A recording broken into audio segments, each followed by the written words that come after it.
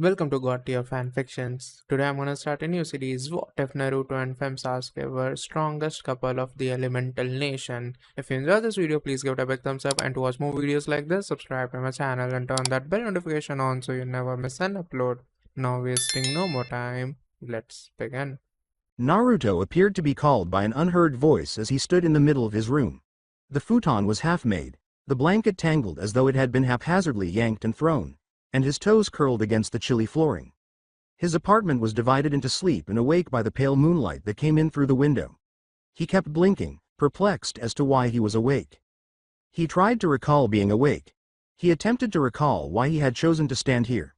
The recollection was not a gap he could point to, nor was it absent like a broken toy you could still grasp.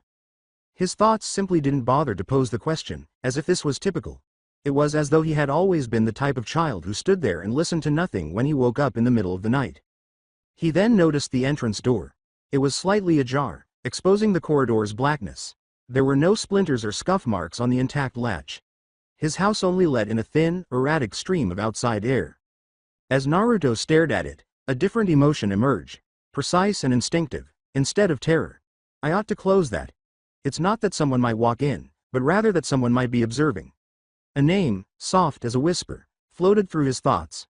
Sasuke. It was an innate idea, not a forced one, like remembering the sun's existence. The tightness in Naruto's chest seemed nearly familiar. Heat. Indeed. The sensation he had when he saw Ichiraku's sign blazing at night, knowing that food and safety were there. Sasuke didn't consider the purpose of her name. Because she was important, it was evident, just like everything else, and he didn't question it. Because she was on her own. Because I wished to support her. As if it had always been a part of him, the statement flowed naturally inside him. It wasn't words that Naruto heard. He sensed it, much as you could feel cold, hunger, or the desire to breathe. He glanced back at the open door and pictured Sasuke in the hallway, her eyes steady and her hair dark, refusing to knock because she didn't want anyone to know she had arrived. Sasuke feigned not to require assistance. If Naruto wasn't quick enough to notice, Sasuke would go. Instinct seized hold and his stomach dropped. Reaching for the door, he hurried across the room in 2 strides before pausing with his palm hanging over the wood. A shift took place. There was no drama. There was neither a quick scream of pain nor a crack of lightning. The universe seemed to tilt and settle into a new angle. In all honesty, this angle had always existed. Naruto had merely been unaware of its correctness until now. It wasn't a change in lighting that caused the hallway to get darker. Rather, the meaning changed. Naruto's heart reacted strangely, acknowledging the moment while his gaze stayed fixed on the shadowy area outside his door. It feels more like a confirmation than a déjà vu or a reappearance of a recollection. It seemed as though his thoughts had been waiting to say, yes, at last. The one is this. The blackness in the crack seemed deeper than normal for a moment, like a purposeful shadow or a wing folding. Naruto didn't need to see anyone, and he didn't. His world abruptly focused on a simple fact as something reached into his consciousness with the softness of a hand caressing a child's head. Be by her side. The statement wasn't even a demand, let alone an order like those given by grown-ups. It was an ambition. He had owned it. He had owned it all along. Naruto began to breathe steadily. He relaxed his shoulders. The cool air, the open door, and the strangeness of being awake were no longer terrifying. They seemed like the beginning of something significant. He looked away from the door as if by accident, taking in his tiny apartment from a distance. The lonesome area, strewn clothes, and ramen bowls were noticeable. He imagined Sasuke seated at his shaky table, feigning indifference. She stood close to the window, staring out at the hamlet as though figuring out how far it was to somewhere else. And a bright, non-painful ache flooded Naruto's chest. It suited. He would, of course, make room and protect her. It was obvious that he would become so powerful that, if he could stop it, she would never have to be alone again. Naturally, Naruto's intellect searched for the source of this emotion, and he immediately discovered it, pure and indisputable. It was neither a novel concept nor an epiphany. It had always been like Wei, didn't it? He remembered being at the academy, observing her out of the corner of his eye with steadiness, curiosity, and admiration instead of annoyance or rivalry. He had a subtle conviction that she was important. He recalled making the decision that he would never lag behind her, not to compete, but because he couldn't remain by her side if he couldn't keep up. He silently vowed to himself in the dark on lonely nights when no one called his name. I will support her someday. Naruto didn't even notice that those memories had rearranged themselves like furniture while he wasn't looking because it felt so natural. He had no idea that his identity had suddenly changed. Naruto started to approach his futon but stopped. Maybe she was outside, but the open door tugged at him out of obligation rather than dread. He crossed the room and shut the door softly, as though the sound might scare someone away. Quietly, the latch clicked. For a little period, Naruto placed his forehead to the wood. A steady assurance glowed within him in the quiet. Sasuke. Defend her. Attend to her. Be by her side. Naruto didn't wonder where these desires came from. For a 6-year-old youngster who hardly understood his own loneliness, he didn't question whether they were odd. They felt natural to Naruto Uzumaki. They were just real. And they had been all along. When he got back to his flat, he was already thinking about tomorrow, training harder, running faster, and becoming someone who could match the girl in his mind as if she had been there from the beginning. The door behind him was still quiet. Once again, the hallway was deserted. Any evidence that someone had ever been there was destroyed by the night. As usual, morning arrived at Naruto's flat too early, too bright, and too noisy. However, everything was altered. The ramen cups, not the paint's cracks, not when he walked too forcefully and the floorboards grumbled. These were identical. They had not changed over time. Naruto was the one who was aligned. It was important, so he cleaned his teeth. He cleaned his face till the dirt and drowsiness were disappeared. Even though he didn't yet have a forehead protector, he tied it straight. Instead, he tugged his shirt into position and smoothed out the wrinkles as if he were attempting to fit in. That thought, firm, comforting, and evident, sat in him like a warm stone because he was going to see her. Sasuke. This time, Naruto left his flat with his door securely closed. He even double-checked the lock because the thought of leaving anything exposed or open made his stomach turn. He wasn't really sure why, he knew it was important. He hurried to the academy faster than normal, not because he was running late but because he wanted to get there before her. He hoped to see her enter. Wanted to make sure she was okay. He didn't even consider questioning his desire because it was so instinctive. It was similar to wanting sunlight after being cold and wanting ramen when you were hungry. With his typical dramatic thrust, he stormed through the classroom door. After that, it stopped. Someone was laughing loudly, chairs were scraping, children were chatting over each other, and the room was already halfway full. At the front, Iruka-sensei was writing on the board with fast, neat strokes of chalk. Naruto's eyes instantly went to the chair by the window, the one she always took. It was vacant. His brain briefly unable to comprehend what it was witnessing. There was a chair.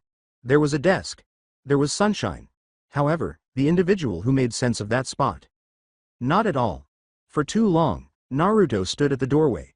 A few children gave him a quick glance before averting their eyes as if they hadn't. "Idiot," was mumbled under someone's breath. Naruto was unaware of it. Or perhaps he did, but it failed to land. He gingerly entered the room because there was a void shaped like her, as though the floor had softened beneath him. He glanced around the classroom once more, looking. Not in this location.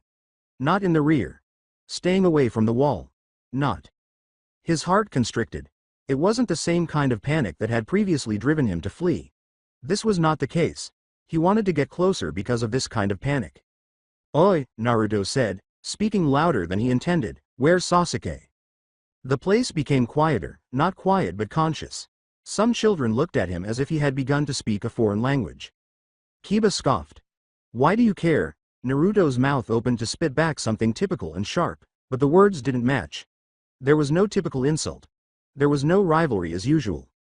"Because the reality was too pure to be dressed up," Naruto said, "because I do," in a direct manner, akin to stating that the sky was blue. Kiba blinked as though he wasn't sure what he had heard. Naruto avoided his gaze. Naruto's gaze was now fixed on Iruka-sensei, as if the adult could resolve the issue. Perhaps Iruka would remark, "Oh, she's just late," and Sasuke would appear at any moment, his eyes cold, his hair flawless, and his demeanor bored. Iruka put down his pen. Chalk loomed, his eyebrows raised as he turned. "Uchiha Sasuke isn't here today," he spoke deliberately, as if he was picking out every syllable. "She was excused." "Excuse me."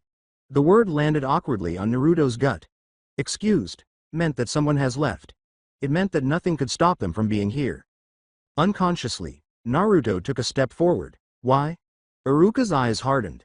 When Naruto approached a line too closely, he would say, "Naruto," in a warning tone. Lines didn't concern Naruto. Naruto said, "She's never absent," and he didn't doubt it since he could hear the assurance in his own voice.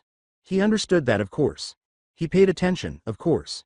He would notice if she weren't present, of course. Iruka rubbed his nasal bridge and groaned. "That's not something I can discuss with you." As his mind raced to fill the voids, Naruto's hands clenched at his sides. Maybe she was sick, maybe she had been hurt, or maybe someone else. His eyesight became blurry at the corners as a sudden rush of anxiety swept over him. With a forceful swallow, Naruto felt that familiar, steady, warm, and solid sensation in his chest. Like a compass needle snapping north, it just moved. Get her. It didn't feel like a thought because it came so quickly. It seemed to be the only sensible course of action. Naruto glanced at the vacant seat once more. The sunlight on the desk appeared excessively brilliant, as if it was flaunting itself. It was emphasizing the lack. He pictured her strolling by herself, as she normally did. He pictured someone following her. He observed her refusing to ask for assistance. He imagined her keeping her chin up despite her internalized terror. Naruto's heart started to race. Underneath it all, the fundamental reality stayed the same. Help her. Naruto moved closer to the window seat, as if being close would make her materialize. He could sense her chakra remaining on the desk if he touched it. As if the room would no longer feel so vacant. The room was filled with Iruka's sharp voice. "Naruto, sit down." Naruto didn't answer. He saw it as background noise, similar to rain, rather than an instruction. He turned to face the window. Outside, the village was bathed in morning light, with streets, rooftops, and people going about their daily lives as if nothing had gone wrong. As though she weren't absent. Naruto's mouth tightened. With a quick turn, he headed for the door. Iruka exclaimed, "Naruto," with genuine rage, "if you leave this classroom." With his hand resting on the doorframe, Naruto paused. The former Naruto would have hesitated, not out of consideration for Iruka but rather because he didn't like being stuck after class and considering the repercussions. But the Naruto who was now under strain was different. His ferocious gaze did not fit his diminutive features as he turned to face the other way. He said, "I'll be back," as if that resolved the issue. Then he vanished. The smell of chalk dust and polished wood filled the hallway. As he rushed, Naruto's sandals thumped the floor. He passed by deserted classrooms, teachers who hardly looked up, and two elder genin who gave him a quick glance before turning away. He did not know where he was going. That information would normally be important, but not in this instance. The explanation was that the emotion directing him was a sense of direction rather than a chart. Sunlight slapped him in the face as he stormed out of the academy and into the street. A woman reprimanding her child. A pair of genin leaping across rooftops as if nothing had happened. Sellers calling, sandals on stone. The hamlet was already awake.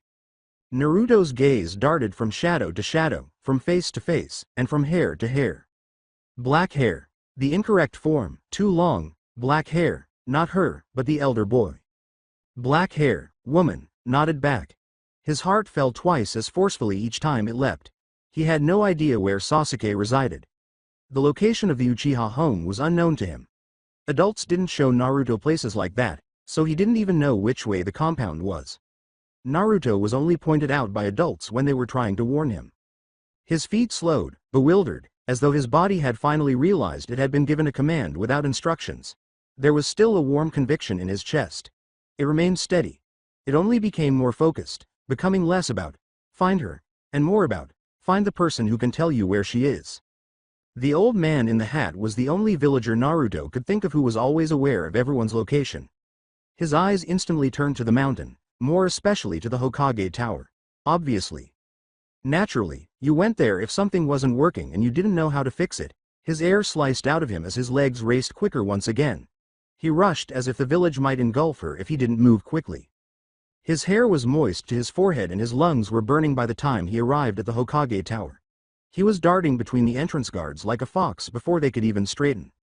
"Hey, kid," Naruto continued on. The air smelled like polished wood, aged paper, and ink, and the building's hallways were cooler. He tore past open doors and startled clerks, his sandals slapping on stone. He didn't turn when someone called his name, Naruto, with irritation.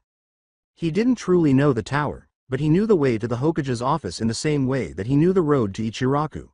By being pulled out of it frequently enough to commit every detail to memory, by repetition, and by persistence. When he got to the top of the stairs, he climbed 2 steps at once. The Hokage's office door was guarded by two Anbu, who stood motionless, their blank masks and arms crossed. Naruto didn't think twice. Suddenly, one Anbu shifted. A quick movement as an arm blocked the door, causing Naruto to bump into it and stumble back half a step. Not now, the Anbu answered in a monotone voice behind the mask, "Go." Naruto tightened his hands. "I need to see the old man." As though they were listening to something Naruto couldn't hear, the other Anbu cocked their head slightly. "He's in a meeting." Naruto said, "I don't care," in a voice that was too harsh and loud for the silent hallway. "Sasuke isn't in class." Naruto was taken aback by the ANBU's response. They displayed neither confusion nor rejection. Rather, the atmosphere was changing. The room was filled with a subtle tension and an unsaid acknowledgement. A knot tightened in Naruto's stomach. The first Anbu remained firmly in control of the area in front of the door. "Go back to the academy." Naruto said, "No," and it didn't feel defiant because he meant it so much. It seemed to be the truth. "Tell him it's about Sasuke." As if reflecting, the second Anbu mask moved in the direction of the door. There was a little silence. Then, from within, came a deep, tired voice that was both old and distinctly familiar. "Let him in." The Anbu moved to one side. Naruto didn't think twice. He stormed inside the office, forcing the door open. There was a lot of smoke and bright sunlight in the Hokage's office. Dust motes glowed like tiny drifting stars in the large windows. Hiruzen Sarutobi, the third Hokage, was seated behind the desk with a pipe. His muscles were tense, but his eyes were serene. It wasn't just him. Two elderly individuals, a man and a lady Naruto dimly remembered from tedious lectures and village rituals, were seated off to the side. They appeared to have been frowning from birth, as if their expressions were always disapproving.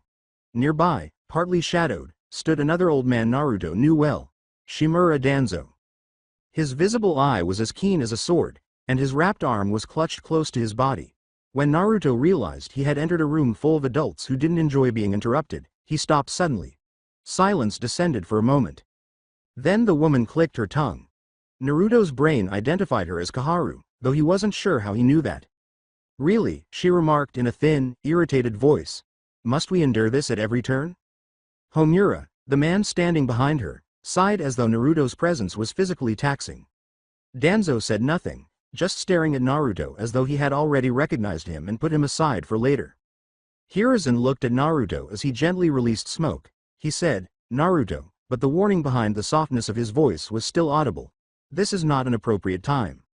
With his cheeks flushed and his heart racing, Naruto gulped anxiously, but the impulse in his chest kept him from retreating. Naruto yelled out, "Sasuke isn't in class," as though repeating it would make the situation terrible enough for them to resolve. He stammered out, "Iruka-sensei said she was excused, but he wouldn't tell me why and where is she? Is she hurt? Did something happen?" The elders squinted their eyes. Koharu's mouth tightened as if she had tasted something bitter. "Uchiha matters do not concern you, boy." Naruto's head snapped in her direction. He let out a roar, an insult, something. There was no disrespect in what was said. Naruto declared, "I want to see her." It became increasingly silent. Only when it echoed due to the silence did Naruto realize how strange it sounded. Homura's eyebrows went up a bit. Koharu gave Naruto a look that suggested he had blasphemed. Danzo's lone eye became sharp with curiosity. Naruto noticed a subtle change in Hiruzen's eyes, as if he realized that the situation was more hazardous than he had previously believed. "Naruto," Hiruzen repeated, more firmly and slowly. "Why?" A lie should have caused Naruto's mind to race. For honor. To compete. He wore the typical mask so that no one could tell how much he desired something. However, he didn't dress up the sensation in his chest. Naruto didn't doubt it, therefore it didn't require clothing. Naruto said, "She's important," and it was as easy as saying, "Water is wet, she's alone." Koharu snorted. "The Uchiha girl is hardly alone." Naruto's teeth clenched. He answered, "She is," and even he was taken aback by the assurance in his voice. "I know she is." Homura narrowed her eyes and leaned forward a little. "And why would you know anything about Uchiha, child?" Naruto's hands gripped more tightly. He had no rational response. He couldn't think of a response that wouldn't get him scolded. He didn't require logic. He required her. He responded, "I just do," in a harsh voice that sounded like it pained to speak. "Tell me where she is." Danzo's mouth twisted into the shape of a smile, though not quite. "Interesting," he whispered. Halfway to his mouth, Hiruzen's pipe paused. Danzo took a cautious, deliberate stride, like he was walking toward a chessboard. The Jinchuriki is attached. At the time, Naruto had no idea what Jinchuriki meant. It sounded like a filthy word, and he had heard it before. He was aware that it had something to do with how adults perceived him. But Naruto's skin crawled at the way Danzo said it. Hiruzen's gaze grew stern. Enough, Danzo. As if it were a leaf in the wind. Danzo disregarded the warning. His eyes were fixed on Naruto. Tell me, boy, quietly, what would you do if Uchiha Sasuke asked you to follow her? Naruto responded right away, without doubt or deliberation. I would, he murmured. The elderly became rigid. Hiruzen's eyes became acutely focused. Naruto was perplexed as to why they appeared to be behaving that way, as though he had spoken something dangerous. But it was obvious to Naruto that it wasn't unsafe, it was just your actions. Danzo's gaze shone. And if she asked you to fight? Naruto's heart raced. I'd fight, and if she asked you to die? The room appeared to seize its breath as Naruto's throat clenched. He longed for sunshine, ramen, to become Hokage, and for others to mention his name meaningfully. He didn't want to die. But the conviction in his chest did not waver. Naruto's statement, I'd protect her, was not heroic. There was no drama. It was an unavoidable, flat reality. I'd stand by her. Like a stone dropped into still water, the phrase struck the room. Forgotten, Hiruzen lowered his pipe as the smoke faded. The flicker behind the Hokage's eyes caught Naruto's attention for a brief but unpleasant moment. It was recognition rather than fear or astonishment. Hiruzen instantly understood why the phrase looked strange, as if he had just heard something unexpected from a 6-year-old. As sharp as a whip, Kaharu's voice snapped. This is absurd. Remove him. Homura gave a nod. Yes, this is not a child's place. Prepared. One of the Anbu at the door moved. Naruto's hands were shaking. He felt a surge of rage, frustration at being disregarded, blocked, and written off as unimportant. However, there was something more steady and terrifying underneath this rage. You will be farther away from her if they force you to go. Fear was not the thought. That was true. Naruto approached the grown-ups who usually made him feel unimportant by their size and presence, moving closer to the Hokage's desk. But instead of feeling little this time, he felt stretched and strained, like a string that had been pulled taut. Naruto said, please, but since he wasn't pleading, the word tasted weird. Naruto insisted. Naruto shouted. Naruto took a bite. But pride didn't matter to his longing. Tell me where she is, he said. I just want to see her. I want to know she's okay. Danzo watched him like a person watching a trap ready to go off. For an uncomfortably long while, Hiruzen's gaze stayed on Naruto. The smoke from his pipe curled about his face, making him appear older and more worn. He appeared to be heavy with fatigue. Hiruzen's gaze then momentarily moved to Danzo. They shared a warning without saying anything. Hiruzen's voice was controlled. Naruto, Uchiha Sasuke is with her family today, he stated cautiously. Naruto's heart thumped. Where? Hiruzen clenched his teeth. That is not information I can give you. Naruto gasped for air. His chest became more constricted, as if the warm stone had become heavier. Naruto remarked, she's in trouble, but he was unsure of how he knew. He was aware. There seemed to be sharp corners in the room. The elders had the stench of cold judgments and old paper. Danzo had a covert scent to it. Hiruzen's eyes slightly softened. He added, Naruto, with a tone that was almost imploring, as though he wanted Naruto to comprehend without being informed.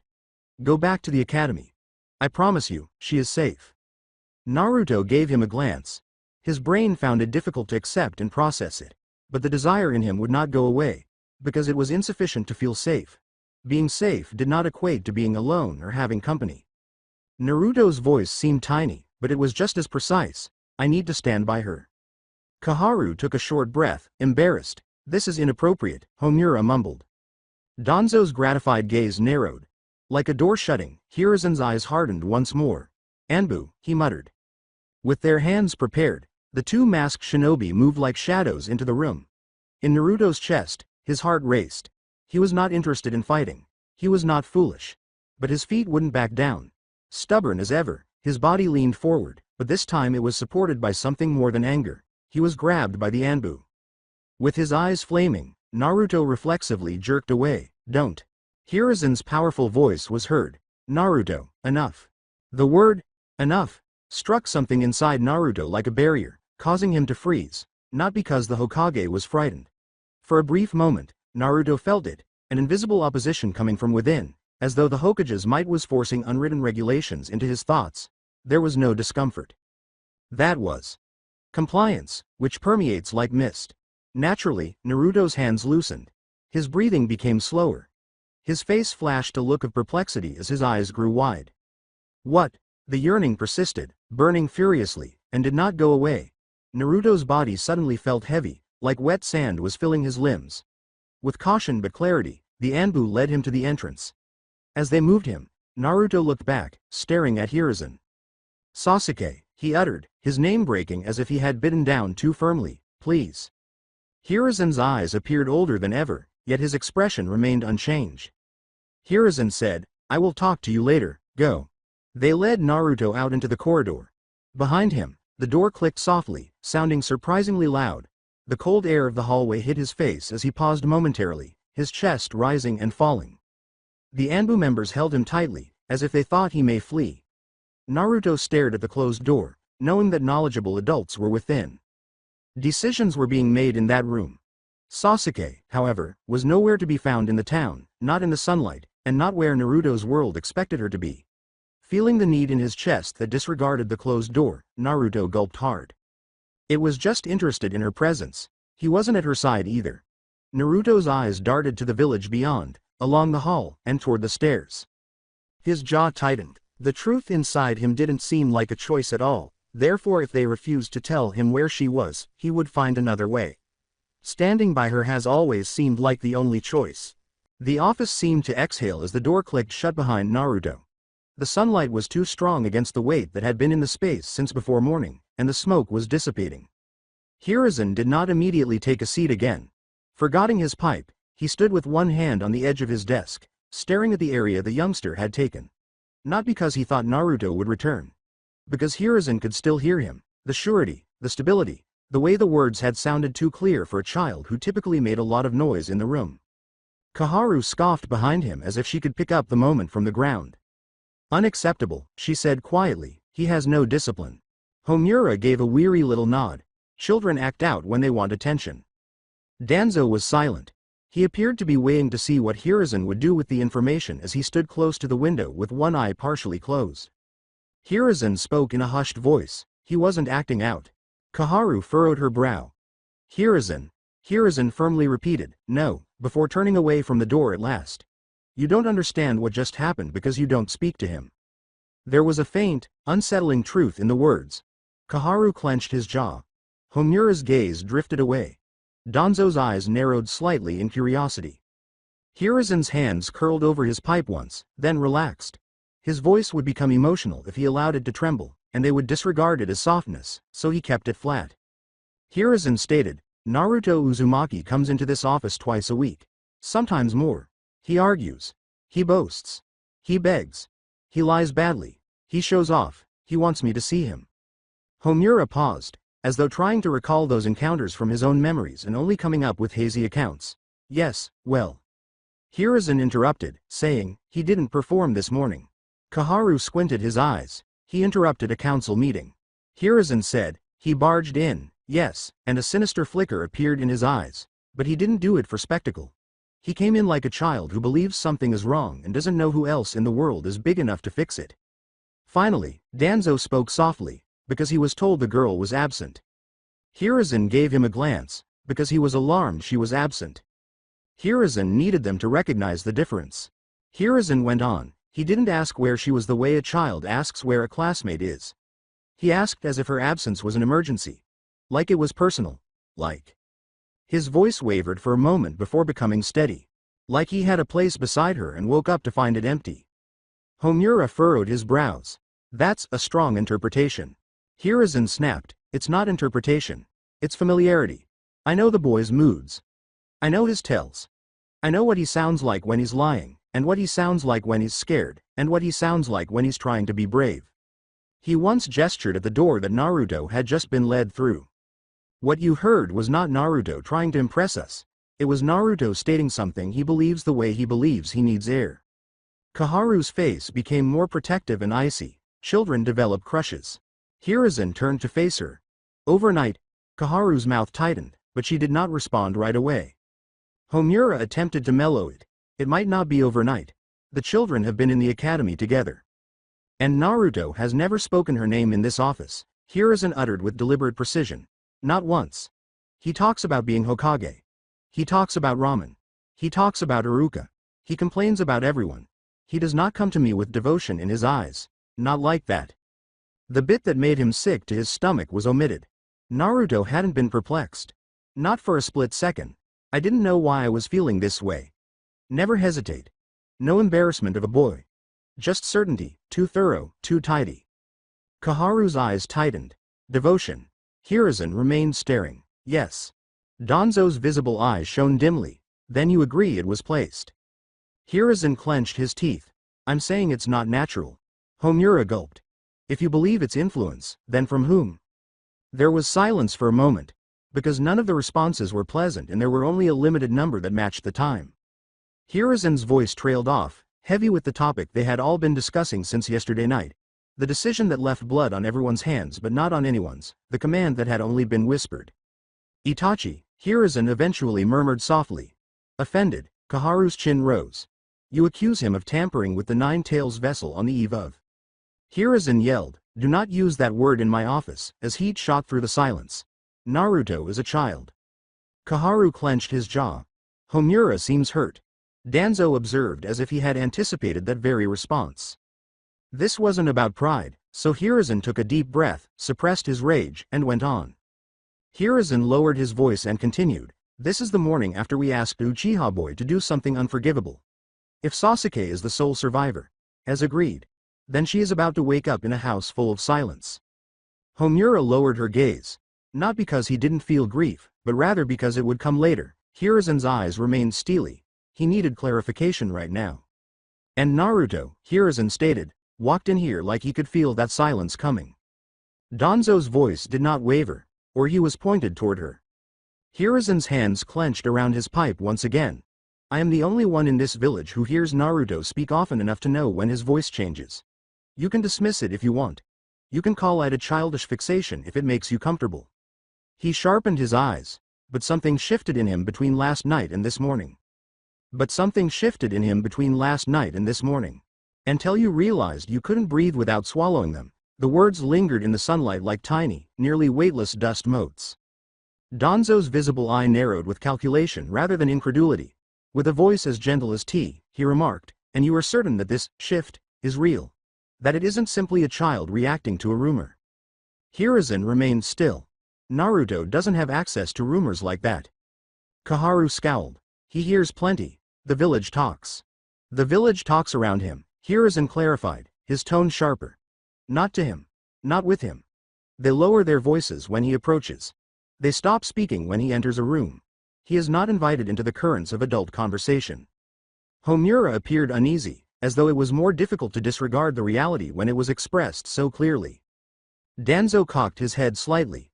He answered, then explain. His tone remained gentle, but the inquiry was sharp. How does a 6-year-old boy, who does not know where the Uchiha live, who does not have friends to trade whispers with, storm into this office and demand to see Sasuke Uchiha? How does he know something is wrong without an outside source? Hiruzen clenched his teeth. He briefly caught a glimpse of Naruto's face, which was flushed, serious, and overconfident in a manner that contrasted with his typical wild bluster. Hiruzen murmured, he doesn't know, gently, not the details, not the facts. Danzo's gaze shone. Yet he acts as he does. Hiruzen answered, he acts as he feels it, and the statement had an extremely uncomfortable quality. As if her absence is not simply unusual, but unacceptable. Kaharu's brows furrowed. That's melodramatic. Hiruzen stated, it's accurate, and it was obvious from his tone that he was done letting them ignore what he had seen. Naruto didn't come here to complain. He came here like someone had removed a piece of his world, and he couldn't tolerate the space. Homura's fingertips clenched. That would suggest influence. Danzo gave a small, scarcely perceptible smile of contentment. Or destiny, he muttered, perhaps tasting the notion. The Nine Tails. The Uchiha. Old grudges. Old ties. Hiruzen's eyes became chilly. Do not romanticize it. Danzo's smile remained the same. Then we return to the practical. He moved closer to the desk, one arm and one eye covered in bandages that caught the sunshine. If Naruto has no outside source, Hokage-sama, then either he is being guided from within, or he was guided by someone who had access to him last night. Hiruzen's fingers tapped the desk once, a long-standing practice that helped him maintain a firm voice. You're circling the same conclusion because you want me to say it. Danzo corrected, I want you to look at it, because if Itachi Uchiha has been moving pieces outside of your knowledge, you should know. Homura gulped. Itachi was under orders. Danzo calmly remarked, orders do not control every instinct a man has. Especially not the instinct to arrange, contingency. Kaharu became tense. You're implying he prepared something for the girl. Danzo's visible eye darted in her direction, would you not? Kaharu clenched his jaw. She didn't respond. Iron could be heard in Hiruzen's hushed voice. Itachi would not endanger the village. Danzo squinted his eye. Would he consider this endangerment? Hiruzen didn't answer right away because he didn't like how the question was phrased. Itachi might have picked the only child in Konoha who couldn't be discreetly taken away if he really thought Sasuke needed someone strong, someone committed to her survival. Uzumaki, Naruto. A Jinchuriki, shielded not by love but by necessity. A youngster who was so desperate for meaning that it might be given to him like food on an empty stomach. Something icy settled behind Hiruzen's ribcage. Homura spoke hesitantly. If Naruto's feelings were influenced, wouldn't that leave traces? Confusion, contradictions? Hiruzen interrupted him, saying, no, not if it's deep enough. He looked into Homura's eyes, Kaharu's, and, against his will, Danzo's. If it's deep enough, Hiruzen replied, he won't question it. He'll remember it as his own. He'll remember it as if it has always been true. Danzo's eye brightened, delighted that it was successful rather than tragic. Exactly. Hiruzen's eyes became stern. Don't look pleased. Danzo said, I'm not pleased, and it was a smooth lie. I'm alert. Hiruzen lowered his voice and leaned forward slightly over his desk. His eyes narrowed. You asked how he would know without an outside source. The answer is simple. He cautiously let the next words fall. He doesn't know, he's compelled. Kaharu took a deep breath. Homura's face became tense. Danzo made no movement. Only his eye moved, narrowing like the pupil of a predator. Danzo muttered, and you're certain because you speak to him? Yes, replied Hiruzen. Because I've watched Naruto for years. Because I know what desperation looks like in him. I know what attention-seeking looks like. I know what defiance looks like. His tone became icy, and what he showed today was none of those things. Homura's neck twitched. Then what do we do? Hiruzen's eyes briefly darted to the window. The village was unremarkable from the outside, so unremarkable that it seemed mocking. Naruto was probably straining against bamboo clutches somewhere down there, attempting to run in the direction of a spot he had no idea where. In another place, a youngster was awakening to an emptiness that could not be contained within a chest. Hiruzen said in a steady voice, we confirm what happened, because it had to be. We secure Sasuke. We keep Naruto away from the district until we understand the situation. Danzo squinted his eye. Or we let him go to her. Hiruzen looked back sharply. No, Danzo's voice did not waver. If he is compelled, Hokage-sama, then separating him may cause instability. Children do not take well to having their purpose denied. The hardest thing was that Hiruzen's jaw stiffened because Danzo was right. Attempting to forcefully remove the dedication could shatter something significant if it was positioned inside Naruto's mind like a pillar. With caution, Hiruzen spoke. I will not gamble with a child's sanity. Danzo's voice was soft enough to seem suggestive as she leaned slightly in. Then you will gamble with the girls. Absence. Acute. Instant. Uncomfortable. Homura appeared between them. Kaharu's gaze stiffened as if she was determined to end the talk. Hiruzen's eyes flinted and hardened. Watch your tongue. Danzo's gaze remained fixed. Watch the board. Hiruzen briefly adopted Danzo's perspective on the components, leverage, and results. A Uchiha child who survived. A boy with artificial loyalty, a Jinchuriki. A village that, in the name of peace, had just turned itself into a killer. Hiruzen then pushed the vision aside. I will decide, he declared in a firm tone, not you. The shadow by the window changed once more, as though the entire village had been anticipating that announcement. Anbu appeared silently, on his knees. The masked shinobi said, Hokage-sama, in a neutral tone. Uchiha district remains unresponsive. Requesting immediate authorization to enter. For a moment, Hiruzen closed his eyes, taking a single breath to return the man to the Hokage. His voice was authoritative as he unlocked them. He said, "Authorized. Full sweep. Medical team, stand by," and, he said, pausing to consider Sasuke in the dark and Naruto in the hallway, "Bring the girl to the hospital immediately." Quietly. The visible eye of Danzo constricted, and Naruto? Hiruzen's eyes were like a knife to him. Hiruzen said, "Keep him close. Not as a tool. Not as a tether.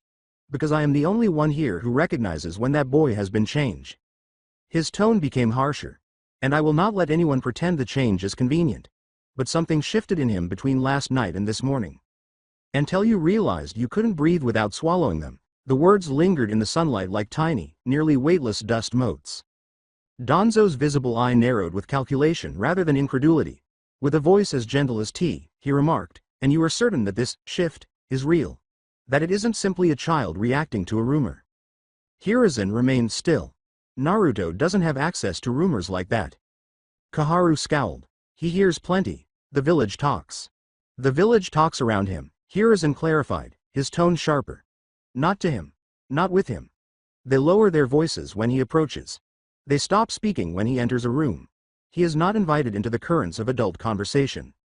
Homura appeared uneasy, as though it was more difficult to disregard the reality when it was expressed so clearly. Danzo cocked his head slightly. He answered, "Then explain." His tone remained gentle, but the inquiry was sharp. "How does a 6-year-old boy, who does not know where the Uchiha live, who does not have friends to trade whispers with, storm into this office and demand to see Sasuke Uchiha? How does he know something is wrong without an outside source?" Hiruzen clenched his teeth.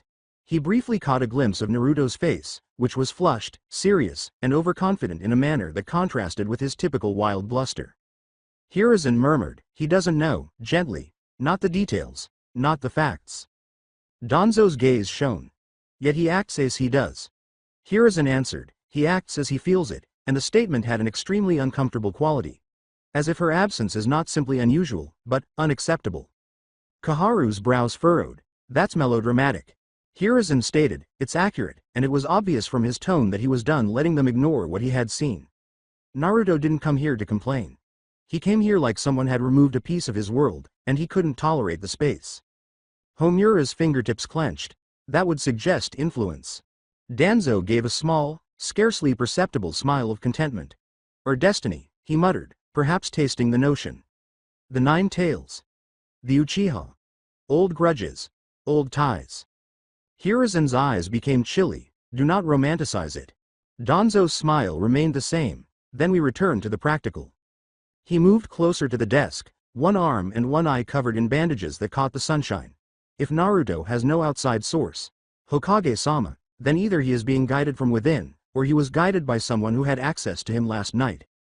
Hiruzen's fingers tapped the desk once, a long-standing practice that helped him maintain a firm voice. "You're circling the same conclusion because you want me to say it." Danzo corrected, "I want you to look at it, because if Itachi Uchiha has been moving pieces outside of your knowledge, you should know." Homura gulped.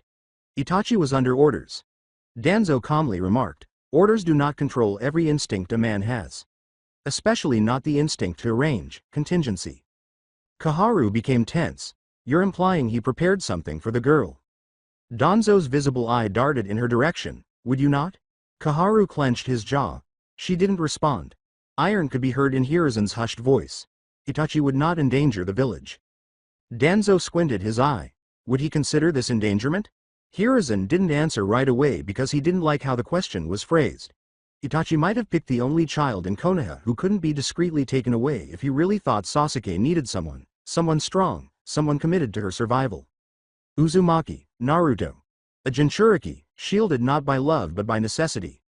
A youngster who was so desperate for meaning that it might be given to him like food on an empty stomach.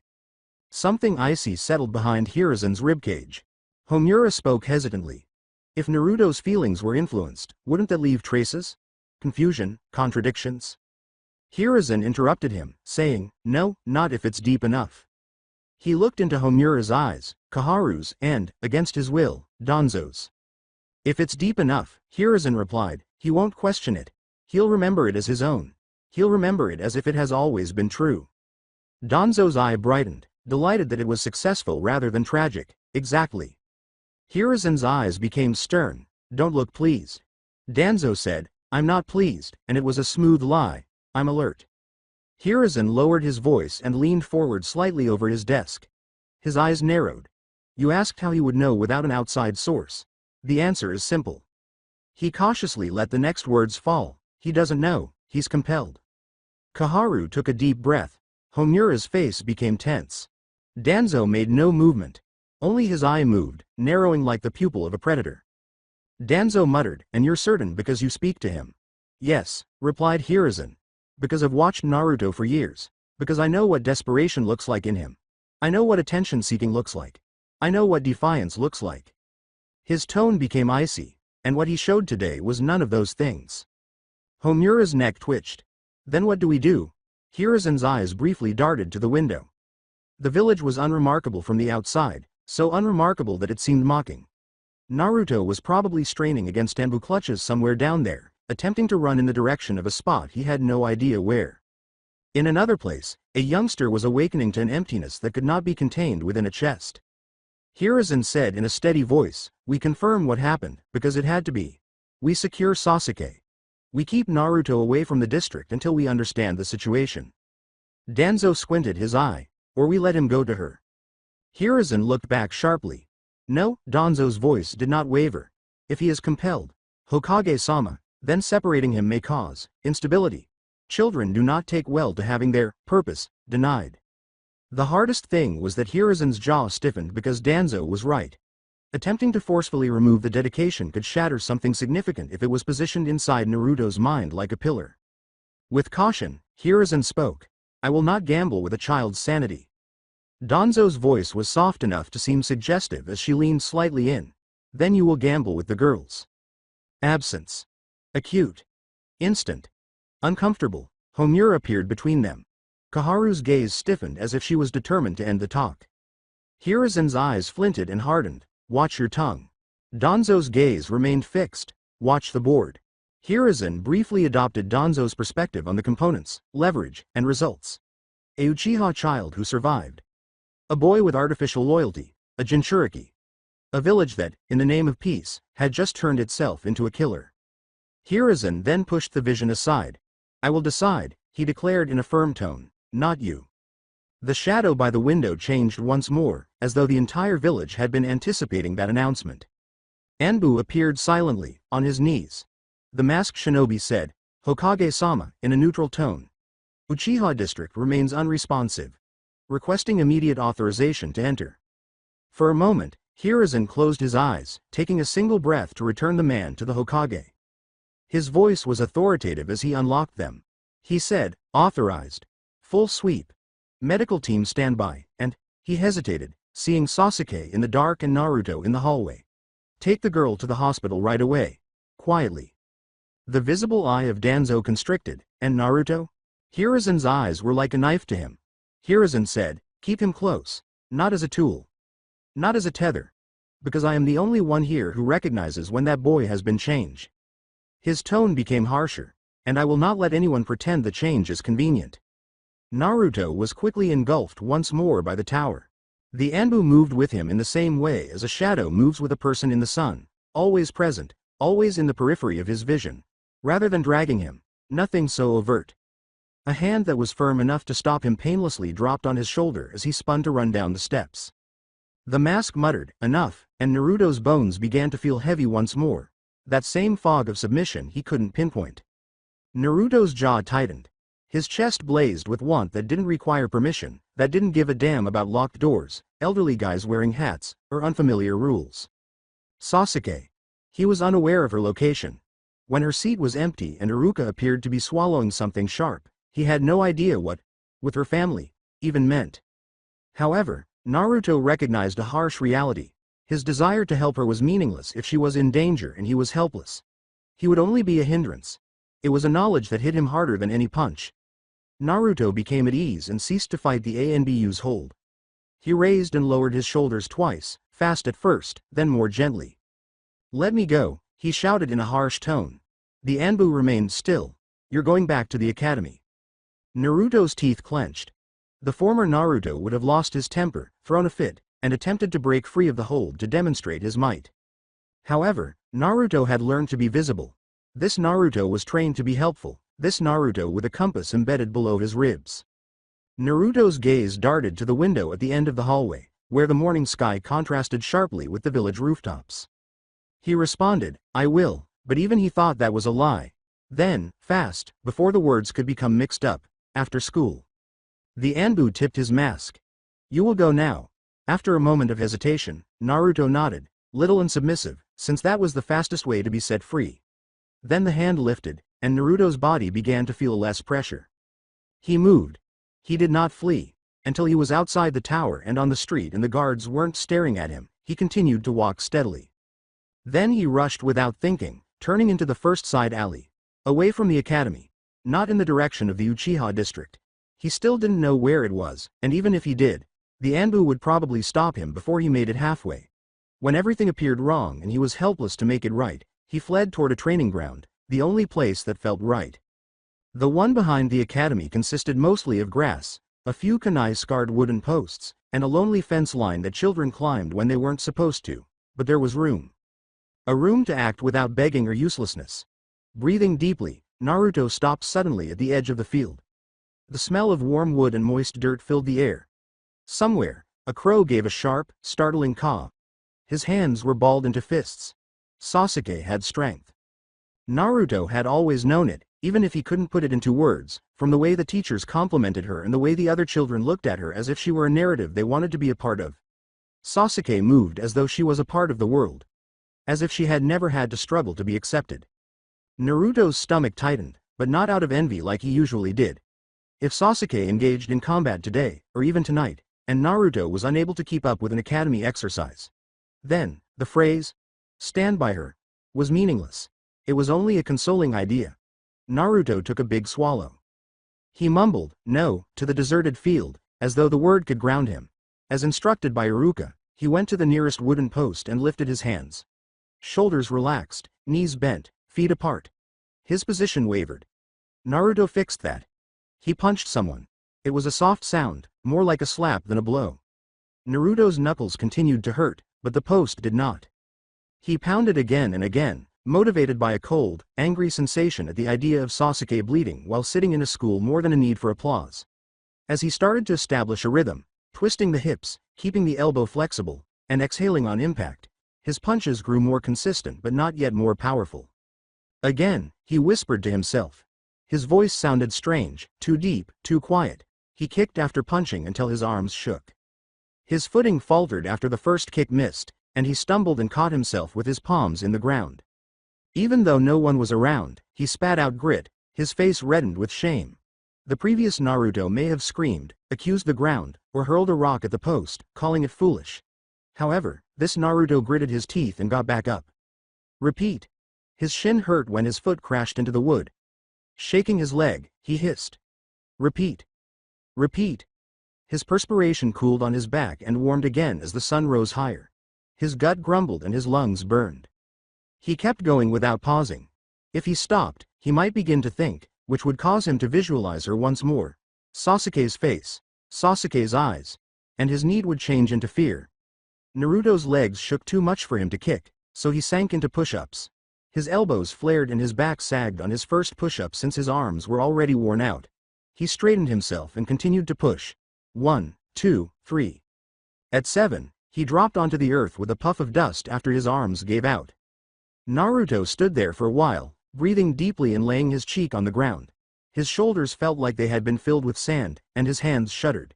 At the periphery of his awareness, a deep, far-off voice resounded like thunder behind a wall. Frail. Naruto's brows furrowed as he realized the term had an unsettling familiarity despite its unfamiliarity. He forced himself to sit up in spite of everything. Yeah, he rasped while using his sleeve to wipe his nose. That's the point. With his arms shaking and his body struggling to give up, he returned to his position and counted. 1, 2, 3, 4. Naruto suppressed his weariness by clenching his jaw. 5, 6, 7. Until he fell once more, but this time his hands caught him before his face could fall to the ground. At the very least, that was a success. On his back, Naruto stared up at the sky, which was blue, boundless, and breathtakingly beautiful for a day that felt like something was going to happen. He held up his hand, palm up, and gazed at it reflectively. The chakra was palpable. Kind of. Naruto occasionally felt a warm sensation inside of him, similar to heat beneath the skin, as Iruka discussed sculpting it. However, it slipped whenever he attempted to do what the other children did. That is, to gather it neatly, shape it, or make it behave. It rose. It nodded. It didn't work. The last time he tried the leaf exercise, they had laughed. Sakura finished it in a single minute. Sasuke had done it with that expressionless, composed demeanor as if it didn't require any effort at all. The leaf had a hole burned in it by Naruto. With a sigh, Iruka remarked, "More control, Naruto." Slowly, Naruto sat up and pulled a broken, crumpled page from his pocket that he had hidden away weeks before and had forgotten. Then, as Iruka had instructed, he put it on his forehead. Naruto mumbled, "Okay. Okay. Just, stick." As he had saw the others do, he tried to pour chakra into it. He felt a bright flare of warmth inside. Too much so. The leaf seemed to be touched by a breeze as it fluttered and fell. Naruto gave a startled blink. He gave it another go. The leaf flew off his forehead as if he had been struck by the wild, chaotic flow of warmth. Breathing deeply, Naruto gazed at it on the ground. Emotion clenched his throat. He wasn't a moron. He saw the distinction between genius and work, as well as between guidance and autonomy. Even when he tried on his own, something always felt off, like a river refusing to stay in its course, because no one showed him the little things, the how, within the do. The leaf collapsed when Naruto's fingers grasped it. He was so frustrated for a second that he almost yelled. Then the stark and brutal fact hit him. Sasuke was battling, bleeding, and momentarily turning her head to look for assistance, only to see Naruto, slow and defenseless. Instead of a tantrum, the dissatisfaction resulted in a resolution. Naruto placed the leaf back on his forehead after doing his best to straighten it. His eyes were closed. He muttered, not strong, as if making a vow, not yet. He breathed in. He groped again for the warmth inside of him, but this time he failed to grasp it. Rather than yanking a cat's tail, he nudged it gently, like you would entice a cat. The warmth wavered in irritation, as though it wanted to explode and be liberated. Still, Naruto persevered. The leaf shook. It held still for a single heartbeat, a small, improbable heartbeat. With optimism gleaming so brilliantly it nearly hurt, Naruto's eyelids snapped open. The leaf flew off his forehead like a hurled shuriken as the warmth swiftly returned, restless and strong. Naruto's heart was racing as he sat motionless. He studied the leaf on the ground. It had succeeded. It had almost succeeded, but it did. Not because he became more intelligent or talented overnight, but rather because he persevered through difficult times. A grim, self-assured smile flickered in Naruto's mouth. Again, he murmured. He did it once more, and he repeated the action. A few tries caused the leaf to wobble and stay for a little period longer, but the majority concluded with the leaf flying off. Naruto's chakra continued to surge excessively, bucking as if it hated being subdued. However, Naruto eventually discovered that he could take control of the situation and that he could always overcome setbacks. Time became a whirl of perspiration, breath, and unwavering resolve. When he finally paused, it wasn't because he chose to stop, but because his stomach growled painfully and his arms trembled so much he could no longer keep the leaf steady. Naruto sat on the ground, leaning against a scarred wooden post, wiping dirt from his face with his sleeve. Dirt marked his cheek, and his hands were scraped, with red, tender knuckles. He stared at them as if they belonged to someone else. Not strong, not yet, but different. Naruto no longer saw Sasuke as someone he needed to physically stand beside or shadow.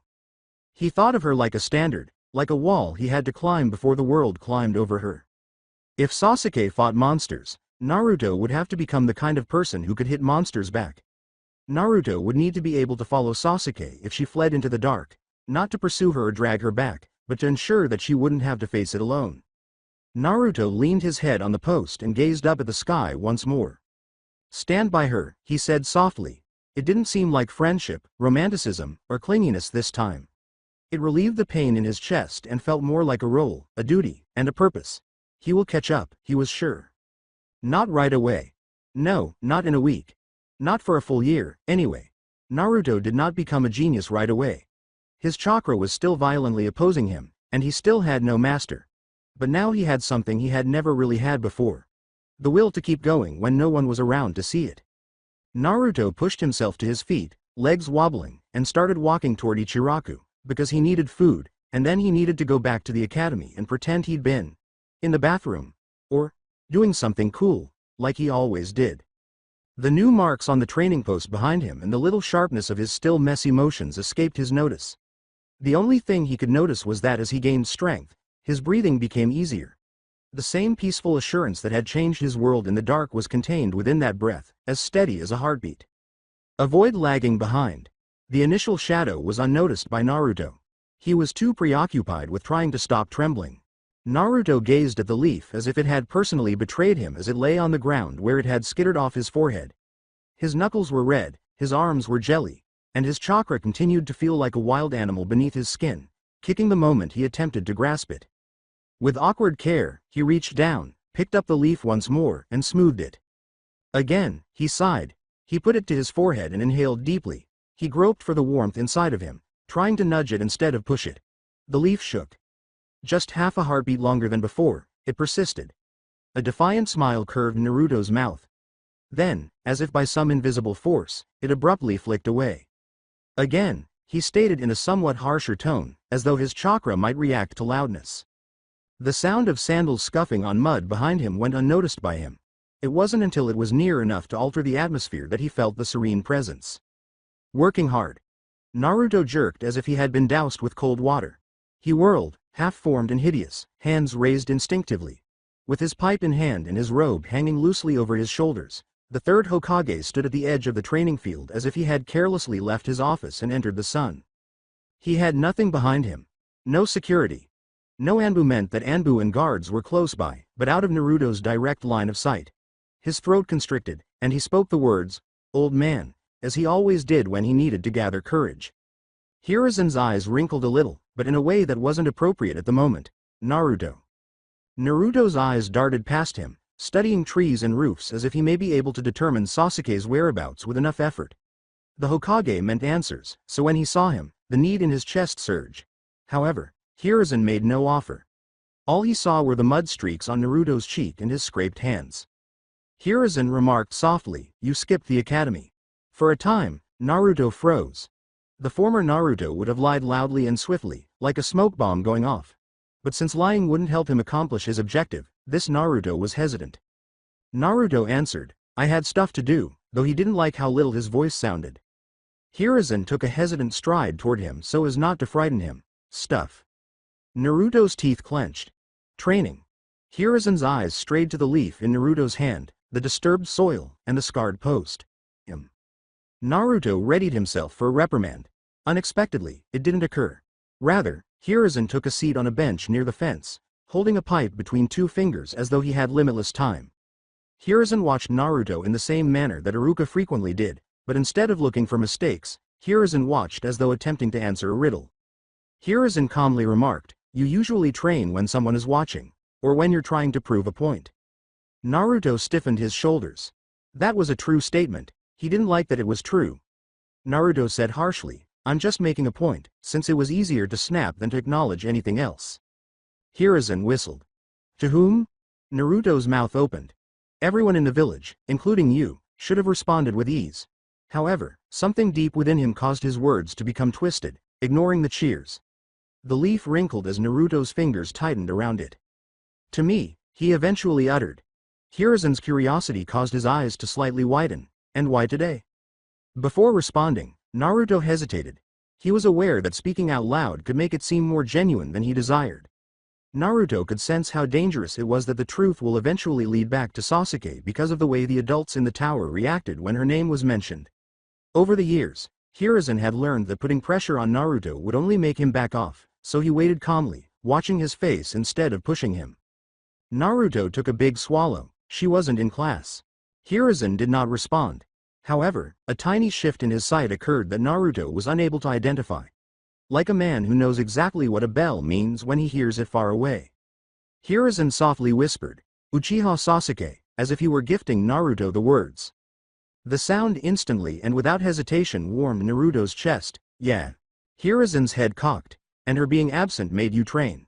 Naruto scowled, annoyed that the elderly guy didn't get what seemed so clear. If she's not there, then something's wrong. Maybe, Hiruzen remarked calmly. Or maybe she's sick. Or her guardian kept her home. Or she simply didn't feel like going. Naruto's jaw dropped open. Those options were supposed to calm him down, but they didn't. Because Naruto knew he needed to be ready, not only that something was wrong. Naruto firmly shook his head. No, Hiruzen continued to stare at him. No? It seemed as though Naruto was scraping his voice from his throat. It's not like that.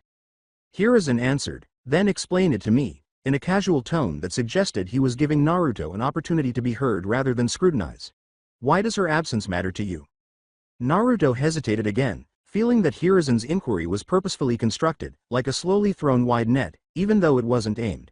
He ought to have been wary, but the conviction in his chest simply sensed intent rather than dishonesty. Naruto had previously commented, she's important, but it felt much more accurate in this open setting. And he choked, despising the need to say, I'm not strong. Hiruzen's eyes darted over Naruto's diminutive stature, his constant bruises, and his unyielding jawline. You want to be stronger. Naruto quickly nodded. Yeah. Still kind, Hiruzen inquired. For what? To win at the academy? To beat Kiba? To make Iruka praise you? To make the village clap? Naruto's jaw clenched. Wearing them as a covering to conceal his underlying coldness, those had been his motivations. They no longer fit, though. Naruto gave another, more frantic shake of his head. No, not that. With pipe smoke swirling around his fingers, Hiruzen leaned back a little. Then tell me your real reason, Naruto. Naruto looked at the leaf. His heart pounded once. The sentences then came out of that inner space where ideas seemed like facts rather than just thoughts. Naruto remarked, I have to keep up. Hiruzen's eyes slightly narrowed. Keep up with whom? Naruto didn't think twice. With her. As though there were only one, her, in the world, the pronoun emerged organically. Hiruzen did not recoil. All he did now was observe Naruto more intently. Naruto spoke quickly and urgently, as though speaking more quickly would make it safer. He scowled, attempting to find the appropriate words. Not like I gotta be next to her all the time. If she fights something, I can't be useless. If she's in trouble, I can't be the guy who shows up and can't do anything. Hiruzen's eyes became somewhat softer, as if something inside of him was hurting. Naruto failed to notice. The water poured as the dam burst, so he continued. Naruto clenched his fists and whispered, I gotta be strong enough. His throat constricted as he said, strong enough that if she's facing something big, I can help. I can keep up. I can stand by her. The phrase hit the mark exactly. Too flawlessly. Naruto frowned after blinking once, as though he was unable to understand why the environment had suddenly become thicker. Hiruzen went motionless. The pipe did not budge. The sunlight did not change. However, the Hokage's eyes, those ancient, vigilant eyes, stared at Naruto as though he had just revealed a secret password. Stand by her, Hiruzen whispered again. Naruto grinned. Obviously. Why did the elderly man seem to think it was strange? Yeah. Hiruzen's tone remained gentle. You've always felt that way? Naruto didn't need to think at all. Yes, he responded right away, because that's how his bones felt. As if it had been there all along. As if it were a piece of his ribcage. Hiruzen briefly glanced at Naruto's hands, which were scratched, trembling, and obstinate. Next, back up. Hiruzen asked, seemingly shifting the subject, and you still want to be Hokage? Naturally, Naruto straightened. Yeah. The question that followed was cutting in the manner it got past defenses, yet Hiruzen's tone remained soft. Why? Naruto's jaw dropped. Thus, I should be respected by all. He would always yell that in return. But behind it now was another, more subdued response that weighed heavily. Naruto gulped. So, I can protect people. Hiruzen gave one nod, as if that made sense. People like Sasuke. Then, quietly. It warmed Naruto's chest. Yeah. Hiruzen watched him for some time, not to pass judgment but to assess. Then he started talking again, his tone purposefully informal, almost too informal. He said, and if Sasuke never thanked you? If she never looked your way?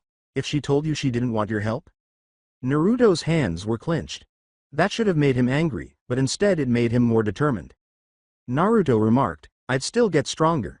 Hiruzen squinted his eyes. Why? Naruto scowled, annoyed that the elderly man continued to ask questions that had clear answers. He said, because that's what it means, and his words sounded harsh. Stand by her. It means I don't fall behind. The silence lingered. On the fence line, the crows sounded louder. Hiruzen gave a slow exhale.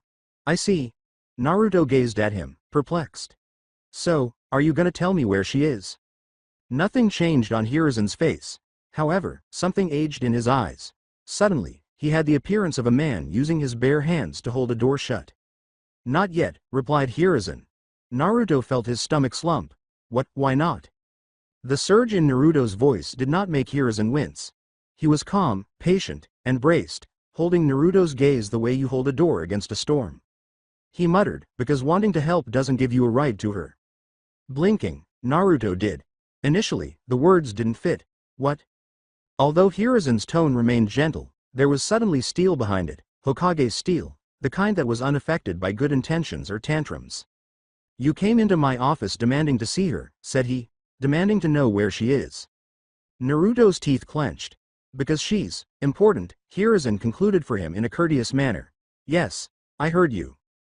Thoughtfully, he tapped the pipe on his fingers once. But listen carefully, Naruto.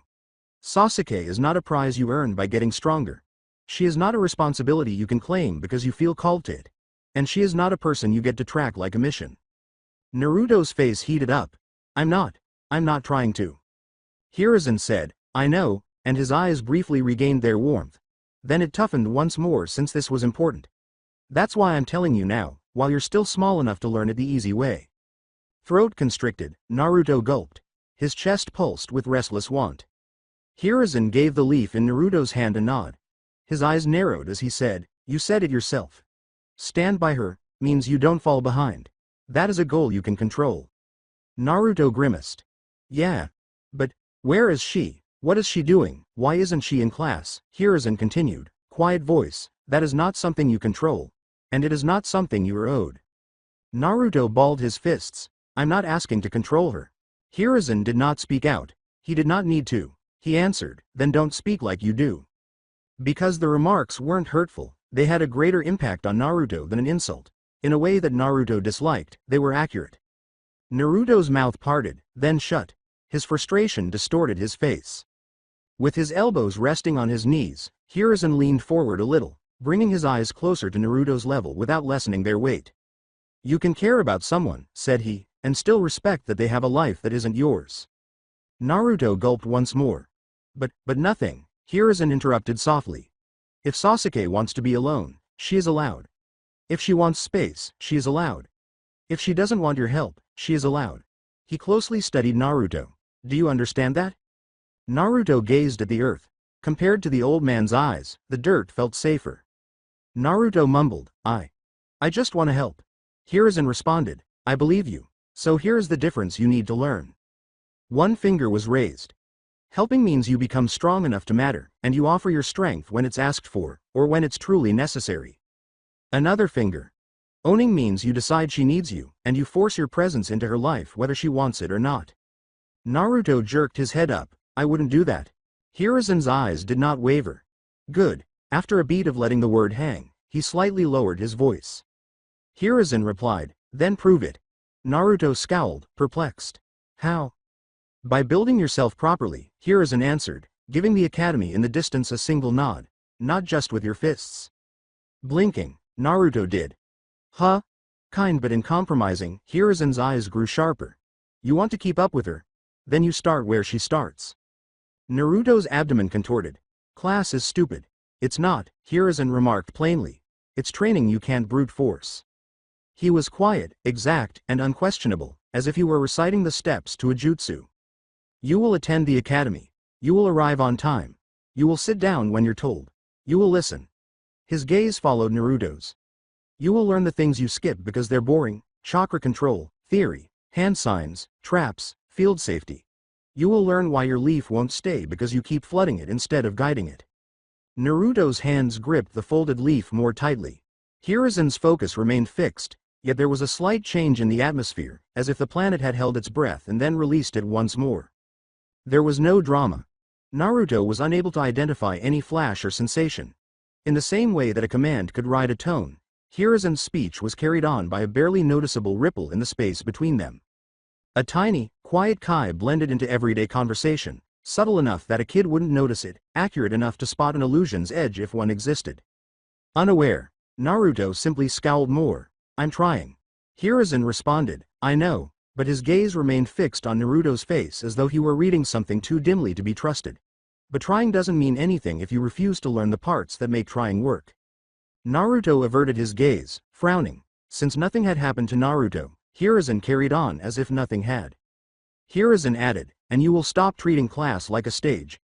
Iruka is not there to be an audience for your noise. He's there to give you tools. Naruto's face grew hot. Hiruzen softly interrupted him. You can still be loud. You can still be Naruto. But you will pay attention. The next sentence struck heavier than the others as he leaned in a little. Hiruzen stated, because strength isn't just about punching harder.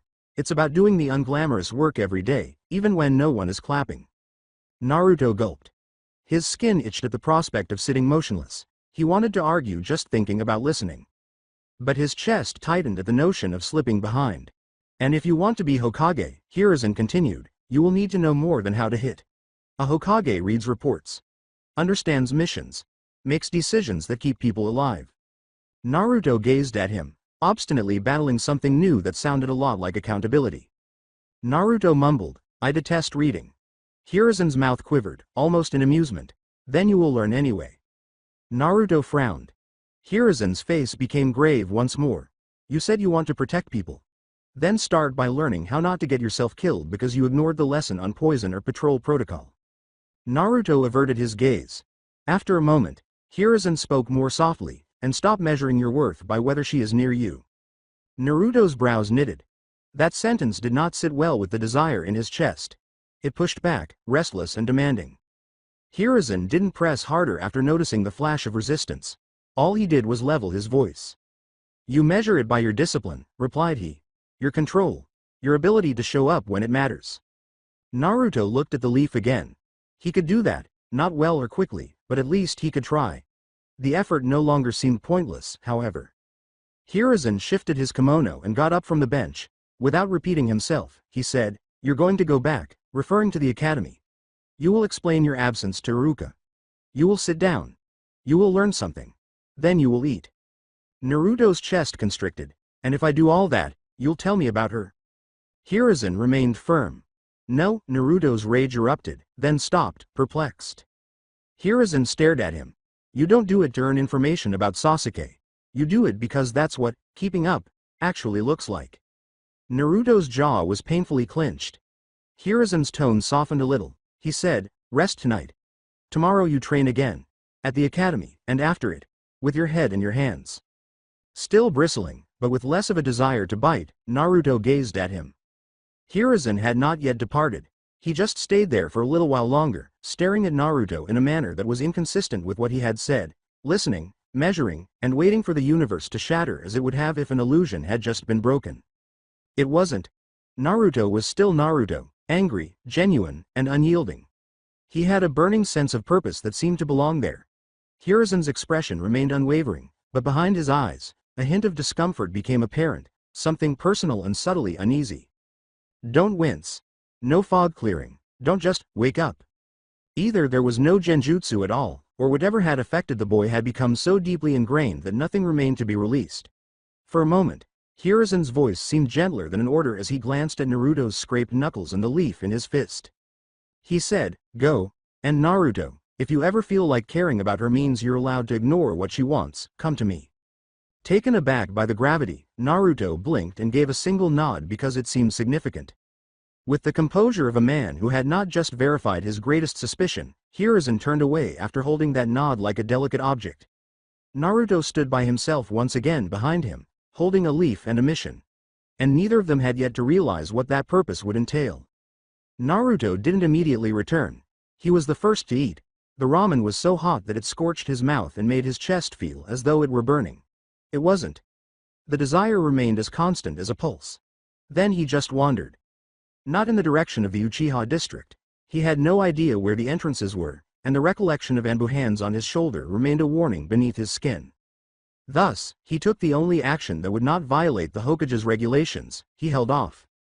The sun moved over the heavens. There were too many shinobi on roofs, too many people talking in hushed whispers, and too many doors closing early, all of which contributed to the village's ongoing tension that Naruto was unable to identify. As the old man had advised, Naruto exercised once more for a while before forcing himself to stop before he passed out. It was nothing spectacular, simply repetition until his arms began to tremble.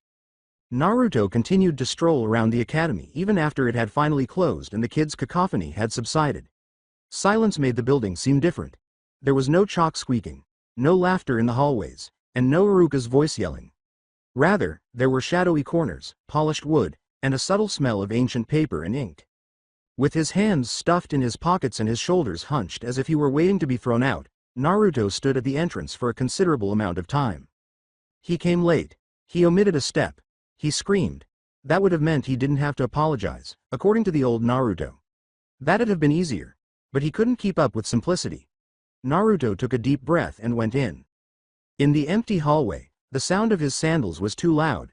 He recalled the route, passing classrooms, the storage closet where he had previously concealed a pail, and the bulletin board with its tidy lettering that always made Naruto feel disorganized. At the end of the hall, a light shone beneath one of the doors, Iruka's workplace. Naruto slowed down as he heard the faint sound of a pen scratching on paper inside, a sign that an instructor was working discreetly after hours. His anxiety getting the better of him, he lifted his hand, hesitated for a moment, then knocked twice. The scratching stopped, and there was a moment of silence. Then Iruka's voice, forceful but exhausted, "Come in." Naruto opened the door. Iruka had a half-empty, chilled cup of tea and a pile of papers behind his desk. The scar across his nose caught the lamplight, and his hair looked more disheveled than normal. His expression instantly hardened as he looked up. "Naruto," Iruka uttered in an edged voice that came from trying not to scream. "Do you have any idea what time it is?" Naruto's chest constricted. His natural tendency was to shrug, smile, and turn it into a comedy. He wasn't. He entered and silently closed the door behind him. Iruka blinked at that alone, as if he had anticipated the door slamming. With his hands gripped at his sides and his eyes set somewhere around Iruka's shoulder because making direct eye contact seemed too much, Naruto stood in front of the desk. Naruto said, before swallowing and trying again, "I'm sorry." Iruka stopped. Not in a major way. Just enough for the pen he was holding to stop moving. Iruka said, "Excuse me?" as if he was unsure if he had heard the correct word. Naruto's face flushed. Before his courage fled, he forced the sentence out. "I skipped," he murmured. "And he said, his jaw clenched as he felt self-conscious about sounding so little. "I shouldn't have." For a long time, Iruka gazed at him. Then, as though a hasty movement might shatter whatever this was, he carefully put down the pen. Iruka questioned cautiously, "Are you sick?" Naruto's gaze brightened. "No." Iruka's eyes squinted. "Did someone put you up to this?" Naruto's mouth parted, then shut.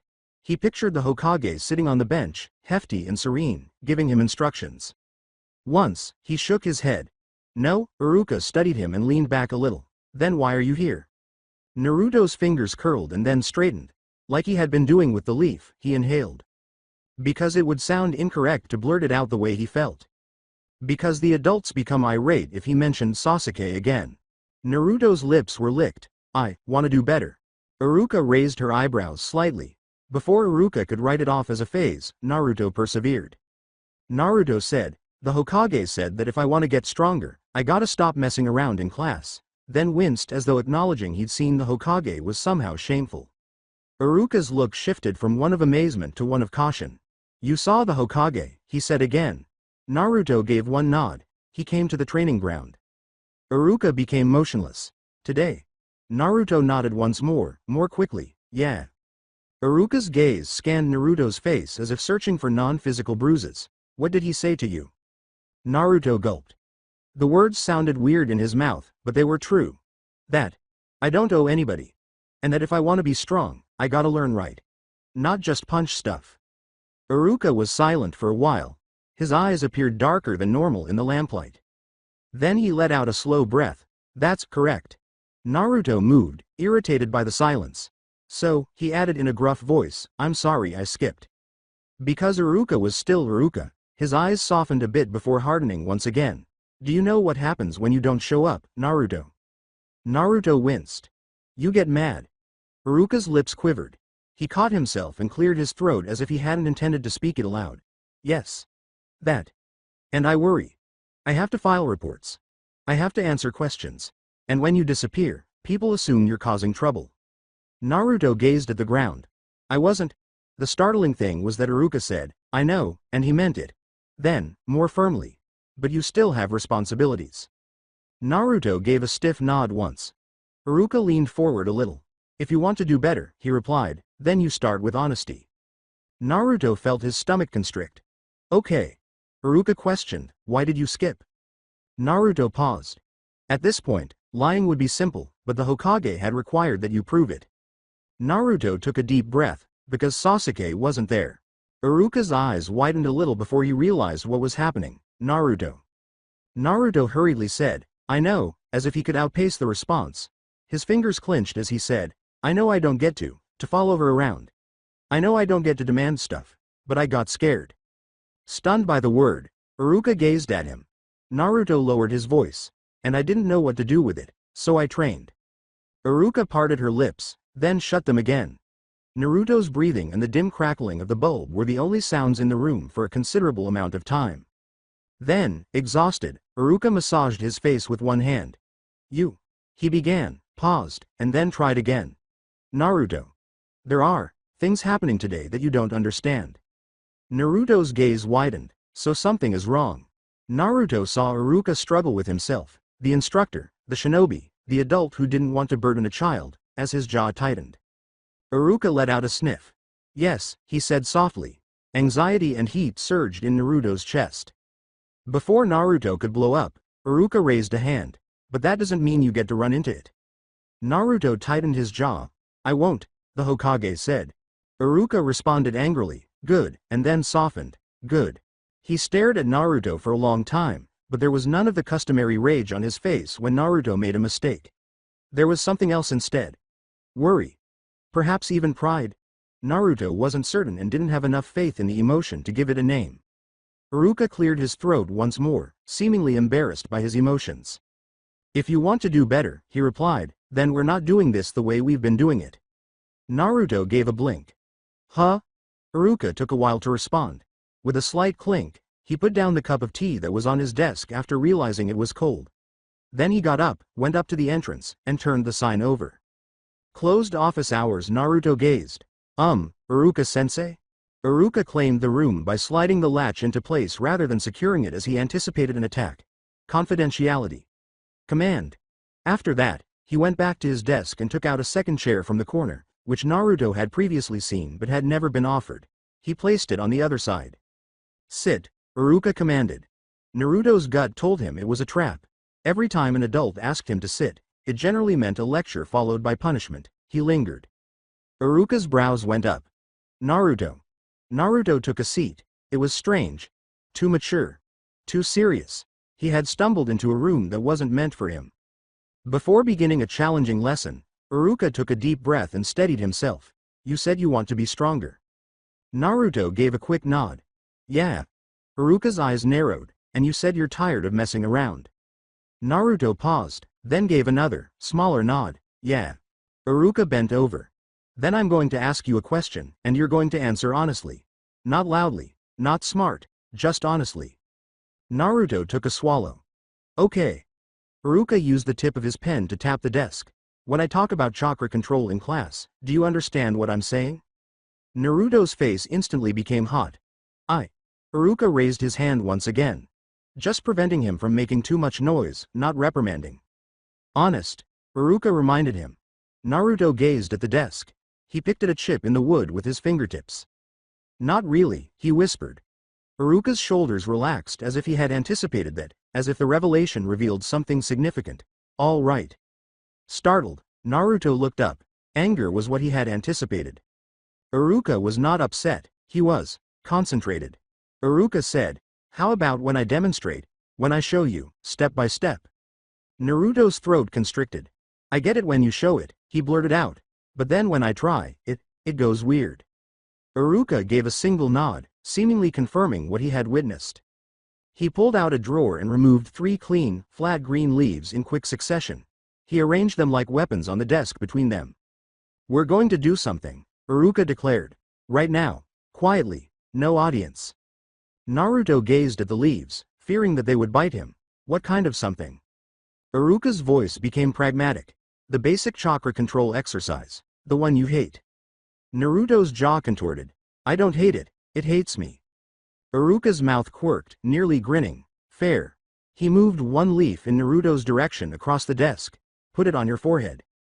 Uncomfortably, Naruto did. The leaf felt refreshing against his skin. How do you try to make it stick? Iruka said after observing him for a while.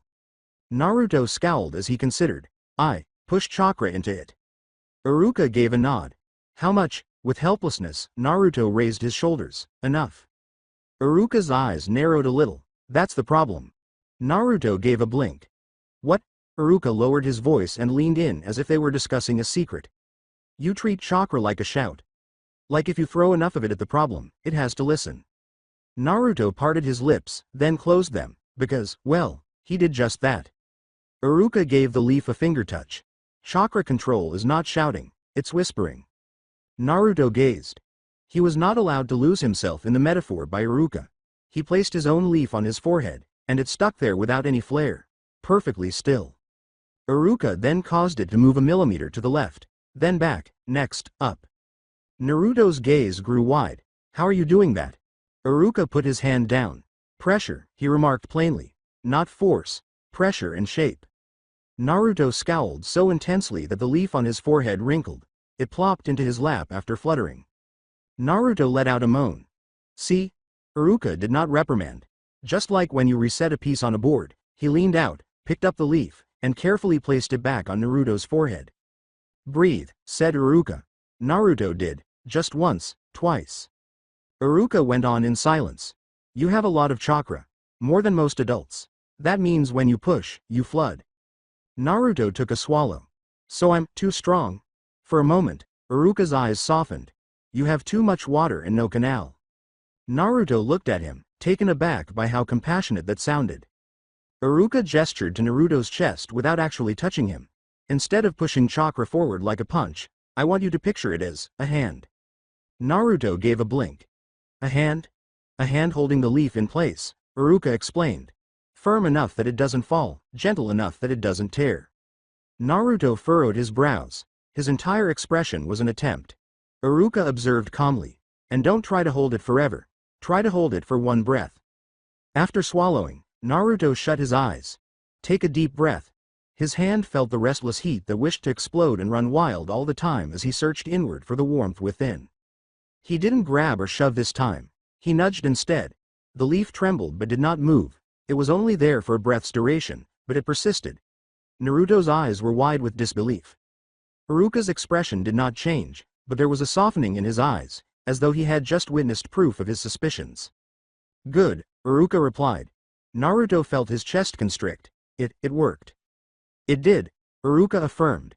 When Naruto realized he was in a silent room with a closed sign and no one around, his mouth expanded as if he wanted to yell about it. The roar became a hoarse whisper once he swallowed it. Again. Iruka gave one nod. Again. They repeated it, and once again. A small number of attempts succeeded, each lasting a bit longer than the others. Naruto's posture, breathing, attention angle, and chakra visualization were all fine nuances that Iruka corrected. Minutes passed silently, monotonously, and glamorously. Naruto merely tried to stay there without squirming, whining, or making jokes. Iruka finally set down his pen and turned to face Naruto, as though for the first time in a long time he could see him clearly. This is what you've been missing, Iruka whispered. Naruto continued to stare at the leaf. He mumbled, a teacher, before he could stop himself. Iruka did not dispute it. Steadier, he simply said, we'll do this again. Naruto quickly glanced up. Really? Iruka's mouth tightened into an unsuccessful attempt at becoming stern. Quietly, you're not the only child who needs help, he remarked. You're just the loudest about not admitting it. Naruto reddened. I wasn't. Iruka raised his hand. Tomorrow, after class, you come here, if you're serious. Naruto nodded so forcefully that the leaf once more dropped from his forehead. He was indifferent. Yes, he responded right away. For a little period, Iruka's eyes lingered on his, and the worry persisted, but it now had focus. Good, Iruka repeated, her voice lower this time. Then we start building you properly. He pointed to the door, but before Naruto could flee, his voice stopped him. And Naruto? Naruto stopped. Yeah? Iruka's gaze remained steady. This stays between us. Not because it's shameful, because it's yours. Understand? The words fell somewhere deep as Naruto gulped. Once, he nodded. Okay. Iruka got up and flipped the sign back after unlocking the latch. It was calm and dark in the hallway outside. Go home, said Iruka. Sleep. At the doorway, Naruto halted and then turned back clumsily, as if unsure of how to proceed. Thanks, he whispered. Iruka's face grew softer. He said, don't thank me, show up. After giving a nod, Naruto disappeared into the night with a leaf in his pocket, scraped hands, and a new kind of commitment that didn't include pursuing anyone at all. 1 month went by. It didn't happen like a big turning point. There wasn't a montage where Naruto transformed into a different person overnight, or a single day where he suddenly became talented. Real change occurred in the form of tiny, annoying pieces that piled on top of one another until one day you turned around and saw that you were no longer in the same spot. The seat beside the window remained empty throughout it all. The class initially regarded it as an odd vacation. 1 or 2 weeks. After whispering stuff they didn't comprehend, people moved on to simpler gossip because they were tired of being afraid. But the room around that desk grew quieter the longer it continued. Iruka never called herself by name. Not when rolling. He didn't designate partners. He would stop for the tiniest instant, glancing at the vacant chair as if it were a bruise he didn't want to touch, and then continue. Sasuke had not returned. Naruto stopped bringing it up in class. It wasn't that his passion had diminished, but rather that he couldn't pursue it. He was the only one who could react. Naruto was present every day as a result. Even so, he awoke famished. I still detested mornings. When Iruka prescribed reading, I still complained. Even so, he had to suppress the impulse to yell only to get attention from everyone in the room. But when he was told, he took a seat. He remained in his chair. He paid attention, because keeping up didn't mean chasing after someone. It required him to develop into a person who would be useful in critical situations. And Naruto strolled down the corridor to Iruka's office, almost carelessly, as if it didn't matter. After class, when the halls were empty and the academy fell silent into that after-hours silence. The sign changed to closed. The world seemed little uncontrollable all of a sudden when the latch clicked. Just the leaf exercise. 1 breath, then 2, was how it all began. Frequently, the leaf fluttered away too soon. At times, Naruto blew so hard that he struck his own forehead. At other times, it stuck and trembled like a scared animal. Iruka continued correcting him without raising his voice. Less force. More shape. Breathe first. Don't fight your chakra, guide it. Naruto detested hearing the same criticism over and over again, and he felt even worse after failing several times. Nevertheless, he persisted in attempting. His failings changed gradually, so softly that it would go overlooked. They stopped being so noisy and destructive. They became tiny slips rather than deafening explosions. The leaf began to remain, signifying steadiness. Not flawlessly, not smoothly, but for extended durations. Then Iruka offered more assistance. Signals by hand. Real ones, knowing why the order was important, not just learning forms by heart. According to chakra philosophy, Naruto was not foolish but rather obstinate. Basic taijutsu exercises were improved until Naruto began to aim his fists instead of just being enthusiastic. Iruka occasionally moved Naruto's elbow by 1 inch after catching it in mid-strike. Again. Naruto would frown and request to repeat the action. It would also be better this time. Naruto wasn't the best in the class, though. Sakura continued to absorb theory as if it were simple. Even so, Shikamaru yawned and managed to do everything correctly. Even when he pretended not to, Kiba's inherent coordination was still superior. Naruto was still having trouble focusing when reading lengthy chapters. Similar hand signals for fatigue still baffle him. Unexpectedly, his chakra would rise, brazen and wild, as though defying confinement. But now it wasn't overwhelming him. He was starting to manage it. Individuals noticed these changes subtly. Naruto no longer completed all of the drills. He stopped making jokes out of his faults and started realizing his mistakes before Iruka yelled his name. Because Naruto was supposed to be noisy, awkward, and easy to make fun of rather than quietly competent, this shift caused the other children to stare. He was now more concerned with repetition than entertaining them. At the conclusion of the month, Iruka had them walk slowly across the room while balancing leaves on their foreheads during a chakra control instruction. The majority of the class did well. Naruto frequently failed as soon as he took 2 steps. He held the leaf steady this time, took a step, and inhaled as Iruka had instructed. The leaf trembled. Naruto made adjustments by applying sustained, cautious pressure rather than a quick shove or push. Then he took 1 more step, and then 1 more. Sakura blinked halfway across the room, astonished in spite of herself. Kiba ceased to laugh and merely observed. Even the children who typically ignored Naruto fell silent, as though they were waiting for him to make a mistake so that everything might get back to normal. None of this was apparent to Naruto. He was too busy maintaining the leaf's stability to take a final breath. Suddenly, before he got to the wall, it slipped at the final end and fell gently, as if it had suddenly lost interest. Before it could fall to the floor, Naruto grasped it in his palm. He didn't yell, "I did it," or applaud the entire hamlet. Rather, he just watched the leaf, feeling something settle below his ribs and his chest rising and falling. Not contentment, not triumph, simply advancement.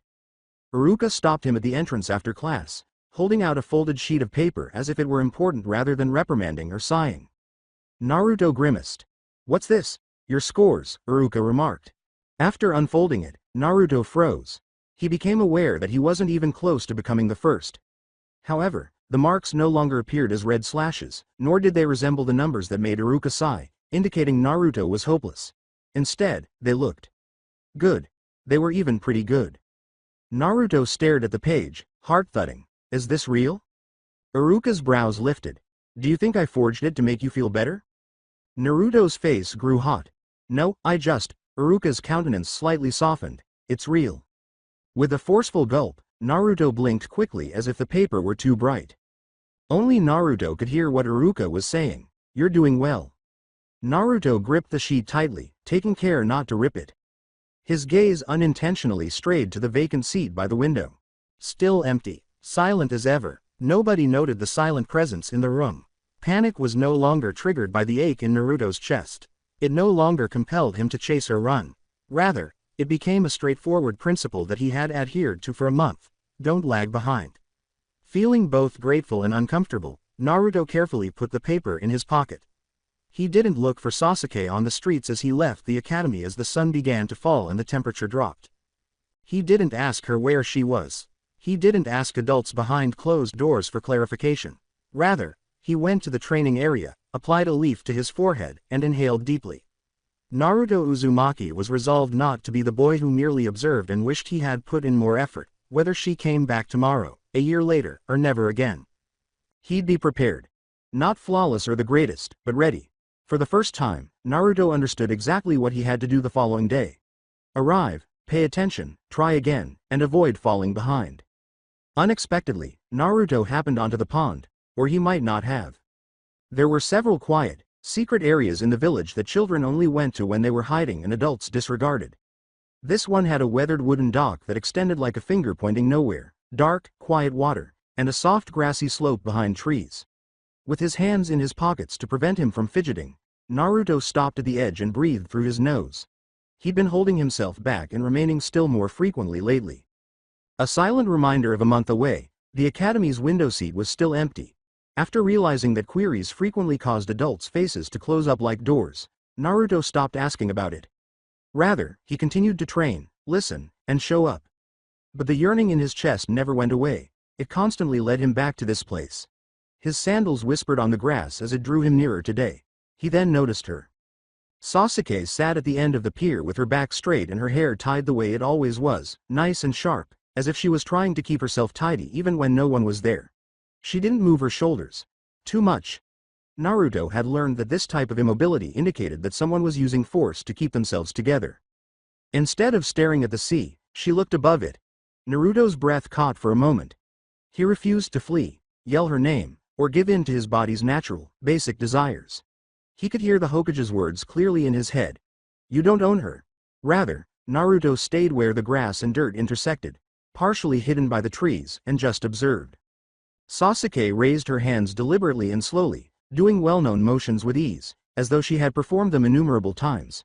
Now that he recognized some of the signs, Naruto remembered how Iruka had ingrained them in him until his wrists hurt. This was authentic, not the awkward academy version. With a deliberate breath, Sasuke's shoulders remained stiff as his chest rose. Then she let out a quick, deliberate breath. Kaden. Gokakyu no Jutsu. Bright orange and raging, fire blossomed from her mouth like a live creature. With a hiss that made the air taste like smoke, it slammed into the far bank of the pond after arcing over it and reflecting in the water like a second sun. Overpowered, Naruto froze. He had witnessed chakra tricks in class, seen Iruka display techniques, and seen senior genin do jutsu. However, this was a peer forcing the world to submit to her. With neither pride nor happiness, Sasuke lowered his hands. As if gauging what it hadn't cost her, she just watched the smoke ascend over the ocean. Naruto tucked his fingers into his pockets. He knew he was not going to be able to achieve it. He wasn't as enraged by the thought as he had been before. He didn't want to yell that he could do it too or throw a rock. Rather, he felt a cooler sensation in his chest. Continue on. Not by standing next to her, but by developing into the kind of person who can withstand the same storm without being carried away. Naruto made a slight sound as he moved his foot on the ground. Sasuke jerked his head around. She stared at him as though she were hurling a kunai. Taken by surprise, Naruto froze. No ripples in the pond, no swaying of the trees, and even the birds appeared to be silent for a brief period. As though he had trodden on something nasty, Sasuke's expression twisted with disgust, annoyance, and that familiar Uchiha contempt. Unsure of what to say, Naruto opened his mouth to apologize. Hey, how are you? That didn't feel right. Silently and fiercely, Sasuke scoffed, as though the sound itself could drive him away. Then she raised her hands again, ignoring him as if he were nothing more than wind. Signs reappeared, this time faster and more enraged, as though the fire was more manageable than him. Naruto felt his throat stiffen as he swallowed. He wasn't welcome there. She wanted no one to be there. Naruto was also not let to enter by force. Watching was the only thing he could do to relieve the pain in his chest. Sasuke took a long breath and let it out. The fire rekindled, fiercer and more intense, and its flickering reflection on the water made it difficult to tell if it was scary or captivating. Unintentionally, Naruto's eyes strayed to the calm, dark surface of the pond underneath the heat as he watched the flames. Fire on water is unaffected by the water's existence, but the water still exists. Naruto was struck by a new, sharp idea. Instead, I want fire too. Do not say, I want to beat her. Another stuff. Harmony. If she possessed fire, then, Naruto felt his typical fury rising as he examined his own scraped and clumsy hands. However, it didn't erupt into a tantrum this time. Rather, it inspired a scheme. Naruto assumed he required an element if Sasuke was studying them. Not to impress her, nor to mimic her. Because if she used fire as a challenge, someone would eventually answer with something designed to put it out. She would need someone who could see through the smoke if she burned her way around the globe. Aqua. Relax. Reliable. Unfailing. Naruto had no idea why it felt so good. Perhaps because the pond was so close by. Perhaps because his chakra was constantly loud and overpowering, like a torrent. He might be able to master it if he shaped it in this manner. Or maybe his thoughts were just clutching to the quickest way out. Naruto retreated into the trees at a sluggish pace. Sasuke didn't even give him another glance. She had no reason to. Her next fireball flew over the pond like an order to get out. In response, Naruto walked away. Not because she scares me. Because at last, painfully, he realized that, stand by her, did not include standing in a place where she did not want him. It meant being strong enough so that she wouldn't have to bear Naruto as a burden when the time came for her to ask for assistance or when she couldn't handle things on her own. As silently as he could, he retreated across the grass till the sound of the fire vanished behind him.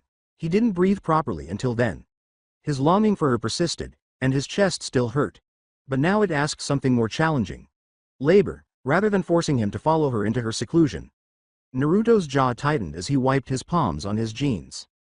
Water, he said to himself, tasting the word as if it could come true if he repeated it enough. Then he turned to face the academy and made his way to Iruka's office, where he would find books, tedious drills, leaf exercises, and everything Naruto had formerly detested. Because Naruto would train to become something that could equal Sasuke's ability to spew fire like that. Not now. Not next day. However, he would not fall behind when the time came. Even though the days appeared the same on paper, academy in the morning, drills in the afternoon, Iruka's office when the halls cleared out and the sign changed to closed. This one felt longer. Most of the time, Naruto's leaf remained on his forehead. His unsteady posture ceased. His hands ceased to move as though they were disputing. Sasuke came back one morning that appeared to be quite typical. No fanfare or announcement was made. Iruka did not write her name on the board as though it belonged there once more, nor did he clear his throat to calm the class. He didn't look at all relieved. Rather, he just hesitated when the door opened, and for a little instant, his eyes became softer than they had ever been when he was instructing. Sasuke went in. The room did not move. Like a compass needle firmly snapping into its proper direction, Naruto experienced an abrupt, precise internal shift that wasn't motivated by fear or excitement. At first glance, she seemed the same. Piercing eyes, dark hair, and an erect posture. But lately, Naruto had been paying closer attention to people. Really paying attention. In places where no one else looked, he saw minute variations.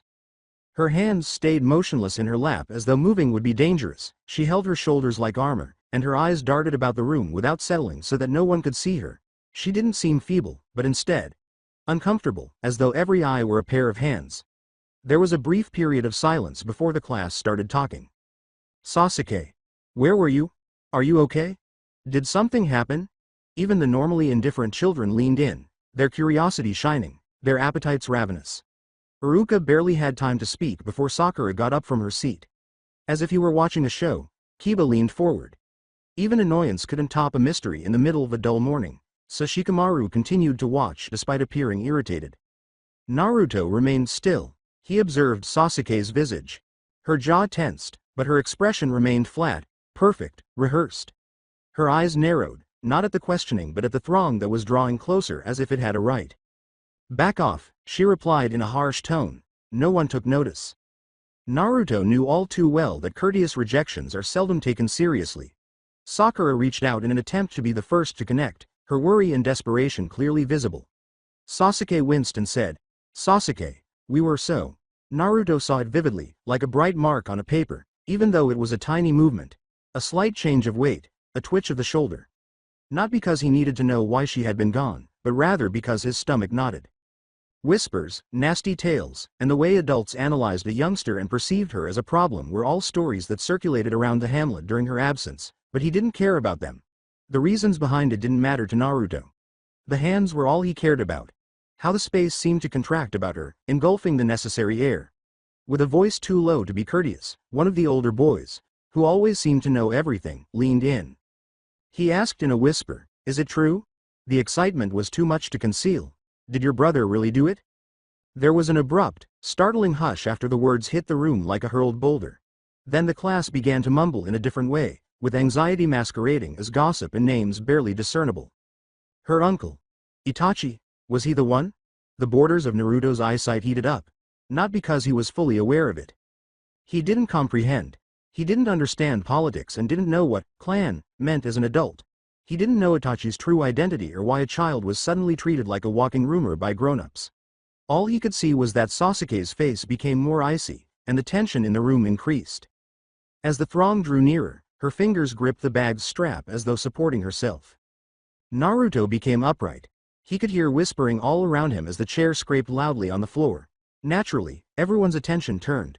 Naruto standing frequently indicated a disturbance, a show, or noise. But Naruto didn't act the way they expected. He advanced slowly, without hurry or aggression, but straight ahead. Sakura gave him a startled glance, and Kiba arched an eyebrow. A few children moved, as if they thought Naruto would start yelling. Naruto avoided looking at them, instead concentrating on Sasuke.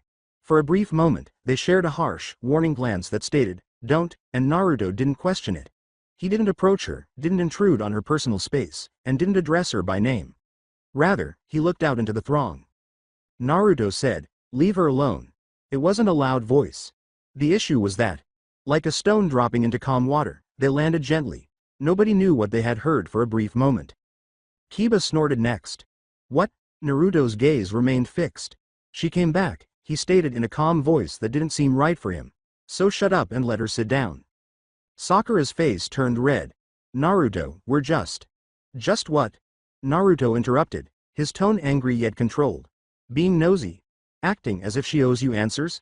Acting like she's something you can stare at until you feel better? The older boy tensed up. We're just asking, it's not like. Naruto said, it is like, and even he was taken aback by the fact that he bit rather than yelled. You're not asking because you care. You're asking because you want a story. He gestured to the empty seat next to her, where everyone had attempted to put their mouths, rather than Sasuke. If Iruka-sensei didn't tell you, then you don't get to know, stated Naruto. And if she doesn't want to talk, then you shut up. Not because Naruto was threatening, but rather because he was correct and that caused discomfort. The room fell silent. Before a battle could break out, Iruka's voice was heard. Enough. They all froze. Sharply, Iruka looked around the class. Back to your seats, now. Chairs scuffed. Children moaned. Sakura paused, appearing conflicted, and finally withdrew with a slight grimace. Kiba sat back and clicked his tongue as if he had been deprived of amusement. With his eyes still flickering toward Sasuke as if he couldn't stop himself, the elder boy murmured something under his breath and fell into his seat. Reluctantly, the space surrounding Sasuke cleared once more. Silently, Sasuke took a seat by the window and avoided making eye contact with anyone. Her face was perfect, and her posture was perfect when she sat down. Only Naruto, observing out of the corner of his eye, noticed the slight droop in her shoulders. If he hadn't been looking for it, it may have gone unnoticed. Without looking at her once more, Naruto went back to his seat. He didn't need her appreciation, recognition, or focus.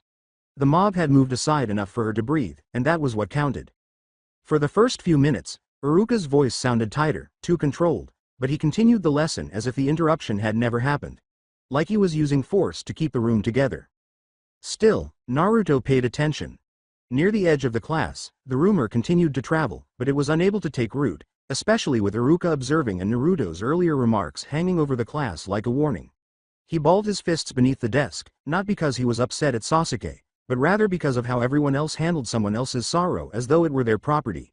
He glanced at the board and made an unspoken but silent vow. You won't be overrun by them once more. Not by narrowing her world, seizing it, or hovering. Rather, by exhibiting the fortitude and stability to silence the cacophony when it mattered most. Naruto hesitated a second longer, letting the torrent of kids pass him like water as the bell eventually rang and they poured into the hallways. Sasuke left without looking back. Okay. She had no debt to him. It wasn't until she was gone that Naruto stood up, his shoulders relaxed and his breathing regular. He had done what he could, which was to stand between her and the throng rather than by her side. The classroom shook like a jar as the bell for break rang. When Iruka wasn't looking, the earlier tension turned into whispers as children poured out into the hall in boisterous little packs. Sasuke had already departed silently. Once more, the window seat was empty, as if she had never been there. Naruto did not go along. Objectively, it was a criminal for him to stay at his desk and open his meal. He reached inside his backpack, took out a thick block of instant ramen that was still in its wrapper, and placed it on his desk as if it were a typical dinner. After that, he used his teeth to rip off the plastic, removed the noodle block, and took a big bite out of the corner. Punch. It was like a Pop-Tart to him. A couple children walking by stared, then chose to stay out of the way and accelerated. Naruto kept munching contentedly. A shadow suddenly appeared over his desk. Kiba was it. With an angry voice, Kiba said, "You. What the hell was that back there?" Naruto didn't raise his head. He chewed on it once more. Punch. Kiba's eyes quirked. Are you eating that raw? Mouth full, Naruto shrugged. Yeah, that's disgusting. Naruto gulped. It's crunchy. That's not the point. As punctuation, Naruto took a third bite. Punch. Okay. Kiba slapped the desk with his hand. Why were you such an asshole? People were just asking. At last, with crumbs on his lip as if he had lost a battle with his own lunch, Naruto looked up, completely motionless. Because they were being annoying, remarked he. Kiba flinched. That's it? Naruto gave another shrug. Yeah. Kiba's cheeks flushed. They're worried. Naruto scoffed. No they're not. They're bored. Kiba snarled. You don't know that. With the ramen block still clutched like a weapon, Naruto reclined in his chair. Kiba. They were crowding her like she was a circus act. She said, back off, and everyone kept flapping their mouths anyway. That's not worried. That's nosy. Kiba parted his lips. Sharper, Naruto cut him off right away. Naruto narrowed his brows and said, and then someone brings up her brother like they're asking about the weather. That's not a question. That's poking. Angry and bewildered, Kiba's jaw worked. So what, you're her bodyguard now? Naruto regarded him as if Kiba had posed the most foolish question imaginable. No, replied Naruto. I'm just not an idiot. Kiba's face quivered. The hell does that mean? Naruto snacked once more. Punch. Ingested. Then he shrugged brutally and easily. It means if someone clearly doesn't want to talk, you shut up. Kiba looked at him as if the idea had personally offended him. A sluggish voice came from the side, troublesome. Shikamaru had strayed over as if he had been pulled by gravity. With a bored expression and piercing gaze, he leaned against the desk opposite from Naruto. Shikamaru's eyes strayed to Naruto's food and remained there. Why are you eating it like that? Naruto gazed at the ramen brick as though it were a work of art. It's efficient. Shikamaru looked on. It's uncooked. Naruto grinned. Still food. Shikamaru sighed as if the cosmos had made a mistake before turning to face the actual problem. Kiba's got a point, though. You don't usually care if people are being annoying. You usually join them. Kiba poked Naruto with a finger. Yeah, since when do you act like you're in charge? Naruto's irritated eyes narrowed slightly. He declared, I'm not in charge. I'm just done with people acting like jerks. Kiba laughed. You act like you're better than everyone now. Naruto sighed. Maybe I am. Kiba's lips dropped. WHO says that? With a stern expression, Naruto took another bite. Punch. Me. Shikamaru's nose bridge was pinched. Wow. Okay. That's new. As if it were a kunai, Naruto aimed the ramen brick at Kiba. Look, it's simple. She came back. Everyone piled on. She looked like she wanted to evaporate. So I told them to shut up. Kiba snarled. You could have said it nicer. Blinking, Naruto did. Why? Kiba stumbled. Because that's, with sharp eyes and a flat voice, Naruto bent forward. Because you wanted to keep talking. If I'm nice, you argue. If I'm mean, you stop. So I was mean. Outrage contorted Kiba's face. You're such a jerk. Naruto gave a nod as if he were taking a praise. Yeah.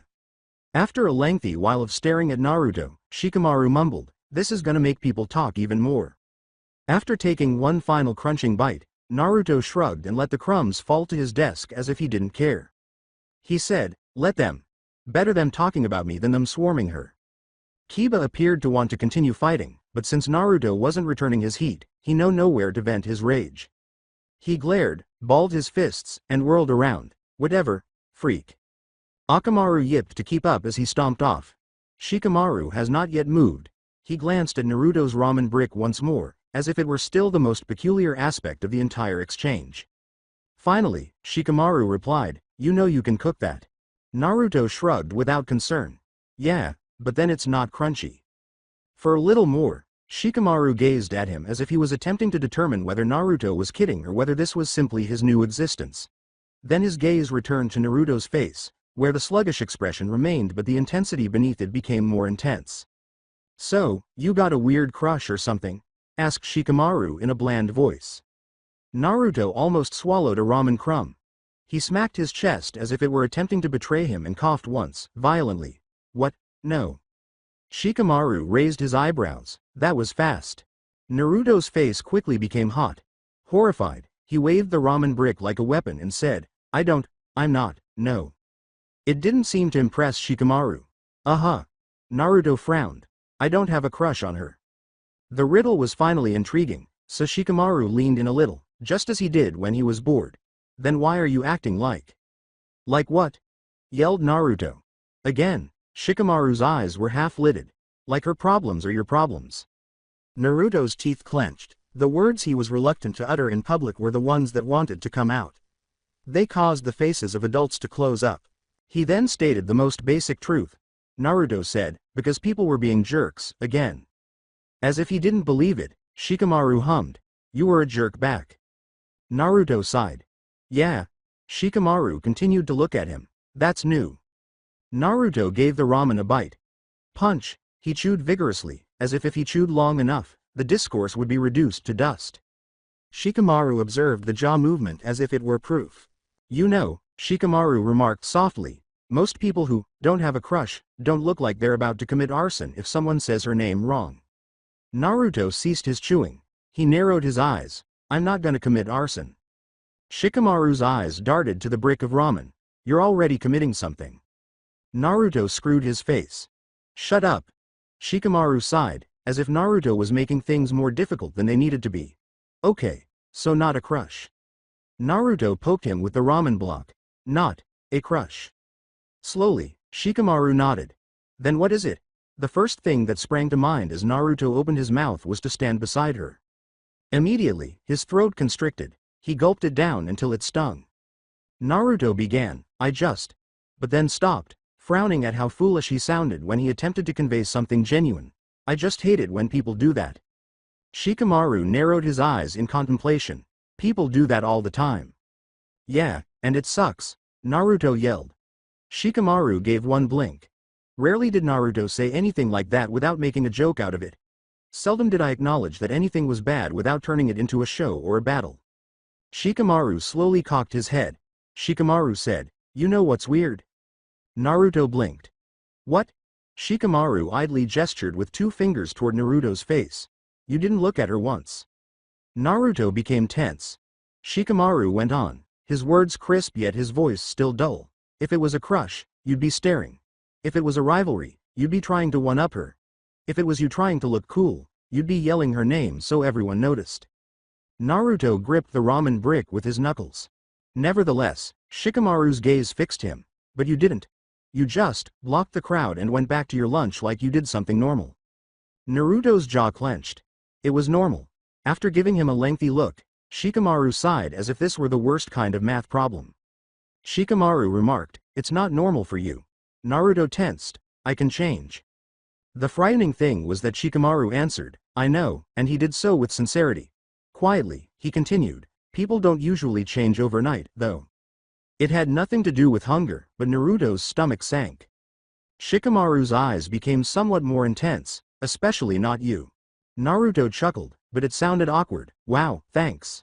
Shikamaru grinned. "It's a compliment. You're stubborn. Usually stubborn in the dumb direction." Naruto frowned, but the heat in his face was no longer caused by humiliation. Shikamaru leaned forward, lowering his voice just enough to avoid being heard by the children passing by. He said, "Did something happen to you?" Naruto's gaze brightened. "What?" Shikamaru's eyes were alert, but his face remained sluggish. "You're acting like you have a rule," he remarked, looking for the appropriate phrase as if it irritated him. "Like your brain picked one thing and decided it's the only thing that matters." Naruto felt his throat tighten. He detested how near that was. Because he didn't feel in control, he detested it even more. He felt correct. It was as though he had at last discovered the right response to a query he was unaware he was posing. In an attempt to buy time, Naruto forced another bite of ramen into his lips. Punch. He made a loud chewing sound. Unimpressed, Shikamaru waited. Naruto gulped. Nothing happened. Shikamaru squinted. "That's a lie." "I'm not lying," Naruto yelled. Shikamaru remained unflinching. "Okay, then you don't know what happened." Naruto stopped. Shikamaru straightened slightly, as if he had just verified something and was not pleased. "That's worse." Naruto felt his stomach turn. "Stop talking like you know everything." Shikamaru let out a sigh. "I don't, that's the problem." He looked over Naruto's shoulder toward the door Sasuke had left, looking thoughtful in that annoying way he frequently used to be indifferent. He then looked back at Naruto. "You hate the idea of having a crush on her," Shikamaru stated slowly. Naruto's face heated up once more, "Because it's gross." Shikamaru raised an eyebrow. "Why's it gross?" Naruto stammered. Because she's a Uchiha. And she's. He flailed the ramen brick. "She's her." Shikamaru gazed at him. "That's not an answer." Naruto scowled. "It is to me." For a long moment, Shikamaru's eyes lingered on Naruto's, giving him the uneasy impression that Shikamaru was measuring rather than merely listening. At last, Shikamaru let out a long, weary sigh. "Whatever," he whispered. "Just, don't do anything stupid." Naruto grimaced. "I wasn't gonna." Shikamaru took one last look at the ramen brick since it was spiritually offensive to him. "Also, stop eating that. You're gonna die." Defiantly, Naruto took another bite. Crunch. "Good." Shikamaru's eyes somewhat expanded. That was not the point. As obstinate as ever, Naruto shrugged and put crumbs on his lip. "It's crunchy." As though the cosmos were attacking him directly, Shikamaru squeezed the bridge of his nose once more before turning and leaving. Naruto heard his last murmured remarks as he was leaving. They were so quiet that they almost disappeared into the clamor of the corridor. Something's off. With his heart racing, Naruto observed him for a little while. Then he looked at his ramen brick. took another piece in an attempt to get rid of his discomfort, and told himself, too quickly and confidently, that Shikamaru was just being Shikamaru. Naruto refused to consider the possibility that Shikamaru might be right. Sasuke did not return to the academy because she desired to. She returned because grown-ups told her that routine was beneficial and that it signified she was recovering, which allowed them to stop staring at her as if she may shatter in their hands. There was always too much noise in the classroom. Now it appeared almost intentional, as though the cacophony had discovered her name and was pushing its boundaries. Her face was expressionless as she sat beside the window, staring straight ahead. Keep in mind, don't respond, don't satisfy them. That was the regulation. Iruka started the lecture as if it were just another day, as if there weren't so many children in the classroom trying to hide how excited they were to talk about Itachi once more. Sasuke avoided looking at anyone. They all felt like heat against her flesh, so she didn't even need to look. Beneath that, she felt something other, not curiosity or attentiveness. The room was silent. Normally the loudest person in the room, Naruto Uzumaki was silently doing nothing. He was not looking at her, nor was he looking for confrontation. He was just eating. Sasuke hardly saw it in her peripheral vision as her eyes flicked almost instinctively. Naruto was nibbling into a piece of dry ramen as though it were a snack. Crunch. It had the sound of a twig breaking. He chewed happily, behaving as though this was a normal lunch rather than a slight to food. Sasuke observed for a brief moment longer than was necessary. A fool. She looked away. After that, it ought to have been easy to ignore him.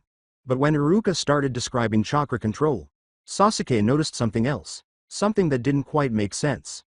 Naruto stayed motionless and silent. He didn't whine, get sidetracked, or prod the child next to him to see what would happen. He appeared to be paying attention as he sat with his shoulders stiff and his eyes concentrated on the board. However, that was untrue. Naruto wanted attention rather than merely listening. He struggled, shouted, and made the world take note. Sasuke pretended not to notice anything as she watched the chalk squeak against the board. Iruka then posed a straightforward query. The majority of students in the class gave an instinctive response. What happens when you flood the object with chakra instead of controlling your output? Sakura, Shikamaru, and a few others raised their hands. But unlike a flare, Naruto's hand did not shoot skyward. Rather, it grew gradually, as though he wasn't sure if he could say anything. Iruka gave a blink. Naruto? Though it wasn't loud, Naruto's voice was nonetheless raw and aggressive. It shoots off, he remarked. Or it tears, because you're shoving too much. A pause. He had just spoken in a foreign language, and Iruka was staring at him. Iruka then gave a single nod. Correct. Sasuke noticed the little shift in the room, the way everyone's eyes turned to Naruto as if something had gone wrong and they needed to make sure everything was still alright. Naruto just scribbled something down without grinning or celebrating. Sasuke averted her gaze again, annoyance seeping beneath her skin. Not in Naruto. At the discomfort. If Naruto was changing, it meant that another aspect of her life was reorganizing itself without her permission. Sasuke waited for the bell to ring after class, when students poured out as if they had escaped. Now she waited all the time. She let the throng continue. She cleared the corridor. Even if it was only for a few while, she allowed others to forget she was there. She didn't move till the entryway was clear. She saw Naruto moving in the opposite direction as she entered the hallway, not toward her, the roof to make problems, or the evacuation. Rather, he seemed to have a clear destination in mind as he made his way down the corridor toward Iruka's office. That also didn't appear correct. Unconsciously, Sasuke slowed down and came to a stop close to the corner. Now that the academy had settled into its after-hours stillness, the hallway was quiet. The little sign was turned over, and Iruka's office door was closed. Closed. Sasuke gazed at it. Then she heard the steady, quiet voice of Iruka. Again. Quieter than it should have been, Naruto's voice said, again. A pause. Calm down, Iruka. Breathe first. Sasuke tightened his hold on the strap of her purse. Instruction. Private. No stunt, challenge, or spectacle. Naruto is learning. Sasuke squinted his eyes. She ought to leave. She doesn't care about this. She doesn't care about Naruto. However, a harsh and insistent thought entered without permission. How long has Naruto Uzumaki been able to act without being observed? For another heartbeat, she stood there and listened to the rhythm. Iruka correcting, Naruto repeating, the kind of effort that didn't appear spectacular from the outside. Then, as if she could get away from the sensation that something had changed, Sasuke turned and hurried away. Naruto didn't talk to her, didn't look at her, and didn't pursue her. Strangely, this made him harder to comprehend than if he had just followed instructions. He was more erratic because he was more difficult to comprehend. Hard experience had taught Sasuke Uchiha to be afraid of everything she couldn't foresee. Sasuke did not inquire. Questions were like hands reaching out, snatching at her life and prying for pieces to carry as proof. That had been the norm. So she said nothing about herself. However, Naruto was wrong. Like a creaking board in a house you assumed was empty, or like a variable that changed out of the blue. Sasuke detested variables. Rather than eat during lunch, she went to the courtyard and paused in front of the two individuals who seemed to know everything about everyone. Sakura Haruno and Ino Yamanaka. As usual, they sat together. Sakura listened intently, courteously, and concentrated, while Ino was excited and in the middle of a statement. When Sasuke's shadow passed over them, they both stopped. Ino gave a single blink. Twice. It was as if her mind had to restart. Oh my. Sakura stiffened. Sasuke. Sasuke wasted no time. Naruto, she murmured. What happened? Ino's eyes widened. What? Sakura looked as if she had been slapped. Why are you asking? Answer, said Sasuke. Ino's mouth parted, then jerked shut as if she were trying to stop herself from squealing. Despite her unable to resist, she leaned in. The first day you were gone. Naruto came in and saw your seat empty, and he lost it, Ino said in a loud voice because she didn't know how to quiet. Sakura flinched at Ino's loudness before rushing to lower it. He panicked, she murmured. He asked where you were. Like, right away. Sasuke narrowed his gaze. In class. They both nodded. He wouldn't shut up about it, Ino replied, looking as though she was still in shock. Like he was. I don't know, worried or something. Sakura grimaced. He kept asking Haruka-sensei. Sasuke's teeth clenched. And? Ino raised her palms, and then he just left. Sakura nodded, her expression still bewildered as if the recollection didn't make sense. He walked out. Haruka-sensei yelled at him, and he didn't care. Sasuke's eyes grew intense. Where did he go? Ino gave a strong shrug. We don't know. Sakura gave a head shake. He didn't come back that day. Sasuke waited, staring at them. Sakura swallowed because Sasuke's intense gaze encouraged others to work harder. She remarked, after that, he was just different. Relieved to be back on the fun side, Ino jumped right in. Yeah, like weird different. Sasuke didn't say anything. Explain. Sakura was still a little taken aback that she was saying it aloud as she counted it off on her fingers. He started showing up on time. He stopped interrupting as much. He actually listens. Ino let out a gagging sound. He takes notes. Sasuke made one blink. Naruto takes notes. Sakura gave a brief nod. He tries. Like, really tries. Ino leaned forward, the excitement of a mystery shining in her eyes. It's like he got replaced with a version that's organized. Sasuke narrowed his gaze. Why? Sakura and Ino fell silent for a moment. Sakura's gaze fell to her hands. Ino's smile wavered slightly. Sakura said, we don't know. Because Ino refused to remain uncertain for very long, he healed quickly. He just came back after that day and started acting like school matters. Like he cares if Iruka praises him. Sakura made the automatic correction. Not praise, just learning. Sasuke's eyes became stern. Did he say anything? Sakura faltered. He doesn't talk about you. Not like he did that first day. For a moment, Ino nodded, strangely earnest. He doesn't even look at you much. That landed more forcefully than it ought to. Sasuke's fingers gripped her bag strap more tightly. Because Sasuke was unable to forget that particular aspect. Naruto would stare freely if he had a crush. He would agitate her till she lost it if he pursued rivalry. He would make sure everyone saw him doing something. For her if he was attention-seeking. Naruto accomplished none of these, though. Rather, he merely shifted. Sasuke looked at them for a long time. Ino shifted under his stare. Sakura took another swallow. Sasuke finally spoke, his voice even. So he left, and then he came back like this. Sakura was nodding. Yeah. Ino raised a hand as if she wanted to add more, then let it down. That's literally it. We don't know the missing part. Sasuke retreated. Sasuke. Are you okay? Sakura blurted, quieter. Sasuke didn't turn around. I'm fine. It was the only response that was accepted.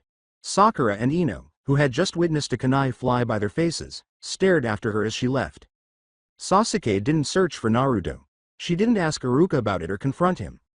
Rather, she continued to walk with a blank expression and her gaze fixed forward. On the inside, though, a cold, calculated realization set in. Naruto had skipped class the day she vanished. He wasn't the same boy when he came back. Sasuke was baffled as to why. And it was what really unnerved her, more than the rumors, whispers, or looks. When Naruto tried to be cautious, his hands stopped shaking by the time the weather stopped acting like it may snow again. Not all the way. He wasn't graceful in that sense. Naruto Uzumaki would never be as elegant as other children. He would never have the calm competence and smoothness that made teachers nod and classmates think you knew where to put your feet from birth. But his caring ceased to be an anomaly, it was a habit. It took months. Academy of Morning. Afternoon exercises. Iruka's voice was as steady as a metronome in the hallway after hours, with the sign turned to close. Again. Breathe first. Less force. Naruto continued to make mistakes. He simply failed less today. He made mistakes that could be fixed.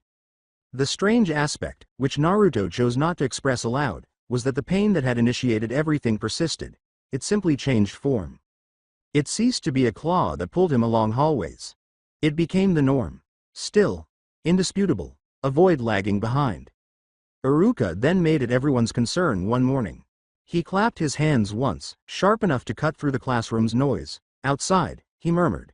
We're doing evaluations. Like fog, groans emerge. Kiba began to complain right away. Sakura stood up as if she had been anticipating this all week. It sounded like a personal tragedy as Shikamaru let out a deep sigh. Sasuke made no response at all. Since returning, she hadn't responded too much. She was there. She did a show. Like a razor in a sheath, she sat by the window, still, silent, and potentially lethal if handled carelessly. Naruto avoided her gaze. Not straight, he had no need to. The training yard behind the academy was filled with the scent of wet dirt and the bright spring sun scarred from years of tiny fists and kunai thrown. Wooden posts stood in crooked lines. The air made the fence creak idly. With a clipboard in hand, Iruka paced before them. He declared, "This isn't a tournament. It's not about winning. It's about control, form, awareness, and listening." A few children gave an eye roll, nor did Naruto. Iruka's eyes ran over them and briefly rested on Naruto. Not mushy. Not commending. Just measuring, like he had begun to do months prior. Without flinching, Naruto held it and then averted his gaze since staring seemed like a performance. "Pair up," said Iruka. "I'll call names." Names flooded in. Shino, Kiba, Ino, Sakura, Choji and Shikamaru, who appeared to be considering lying down to give Choji the victory out of mercy. Iruka then glanced back down at his clipboard. Uchiha Sasuke was his name. The yard changed. For a moment, even the birds appeared to stop talking. Without making a face, Sasuke moved forward, as if she didn't own the name, it was just a sound someone produced. Iruka took another look down. Uzumaki Naruto. For a moment, Naruto's body reacted as it always did. His shoulders tensed, his mouth poised to yell something loud and foolish, and his chest began to heat up. A flash. An exhibition. The previous reflex persisted, like a bruise that could be felt and pressed. Then the law underlying his ribs became clear, a void lagging behind. Naruto took a step forward. No yell. No smile. No, like a banner, believe it. Only movement. Someone chuckled to themselves, more shocked than amused, as if they had expected a firework and received a stone instead. Sasuke glanced over to him. Acute, swift, disregarding. Naruto kept his gaze fixed, neither did he grin. In the middle of the yard, they met. Iruka spoke in a steady tone. Standard spar. No lethal intent. No ninjutsu beyond what we've covered. If I call stop, you stop. On the sidelines, Kiba snorted. He's dead. Sakura gave him a glance. Shut up. Nothing of it was acknowledged by Sasuke. It all sounded like rain to Naruto, a sound that came and went. He gently rolled his shoulders once, releasing his arms as Iruka had made him do. His own breath weighed heavily on him. On. Go. Sasuke remained motionless across from him, her feet rooted as if they had been sculpted there. Naruto knew better than to let her hands rest at her sides. Unready did not equate to relaxed. Iruka held up one hand. Begin. Sasuke went first, Naturally, she did. It was efficiency, not even aggression. With a straight line, no wasted motion, and her heel barely touching the ground, she cut the gap like a thrown blade. She balled her fist in Naruto's face. Out of shame, the former Naruto would have recoiled and then made a furious forward lunge. Naruto did not change. Feeling the wind, he slightly shifted his posture and sidestepped to allow her strike to barely miss his face. He gently lifted his forearm to modify the direction of the strike rather than deflect it with force. He heard Iruka's voice in his head. Shape and pressure. Sasuke's eyes narrowed a bit. Naruto's second error was not answering right away. For a few moments, he paused and examined her posture as though he had been trained to read a chalkboard. Cautiously, deliberately, even if it made his skin crawl. Then Sasuke launched a low attack, sweeping at his legs. Naruto leapt over it just enough to get past it, not very impressively. For a brief period, he was still in control as he landed with his knees bent, centered, and balanced. Sasuke was immediately impressed. She quickly turned and kicked him in the ribs. Naruto felt the impact reverberate through his arm like a bell as he deflected her blow with his elbow. Immediately, a sharp ache flashed, but he gritted his teeth and maintained his balance, refusing to falter. He didn't falter, another error on her part. Sasuke's mouth tightened a little, although not out of rage but rather with purpose. With a sigh, Naruto stepped forward. Not an expense. Not fighting. With his guard up, he moved in and jabbed at her to get her to respond rather than actually hit. Like it was nothing, Sasuke leaned aside. After that, Naruto struck again, then a third, allowing the rhythm to intensify. He wasn't out of sync, but he also wasn't faster than her. Sasuke countered with a calculated move, brushing his wrist aside before moving in and punching him in the gut. Naruto spun around and used his forearm to stop it. He was not overpowered by the blow, but it nevertheless landed and hurt. He was able to breathe and remain upright. He stayed upright. The yard became silent. Naruto heard a movement in someone's sandals. Since when? Was a bewildered whisper I heard. Sasuke avoided looking at the spectators. Sasuke never gave the crowd a glance. However, she was no longer bored and instead kept her gaze on Naruto. No irritation. Beware. Naruto's heart was racing, but his thoughts remained calm. The calm side of him, the one that had grown up in quiet rooms and deserted passageways, was still powerful. Continue on. Sasuke feinted high, then descended once again. This time, Naruto caught it, not flawlessly, nor effortlessly, but he expected. He turned his hips, blocked, and moved his weight earlier. Even yet, he was able to choose where the pain would occur. Naruto made an independent sweep attempt.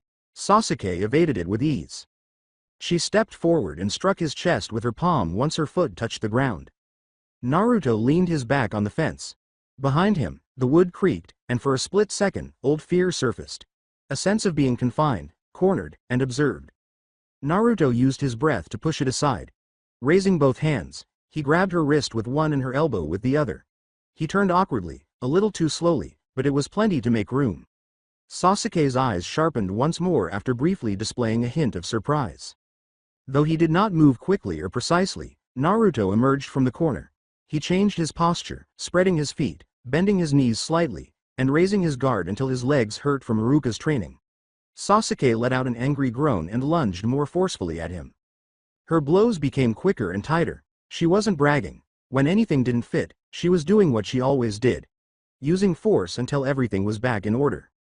Naruto was struck. His arm became numb from a knuckle to his shoulder. His leg was startled by a kick to the thigh. His teeth clicked from a blow to his jaw. He did not lose his composure, become enraged, yell, or descend into anarchy. Despite the discomfort and the temptation to panic, he continued to breathe and move forward since he had spent his entire life being driven by chaos and pain. However, he was refusing to allow them to dominate him.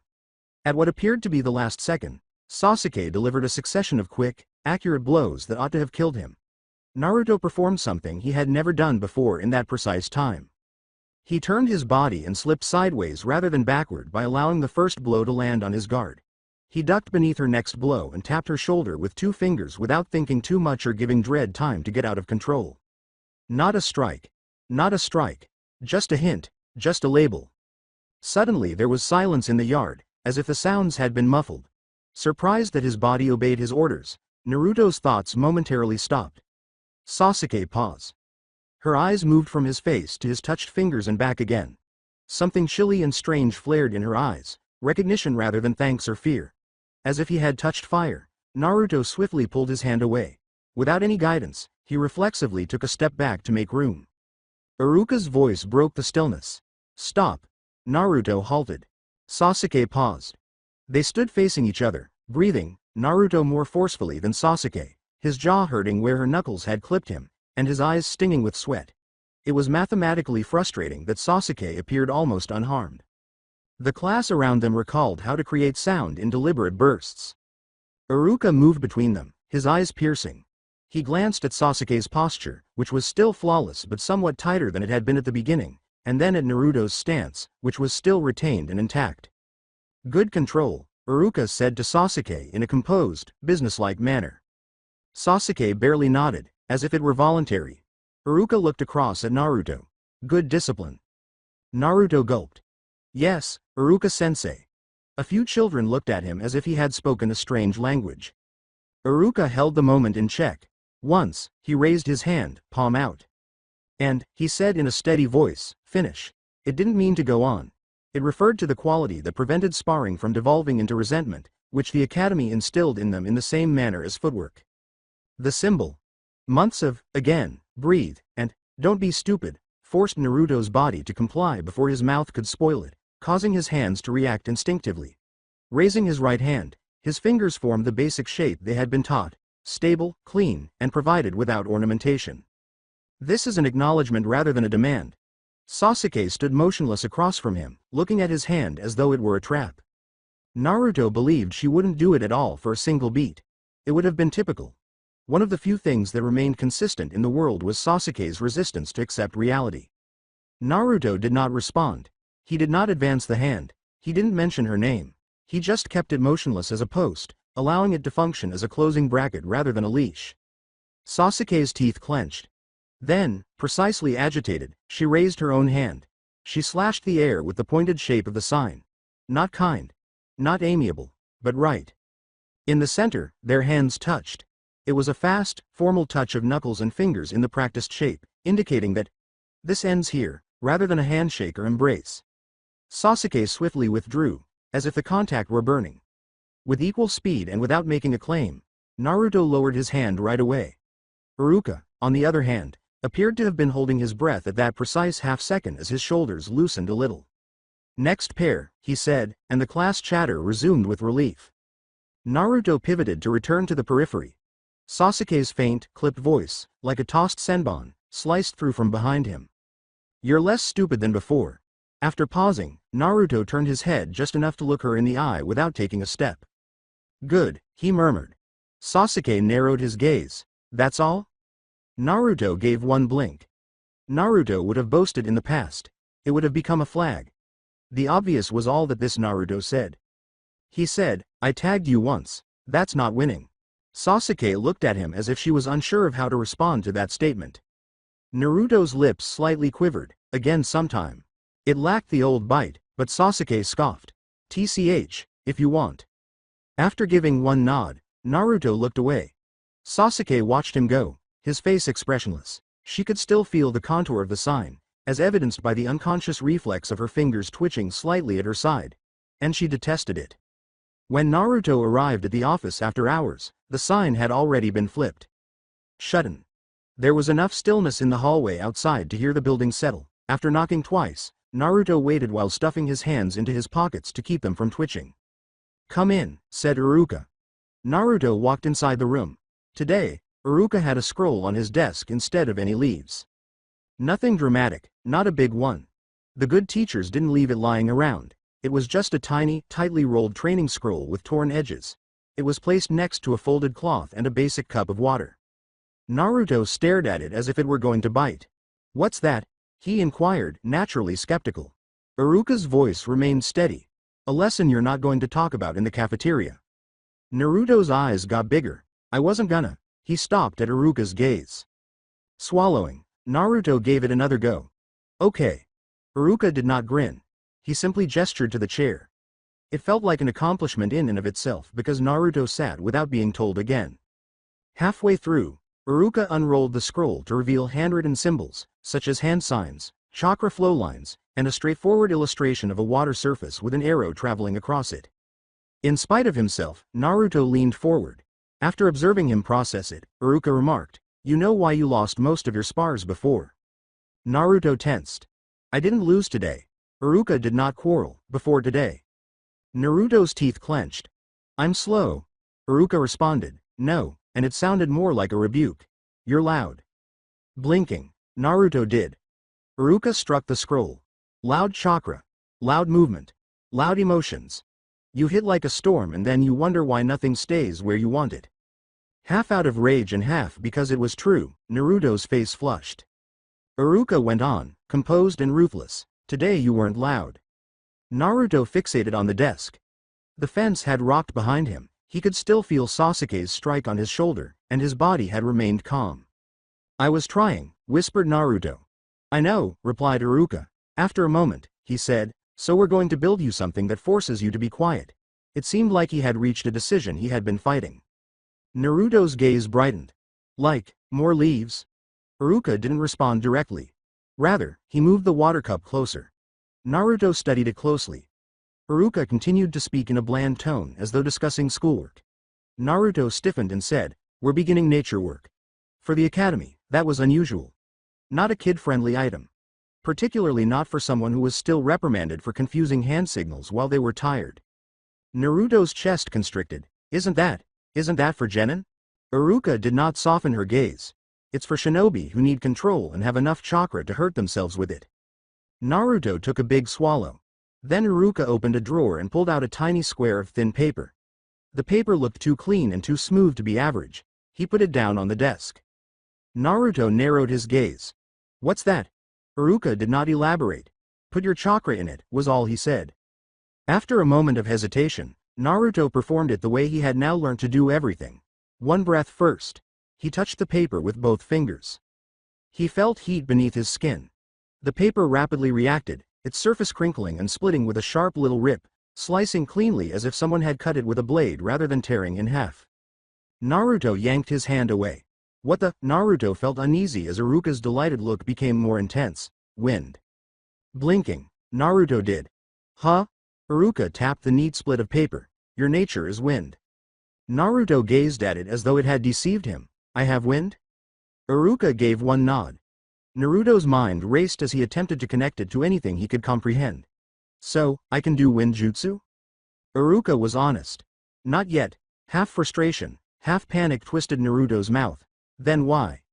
Iruka raised the water cup just a little, "Because I can't teach you wind." Again, Naruto froze. "You can't?" Iruka's voice remained pragmatic. "My natures are water and fire. That's what my chakra will do when I push it toward change." Naruto looked. Strangely, it dawned on me that Iruka wasn't declining. Iruka simply couldn't do it. Something complex squeezed Naruto's chest. Appreciation, rage at how unfair it was, and a familiar itch of wanting more. Naruto screamed, "So what do I do? Just wait until someone else teaches me?" Iruka squinted her eyes. "No," he slowly lowered the water. "You learn the shape of nature transformation first. You learn what it feels like when chakra stops being just chakra and becomes something with behavior." Naruto grimaced. "With behavior?" Iruka gestured at the cup. "Water is the best teacher for control. It punishes force. If you shove, it splashes. If you try to grab it, it escapes. If you panic, it turns into noise." Naruto gazed at the cup as if it might make fun of him. Iruka turned over the folded cloth. "Dry your hands. Then put 2 fingers in the water." Wary, Naruto did. "Now move your chakra into the water," Iruka commanded. Blinking, Naruto did. "Like the leaf?" "Like the leaf," said Iruka. "But this time, you're not sticking. You're shaping." Naruto's teeth clenched. He inhaled deeply. As soon as he sought for his inner warmth, it surged like it always did, too eager and restless. Water rippled violently. After that, it splashed up and gave Naruto a face smack. With a yelp, Naruto recoiled. "Hey!" Iruka did not chuckle. He hardly glanced at him. Loud. With a frown, Naruto used the cloth to clean his face. "It attacked me." "It reacted," Iruka said. "Again." Naruto pushed 2 fingers back into the cup, glaring at it as if it were an enemy.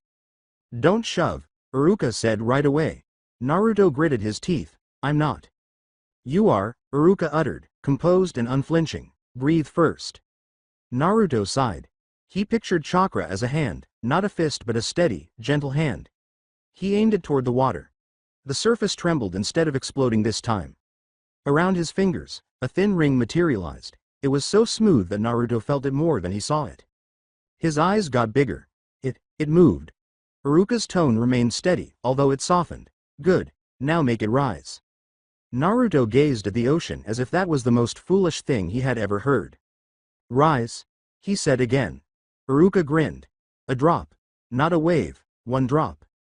After swallowing, Naruto attempted to raise the chakra, shaping and directing it so that the water would obey her in the same way that Sasuke's fire did. The water shook. Then it sprayed once more, but this time it was a minor slap rather than a slapstick assault. Naruto growled. Ah, Iruka didn't chastise. Smaller. Naruto refocused, his gaze narrowing. He inhaled deeply and tried again. The minutes passed. Naruto continually failed.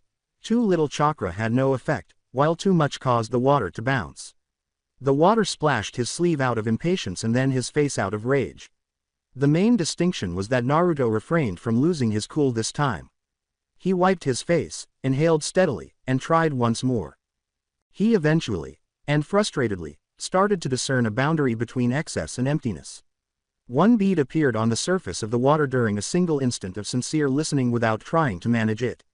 A little droplet formed between his fingertips as it grew larger and lifted, shivering as though afraid of him. Naruto stopped, as though he was seeing a miracle, his eyes wide with amazement. Iruka remained still. Hold it, he whispered. Naruto's entire body became tense. His chakra wavered. The drop stretched, trembled, almost fell.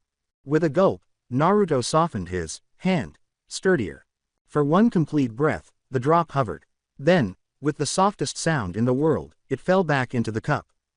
Naruto looked up quickly after staring. Did you see that? Iruka gave one nod. I did. Something odd happened to Naruto's chest. It was bright and painful, like if someone had given him a single bite of genuine food after he had been famished. Naruto muttered, I did it. You did, replied Iruka. Then, as if he had to stop Naruto from floating away on it, again. Naruto firmly nodded. Again. They did it again. Repeat. It wasn't anything spectacular that would cause the other children to gasp, like a water dragon or a water bullet. Just small shapes like drips, circles, and ripples. However, Naruto's fingers continued to tingle as he left the workplace that evening, and his mind was alive with a sensation other than panic. It was a sense of purpose.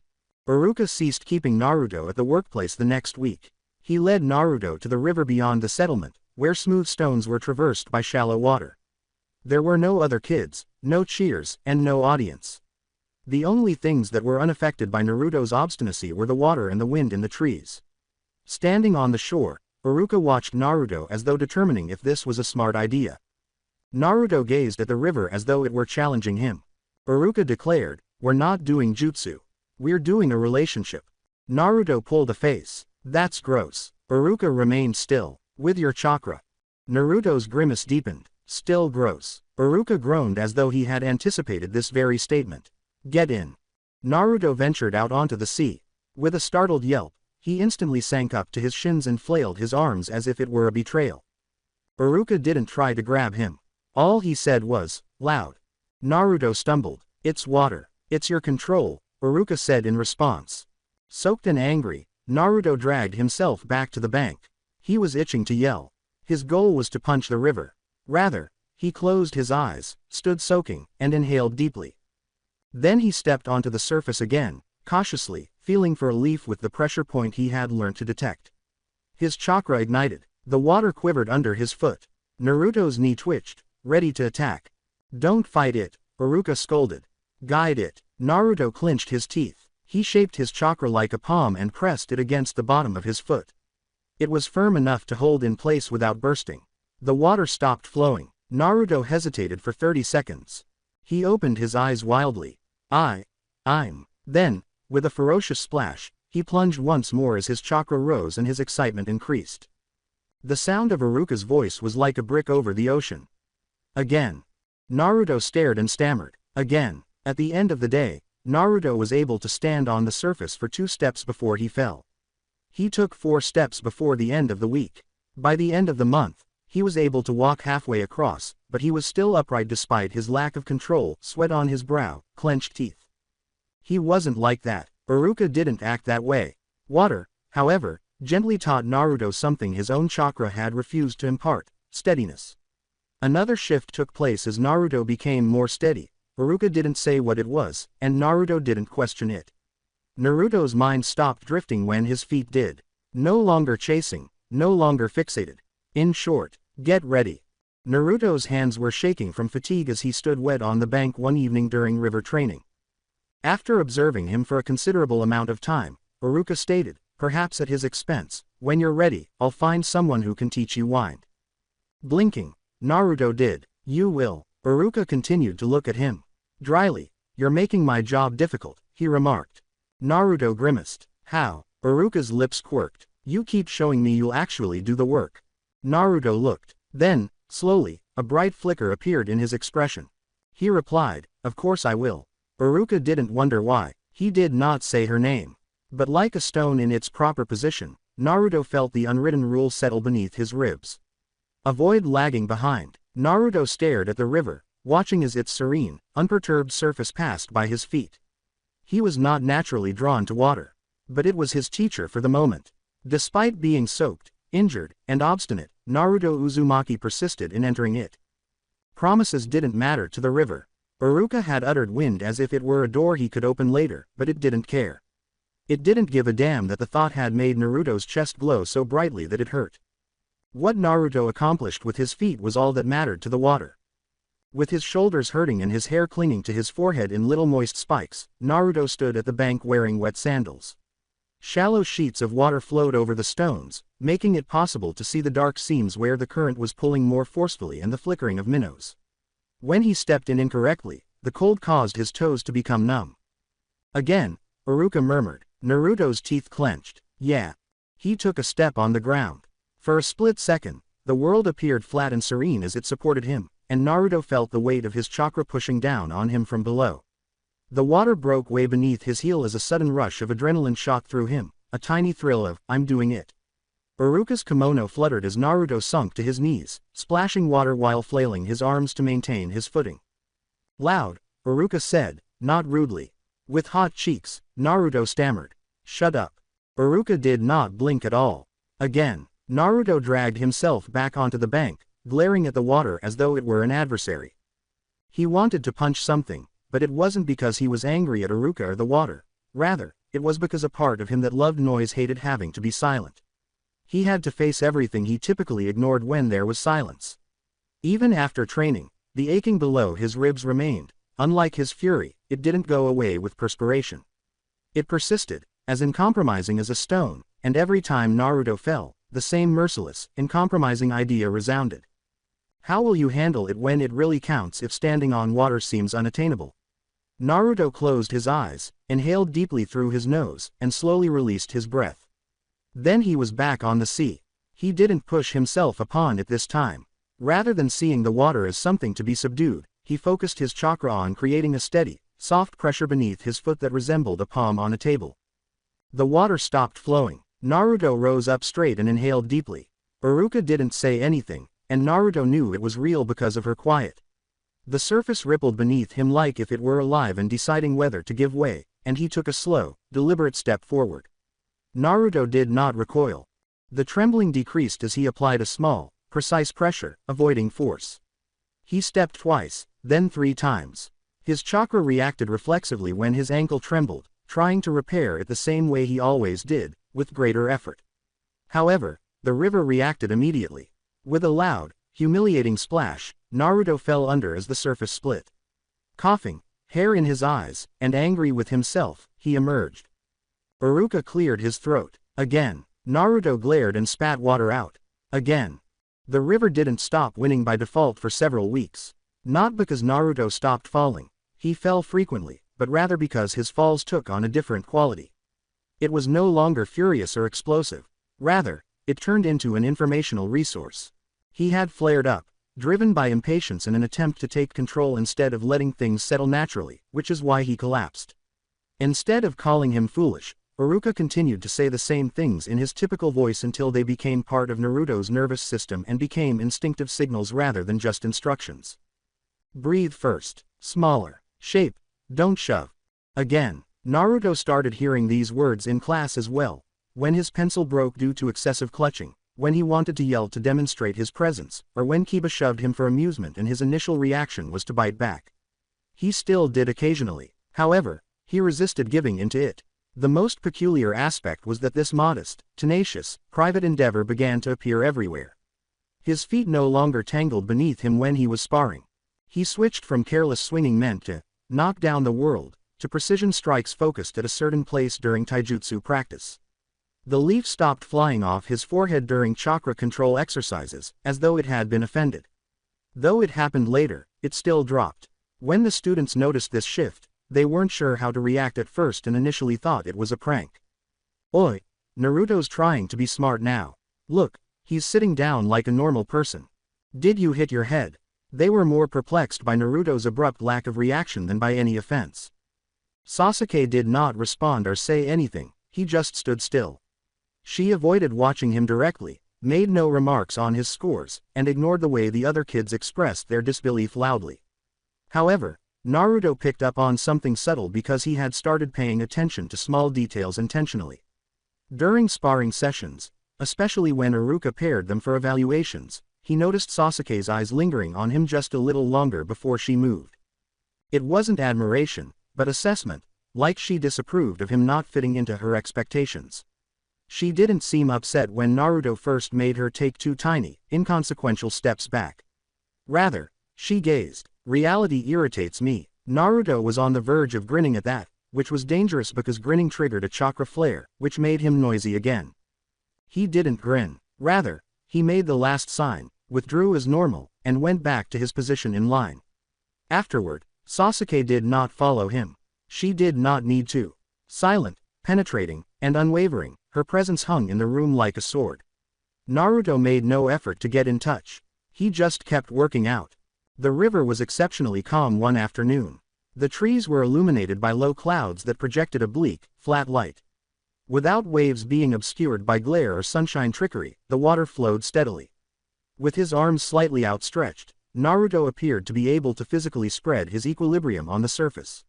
When Naruto most needed it, Iruka remained neutral while watching from the bank with his arms crossed. After taking a breath and letting it out, Naruto began to move. One move. A pair. Third. On the 4th step, his foot sank just enough to set up old concerns. Naruto took a big swallow. He didn't flail or push chakra.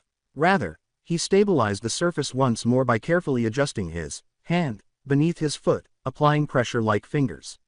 Then he stepped 5 times. Then came a 6th. Before his legs started to shake from the delicate effort, he had reached the center of the river. Iruka did not utter, "Good." He just gave a single nod. That nod proved Iruka had observed and decided not to elaborate, and Naruto's chest tightened. The stream gently tugged at him like curiosity as he stood motionless in the middle of the water, looking down at the stones below. His thoughts were momentarily free of concerns about the academy students, class, or grades. Imagining fire mirrored on the water like a second sun, he was lost in contemplation of the pond. He considered how Sasuke's jutsu appeared to be both effortless and fierce at the same time. Naruto clenched his hands at his sides. Neither fire nor becoming her appealed to him. Rather, he wished to remain stable enough to avoid becoming blind while standing in the smoke. Naruto took a deep breath, adjusted his posture, and maintained it. Then he started to walk back after turning around.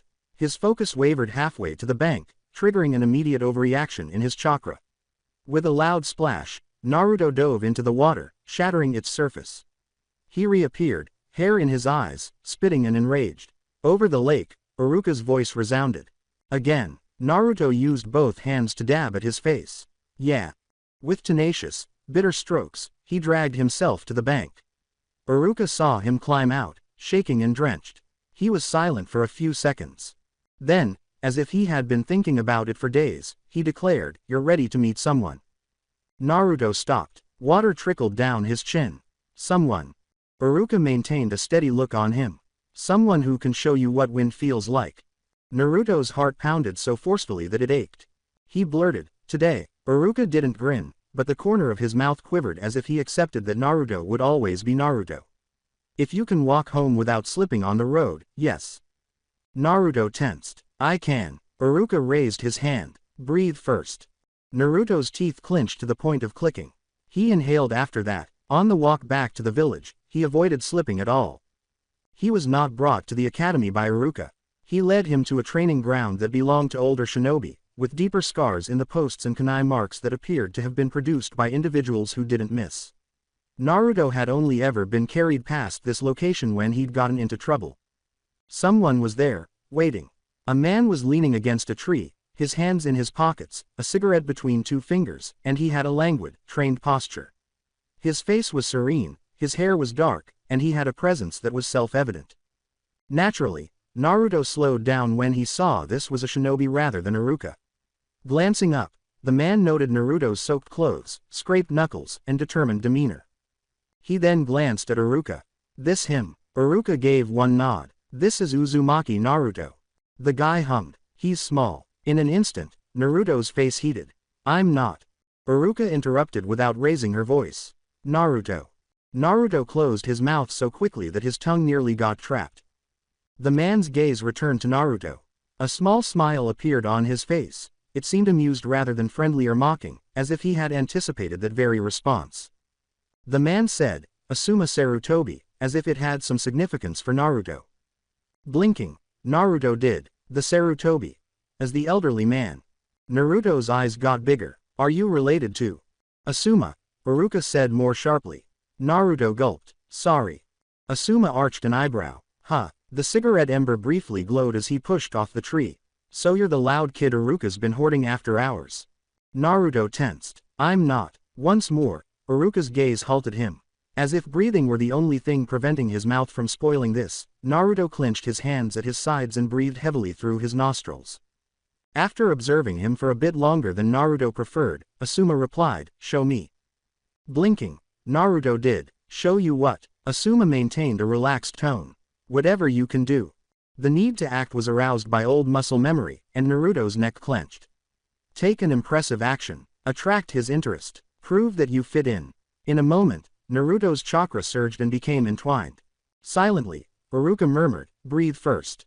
Naruto inhaled and then exhaled. He kept it under wraps. More sophisticated than before, he raised his guard and steadied himself before delivering a crisp jab at the void in the air. Then he punched again, followed by a kick. The kick hit the target even if it wasn't flawless yet. Asuma silently watched. Breathing firmly, Naruto finished calmly and gazed at Asuma as though waiting for a grade. Asuma looked across to Iruka. "He's got control," he remarked, startled. "For that amount of whatever's inside him." Iruka's shoulders remained impartial. "He's been working." Asuma turned to face Naruto. "Chakra paper." Blinking, Naruto did. "I did that."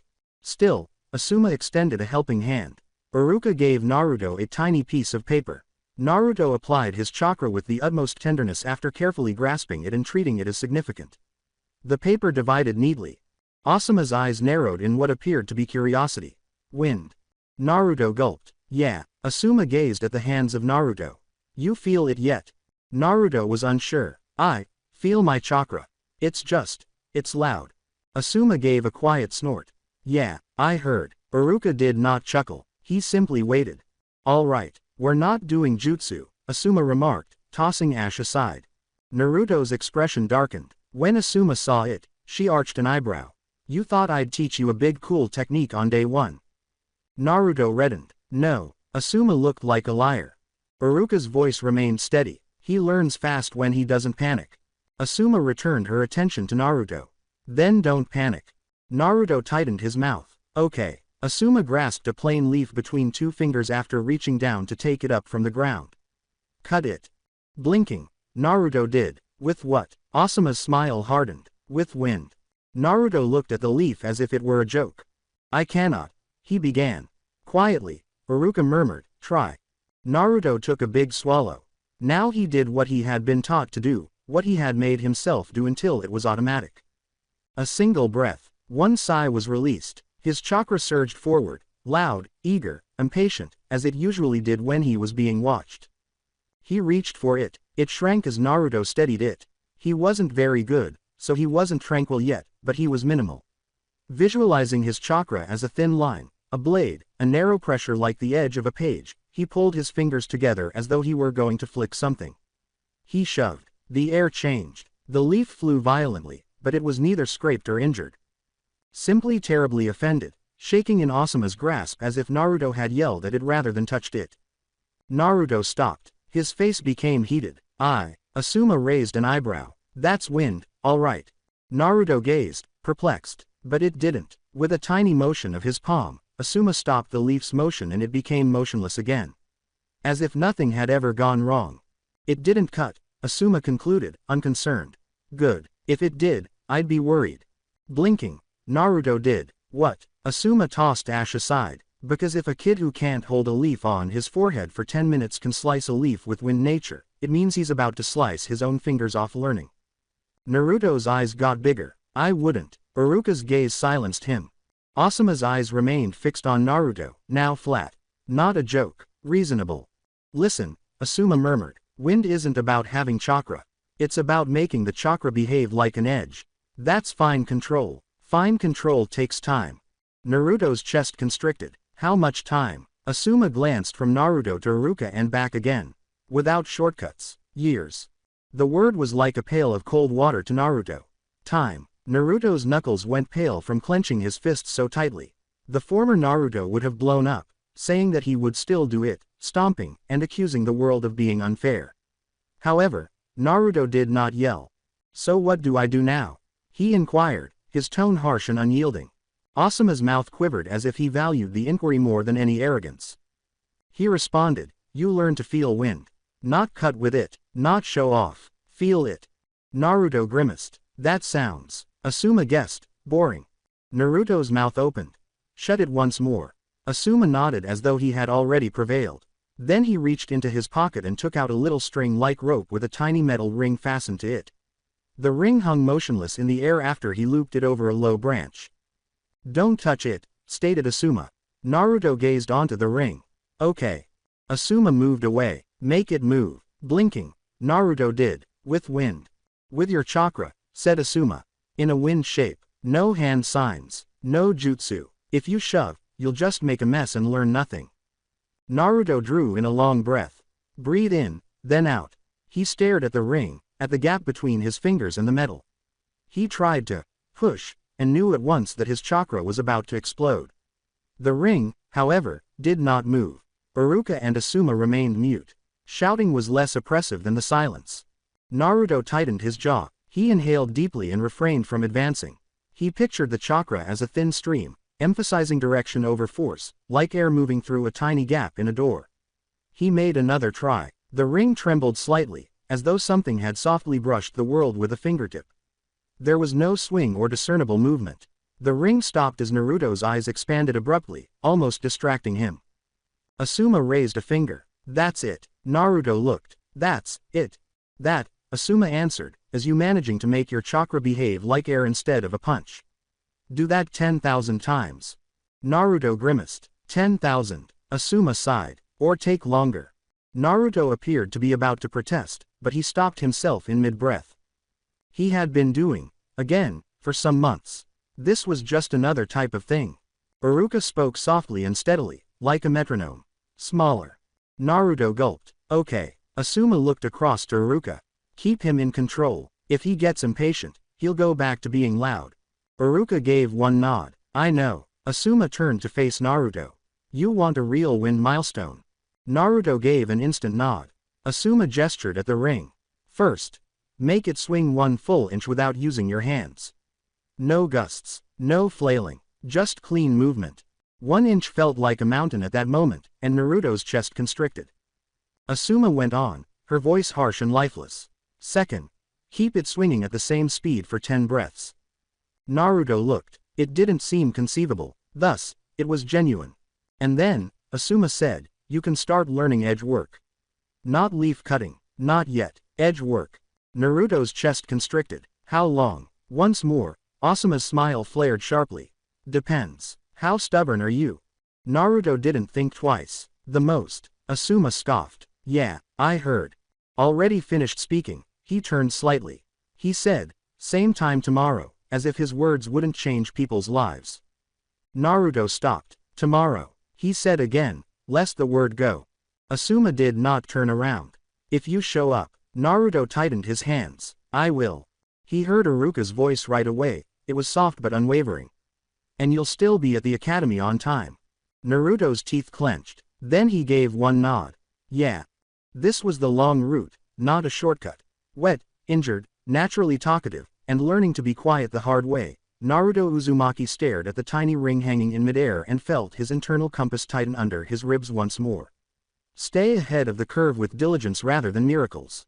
Before the sun rose, Naruto woke up. He no longer jerked up like he'd been shoved, his heart pounded, and his mind was empty but for sound. His eyelids opened and remained open this time, as though his body had already concluded there was no use in feigning sleep. The early light filled the gray-blue chamber. His apartment had the same appearance as before. Chipped paint, small walls, and a couch that would never quite lie flat after you stood up. On the counter, a pile of ramen cups resembled tiny survival awards. He was still imperfect, so a shirt was placed over a chair. However, inside that area, Naruto Uzumaki had changed. He gently sat up, rotating his shoulders once as if to assess his own weight. It was chilly. It was chilly on the floors. Still, he planted his feet. He listened for a bit, but there were no voices outside, no footsteps in the hallway, and no sharp tug in his chest that pulled him toward an invisible door. Over time, that old, strange midnight tug had evolved into something else. It no longer dragged him. It gestured. Avoid lagging behind. The idea rested in him like a stone at a river's bottom, motionless, weighty, and silent. Unromantic. Not in a panic. It's true. Naruto stood up, raised his arms, and then released them. One flex of his hands. Old bruises, calluses, and knuckles that had discovered the distinction between hit hard and hit right. He proceeded to the sink and scrubbed his face until all traces of sleep were gone, brushed his teeth as if it were important. Vomit. Cleaned, glancing up. And did in fact look. There was no different face in the mirror. It displayed the same sparkling eyes that made grown-ups cringe, the same blonde hair that refused to behave, and the same 3 whisker marks on each cheek as if the world had written its name on him. Everything around that was different. Reaching for the folded clothes on the chair, Naruto started dressing with a routine that was previously unattainable for him, as if his hands remembered the sequence even while his mind wanted to wander. The mesh, first. It covered his arms and body like a second skin, black netting with tiny pressure points against scar and muscle that felt weird if you stared at it too long. It was not armor in the sense that metal was. It served as a reminder that, despite the village's occasional efforts to forget it, you are no longer a civilian child. Next is the jacket. From a distance, the white fabric appeared brand new, but Naruto knew where the repairs had been made. The bold, unyielding orange lining at the cuffs and collar refused to be subdued. With a familiar, smooth pull, it zipped up the front. He could feel the way it framed him when he pulled it shut, shoulders squared, chest set, as if it were designed for someone who had mastered the art of standing motionless without shrinking. His right hand's wrappings were on the chair next to it. After picking them up, Naruto stopped and rubbed the cloth's edge with his thumb. He used to only bandage his hand in this manner after doing something foolish that caused it to break. Now that he understood what preparation meant, he took action. He gently wrapped the bandages around his knuckles, over the back of his hand, and up his wrist, making sure they were both supportive and flexible. The move was silently practiced. Every fabric pass felt more like a memory than a scene. Brief flashes that existed beneath the surface and didn't disturb him. Like a metronome, Iruka's voice did not waver. Once more, he gave him instructions to breathe first and to use less power. At last, the leaf exercise managed to remain in the air for longer than a breath. Because Naruto had created wind like air rather than a punch, the ring on a string shook just once. In the same way that one corrects their attitude, Naruto corrected the months when his need to flaunt himself changed from hunger to a nasty habit. After finishing the bandage, Naruto flexed his fingers to confirm that it was secure. He gave one nod, as though to confirm. Finally, he fastened his forehead shield. The weak light was reflected off the metal plate, which had an etched leaf sign on it. He placed it precisely, without arrogance or carelessness. It would have been displayed as a statement by the former Naruto. It was a promise held by this Naruto. He picked up his suitcase, looked at the door latch once, then looked at it again after a little while. Driven by a part of himself that hates leaving anything unlocked, exposed, or vulnerable, he does it out of habit rather than out of dread of intrusion. The community was waking in layers outside. Crates are starting to be laid out by vendors. Shinobi traversing rooftops with the sluggish efficiency of those who have done this 1,000 times. Even though he wasn't going there first, Ichiraku's subtle, far-off comfort permeated the air along with the scent of smoke and moist wood. Naruto moved steadily toward the academy, neither hurrying to be there early to wait nor lingering out of apathy. It was time, so he just walked. He saw reflections of himself in windows along the road, including his white jacket, orange trim, black mesh at his throat, and a bandaged hand dangling at his side as if he didn't need to demonstrate his fighting prowess. He noticed how people's gazes constantly darted to and from him. However, the effect of the appearance had diminished. He was making something that didn't depend on the village's attention, instead of trying to get it. The sky had brightened by the time the academy was visible. It was the kind of clear morning that made everything seem more acute than it should have. The structure remained unchanged, with its weathered steps and polished wood, a location that had felt like a cage. It seemed like a boundary now. As Naruto walked in, footsteps and voices filled the corridor. Chairs scraped, children giggled, and someone called out another's name as if they were playing a game. Naruto used to be enveloped by the noise, which was a part of him, but now it moved about him like water around a stone. He softly opened the door to the classroom. As soon as Naruto walked in, Iruka stood at the front with a clipboard in hand and her eyes popping up. Iruka's countenance softened for a brief moment, but it was so slight that no one else would have seen. Even so, Naruto felt it. He made no official declaration and sat down without being instructed to kick the desk or sprawl. A few children stared at him as if they thought he was a hoax. They had no reason to suspect one because of Naruto. The room gradually shifted. There was no sound, no overt indications, just a slight tightening as though the air had recognized a presence. Sasuke walked in with her typical calm demeanor, her eyes sharp, her dark hair neat, and her expression unreadable. She didn't look around the room for reactions, unlike other children. She seemed to be evaluating exits instead. Naruto refrained from smiling, staring, or acting in a way that would make her feel observed. He just acknowledged her existence, which was unavoidable and steady like the morning. Sasuke looked around the space. Past Sakura, who promptly straightened. Past Kiba, who appeared to be considering whether or not to bark. Even though Shikamaru didn't raise his head, he managed to observe everything. Then Sasuke stared at Naruto. It remained. A second. A pair. It's not soft and warm, but distinct from the past. It was more about wondering if he was real than it was about why he was there. Naruto firmly maintained eye contact with her before purposefully averting his sight to make room rather than submit. Iruka gave one hand clap. Settle down. I like to tell you all well done, you are now a genin rank shinobi of the Hidden Leaf. Nobody moved for a half heartbeat. The class then went crazy. Sakura's hands shot to her lips as if she had to physically contain her happiness. Kiba didn't care that she whooped loudly enough to warrant a lecture. Choji blinked as if the information had to pass through his mind twice before it reached him. After being given a lifetime of work, Shikamaru slumped on his chair. Unlike his typical animated responses, Naruto stayed still. He remained motionless, as though attempting to prevent his body from revealing his emotions, rather than leaping, raising his arms, or yelling, "I'm gonna be Hokage," into the sky, as he frequently did when practicing alone in deserted streets. He was surprised by the way the word, genin, sounded. It felt more like a door finally opening after years of work than a prize. He let out a calm, quiet sigh of relief. Sasuke did not respond in the same manner as everyone else across the room. No beaming smile, no tears of relief. Just the same calm demeanor, slightly narrowed eyes, as though she had anticipated this moment, and the only thing left to wonder was how much it would cost. The applause turned into disorganized conversation. Children turned to celebrate with one another in their own unique ways. Iruka raised a hand once more after letting it flow for a few seconds. He said, quiet, not loudly, but firmly. Reluctantly, the room obeyed. Iruka's eyes shifted and momentarily fell on Sasuke by the window. His eyes moved after softening for a brief blink that most in the students wouldn't notice. And made a halt at Naruto.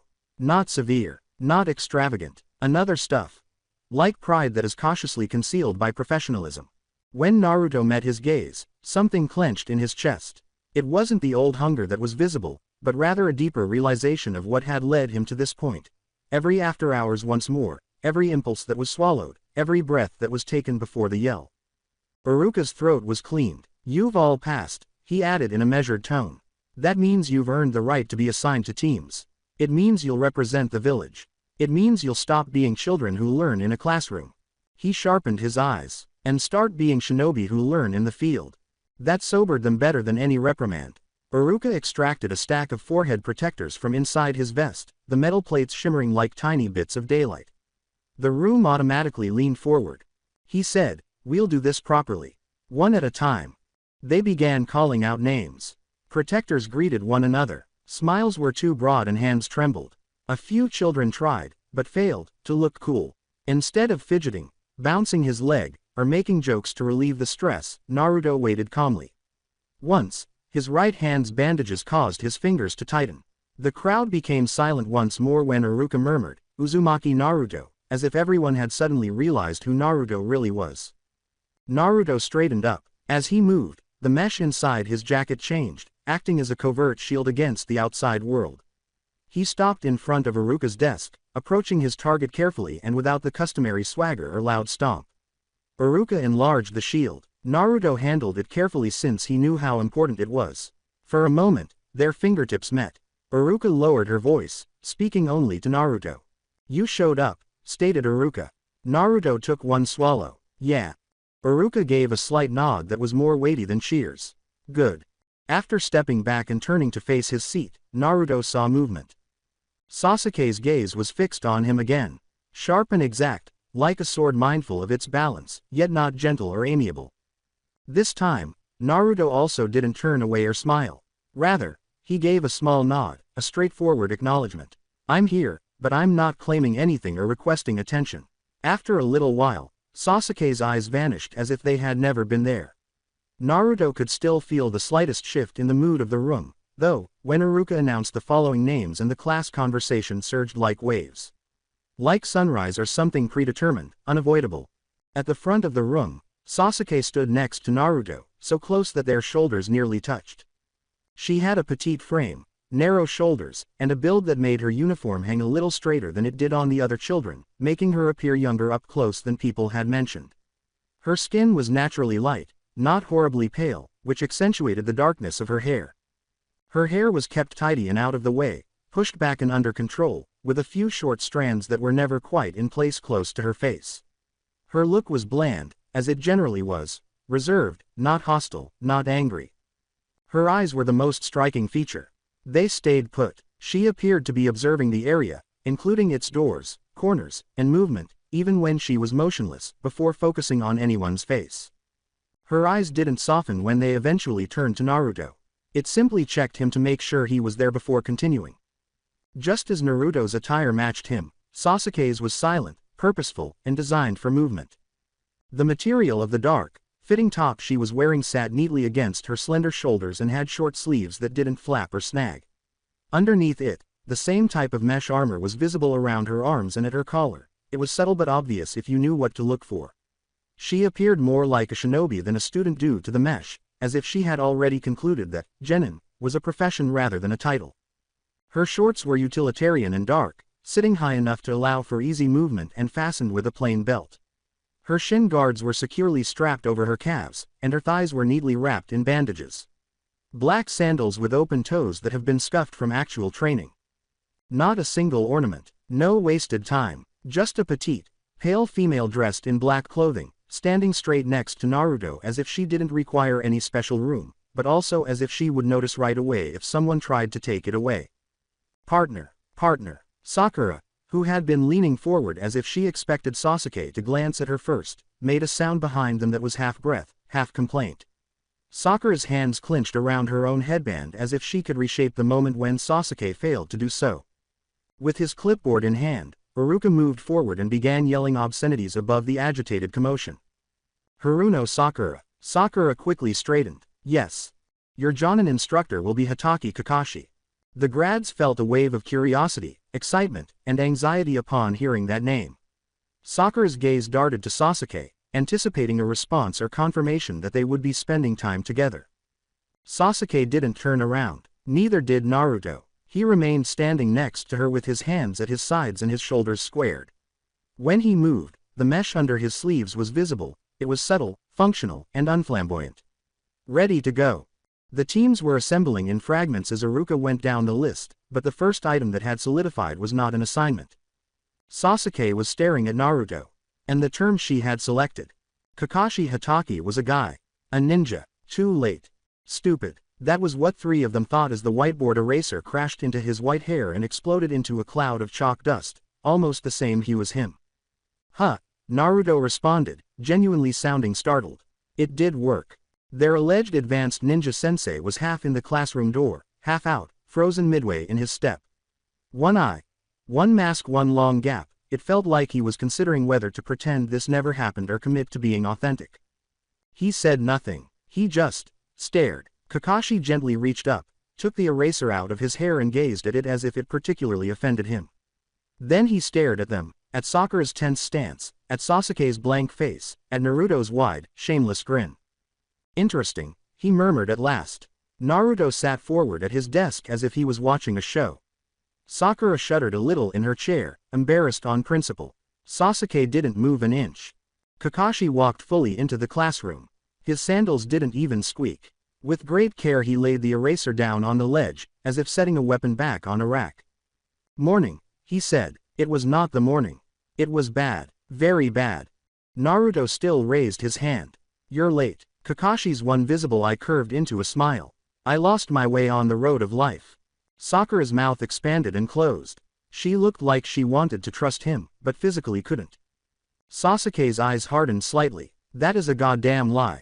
Kakashi nodded as if she'd gotten a quiz answer right. It is. Naruto laughed once, bright and short, then stopped, realizing he was the only one. Sakura looked at him like please don't, please don't. Sasuke looked at Kakashi as if I'm already exhausted. Kakashi clapped hands together once. Okay, since we're all here and you're all staring at me with varying levels of disappointment, we're gonna get started. He pointed at them three with languid authority. Introductions. Sakura blinked. Introductions. Konoha has a tradition, Kakashi said, like he was quoting something he didn't care about. Team members tell each other their likes and dislikes, their hobbies, their dreams for the future. Then you all silently regret being honest. Naruto's ears twitched. Sakura tensed. Sasuke's face remained impassive, but her gaze focused. Kakashi leaned back on the desk, his shoulders slack. Let me go first. Sakura's eyes flashed with relief. Kakashi continued, deadpan. My name is Kakashi Hatake. Things I like, things I detest. I don't feel like telling you my interests. I have tons of hobbies, my dreams for the future, never mind. There was a beat. Sakura gaped. Naruto blinked. Sasuke gazed harder, as if she was trying to punch a hole through him with eye contact alone. That's not. Sakura began. That's not an introduction. Naruto finished at the same time. Kakashi's eye twitched again. Sure it is. Now you. Naruto raised his hand right away. If you didn't have to do it, why do we? 'Cause I'm your sensei, Kakashi continued, like a toddler should have known. He took the idea of hierarchy personally. Naruto felt deceived. Kakashi gestured to Sakura. You go first. Sakura trembled as if she'd been struck with a kunai of societal pressure. She sat up straighter, adjusting her pink skirt under her palms as if it may help. Oh okay, she said and immediately sounded like she hated existing. My name is Haruno Sakura. I like cute things. She looked down at her clothes as if to confirm it. And, flowers. And, being with my friends. Naruto made a small, ow, sound and earned himself a stare that might draw blood. Sakura raced on, her cheeks heating. I don't like scary stuff. And I don't like people who are mean for no reason. On the last word her voice sunk, softer, like she wasn't sure she was allowed to say it. Kakashi hummed as if he was taking notes in his brain. My hobby is. Sakura's gaze wandered over the room, looking for the proper response as if it were written on the wall. Reading, sometimes. And, I don't know. Just, normal stuff. Naruto cocked his head to the side. Sasuke did not reply, but she did not look away either. And my dream, Sakura hesitated. The sparkling confidence she'd strode into the room with faltered, for just a second. I want to be a great kunoichi. It sounded like something she said to herself in the mirror. Then, as if to herself, she continued, well, then, I'm not useless. Naruto's grin turned a little more neutral, like he didn't know what to do with that type of honesty. Sasuke blinked. A swift movement, then still again.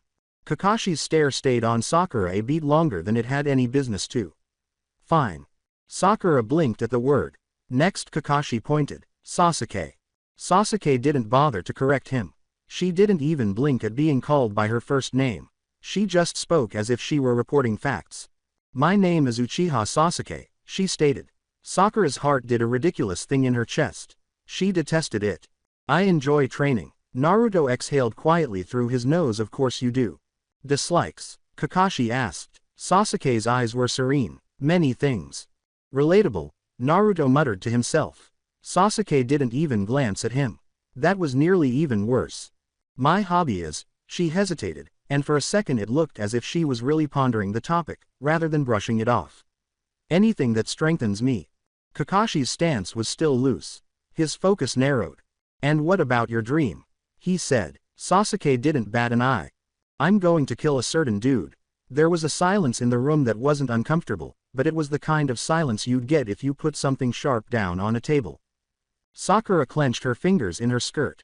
Naruto's smile disappeared. Not afraid, not pity, just the momentary silence of a person hearing a statement that cannot be recanted.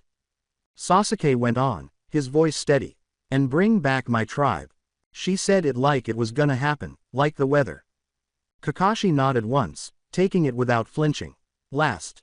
His eye caught Naruto. Naruto leaned back, as if he'd been waiting for his turn to act.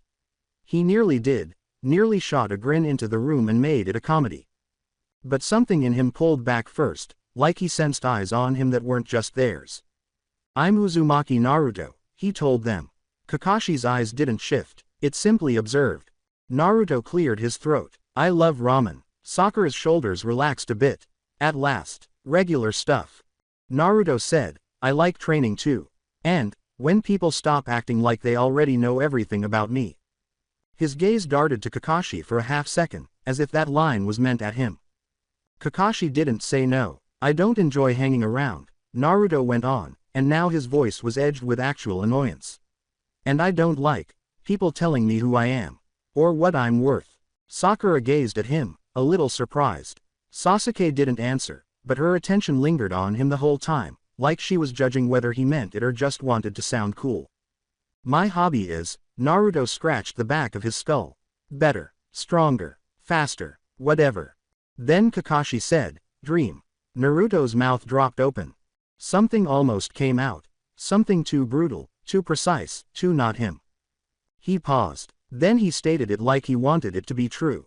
I'm going to be Hokage, Naruto declared, loud enough to fill the room. Not just because it sounds fantastic. His grin flashed, but there was hardness under it. So I can be a pillar. So others may lean on me and I won't break. Sakura looked. Sasuke didn't seem impressed. But she didn't look away either. Kakashi's glance flicked between them, as if he were watching a shaped form that he hadn't expected. Then he straightened up. Okay. He responded, his voice too light again. Now that we've done the emotional connection thing. Naruto winced. Sakura blinked her eyes. Sasuke's face went back to normal. Meet me at training ground 7 tomorrow, 5 a.m. Kakashi said.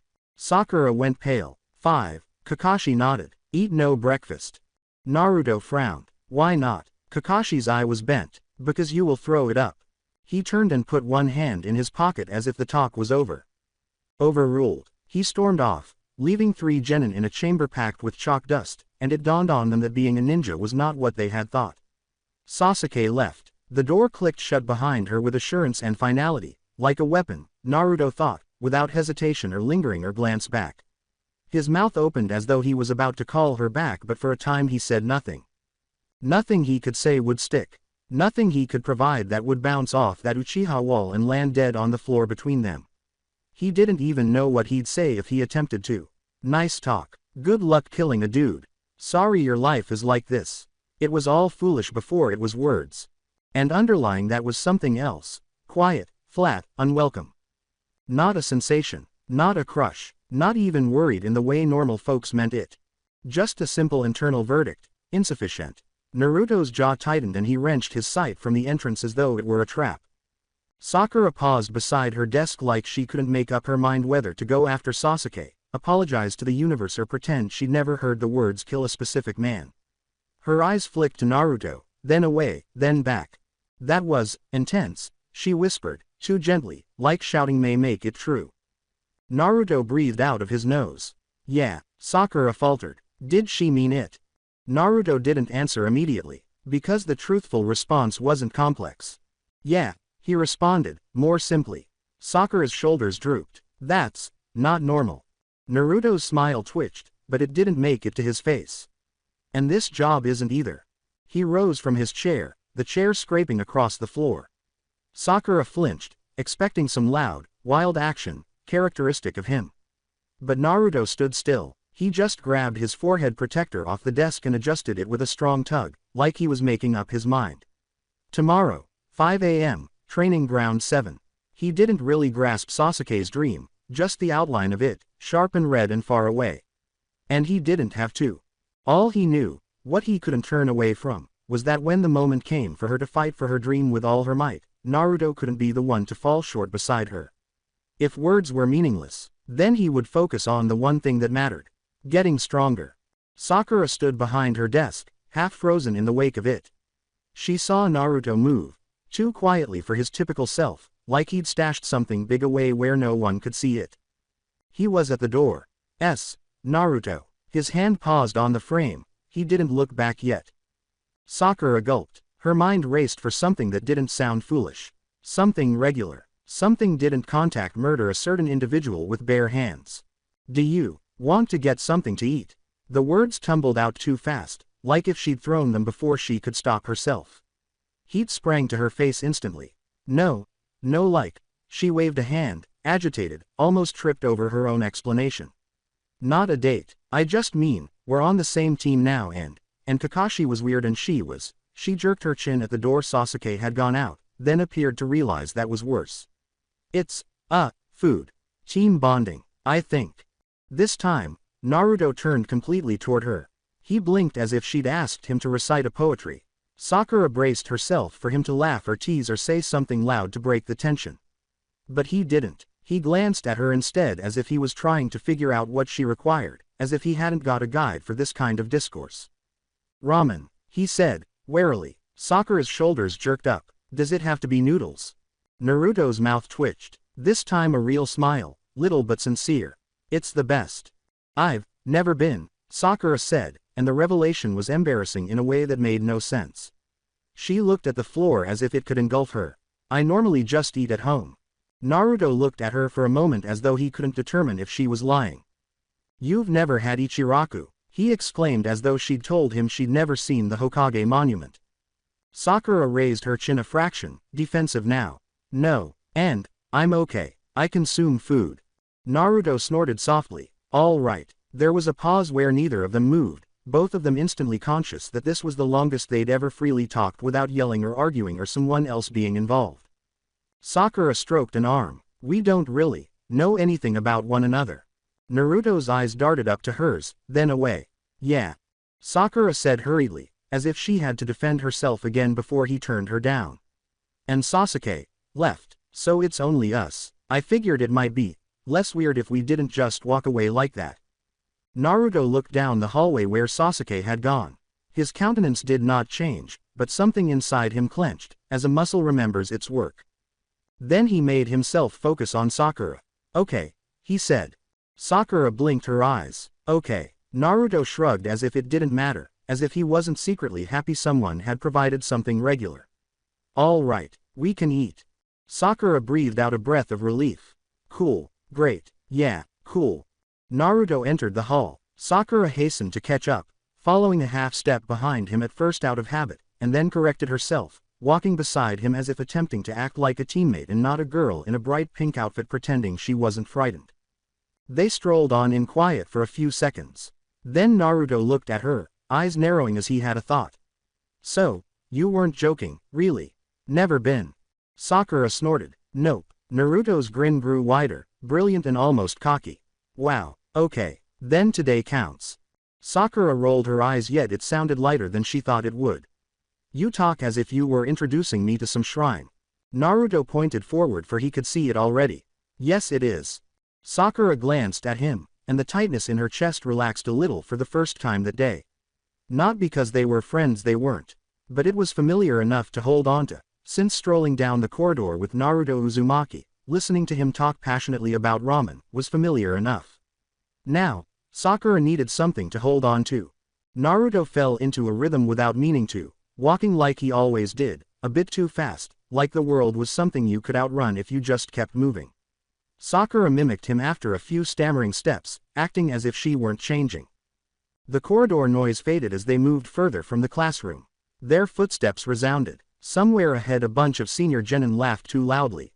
Sakura looked at Naruto. Not the noisy part of him. Not the ramen. Only him. She'd seen him every day for years. Everyone did. Bright hair, brighter mouth. He was hard to overlook. But she realized, with a little flush of shame, that she had never really looked at him as she looked at individuals whom she considered real. Like they weren't just background. Naruto's clothes made him look different from the picture her imagination kept reverting to. It was practical in a manner she hadn't expected, the layering making sense for a battle, the clean lines, the firm protection on his hands and forearms like he'd determined ages ago his knuckles were going to be involved. The orange was still there, of course it was, but it was clipped and controlled, not shrieking for attention. He didn't look like a kid playing ninja with his collar unbuttoned just enough to show the mesh underneath. Rather, he looked like a seasoned shinobi ready for battle. Sakura blinked, looked aside quickly so as not to stare, but her face was still flushing. He's kind of cute. The concept hit her in the mind like a dropped kunai. Sharp, shocking, and, right away, panic. No, that was dumb. She didn't know him. She didn't like him like that. Most days she didn't like him very much. She attempted to blame it on the chalk dust. About the tension. Kakashi was late. Sasuke had said something terrible and now Sakura's mind scrambled for something secure to cling onto. Naruto looked out to the side, as if sensing her eyes upon him. Sakura turned her attention forward so quickly her neck could have shattered. So, Naruto remarked, way too casual, you really are coming. Sakura gulped. Yes, I said I would. Naruto grinned. Well.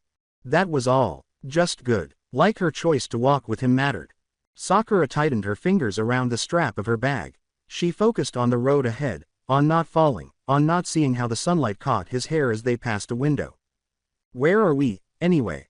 She asked, because talking was safer than wondering. Naruto raised a hand and pointed, as if the answer was apparent. You'll see. Sakura snorted. That's not a response. Naruto's giggle was soft, almost under his breath. It is a response. Sakura rolled her eyes, but it was more like an inward motion this time, not for anyone else. She gave him a brief look, just a fast glance. That moment, he wasn't the class troublemaker. Instead she spotted a boy that was already clothed in gear that suggested he meant to make it through on his first day as a genin. They came out of the building into the late afternoon air and heard the sounds of the town around them. Sellers shouting, sandals slapping on stone, someone haggling over the price of fish. Outside, breathing was simpler, like the academy had been a pressure cooker. Naruto walked down the road with his hands in his pockets, like he owned the road. Sakura matched his pace, putting on an expression of not trying. After a few paces, Naruto cocked his head toward her, as if he'd suddenly remembered something vital. So, what are you going to do? He asked. Sakura blinked. What? Like that made it clear. As a ninja, Naruto explained. Like what are you good at? Like what's your thing? Sakura opened her mouth and then closed it again. Nobody had ever asked her that so plainly. Not in a manner that seemed as if they genuinely expected an answer. I'm smart, she stated first, because it was the safest thing. I have good grades. Naruto nodded once, like he was putting it away. All right, but like, in a fight. Sakura's gut sank. In the middle of a fight. This was the part that counted. Naruto glanced at her like. Yeah, what can you do when it's the real thing? Sakura's brain flipped over academy lectures like pages in a book she had learned but never utilized. She grabbed the first item that sounded right. I know basic transformation jutsu, she responded immediately. And substitution. And clones. Not shadow clones, regular clones. And I can throw a kunai pretty straight. And I know the rules of engagement and the hand signs and chakra control theory and… Naruto slowed down, not by much, but enough that Sakura had to slow down too. He glanced at her in a way that was not quite cruel, but confused. Quote. Sakura, he replied gently, like he was tasting the word, that's academy stuff. Sakura's cheeks burned heated. Well, yeah, we just graduated. Naruto frowned. Yeah, but that's like saying you know how to hold the ball. He made a vague gesture with his hand, like he was attempting to convey something he assumed everyone knew.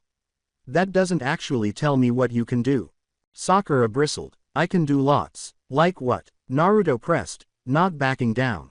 Not to embarrass her, to be sure, but because he did want to know. Sakura opened her mouth again, but for a second she was speechless. The silence was almost terrible. She hated it. She hated that she'd always imagined being a ninja was something you become the moment you got the forehead protector, as if it was magic. Now strolling next to Naruto of all people, she felt like she had been playing dress up. I don't know yet, she said, the words dragging as if they weighed more than her suitcase. I thought once I was on a team, I'd figure it out. Naruto's face was different. The perplexity didn't go away, but it eased at the edges. Oh, he said, softer. So you're like, back to square one. I am not beginning from zero, yelled Sakura, instantly regretting the sharpness. She clutched the strap tighter. I mean, I know stuff. I just haven't used them. Naruto hummed, pondering. It was strange seeing him think without turning it into a joke. Okay, he replied after a while, as if he'd decided. Then we'll see. Sakura looked him up and down. Naruto shrugged as if that was clear. We're a team. The words hit Sakura where she wasn't prepared. Not hot, no comfort, just real. Naruto looked at her again, not a strange expression this time. That was good. Don't eat breakfast tomorrow, Kakashi urged. Which means tomorrow is going to suck. So if you don't know what your thing is yet, you better figure out what you can do when you're tired and hungry and somebody's trying to make you fail. Sakura gulped. That's good. Naruto smiled. I'm helpful. Sakura puffed, but she couldn't stop the faint, anxious laugh that escaped. Naruto nodded like he'd won something. Good, he repeated and began walking quicker. Sakura hastened to keep up, her pulse racing.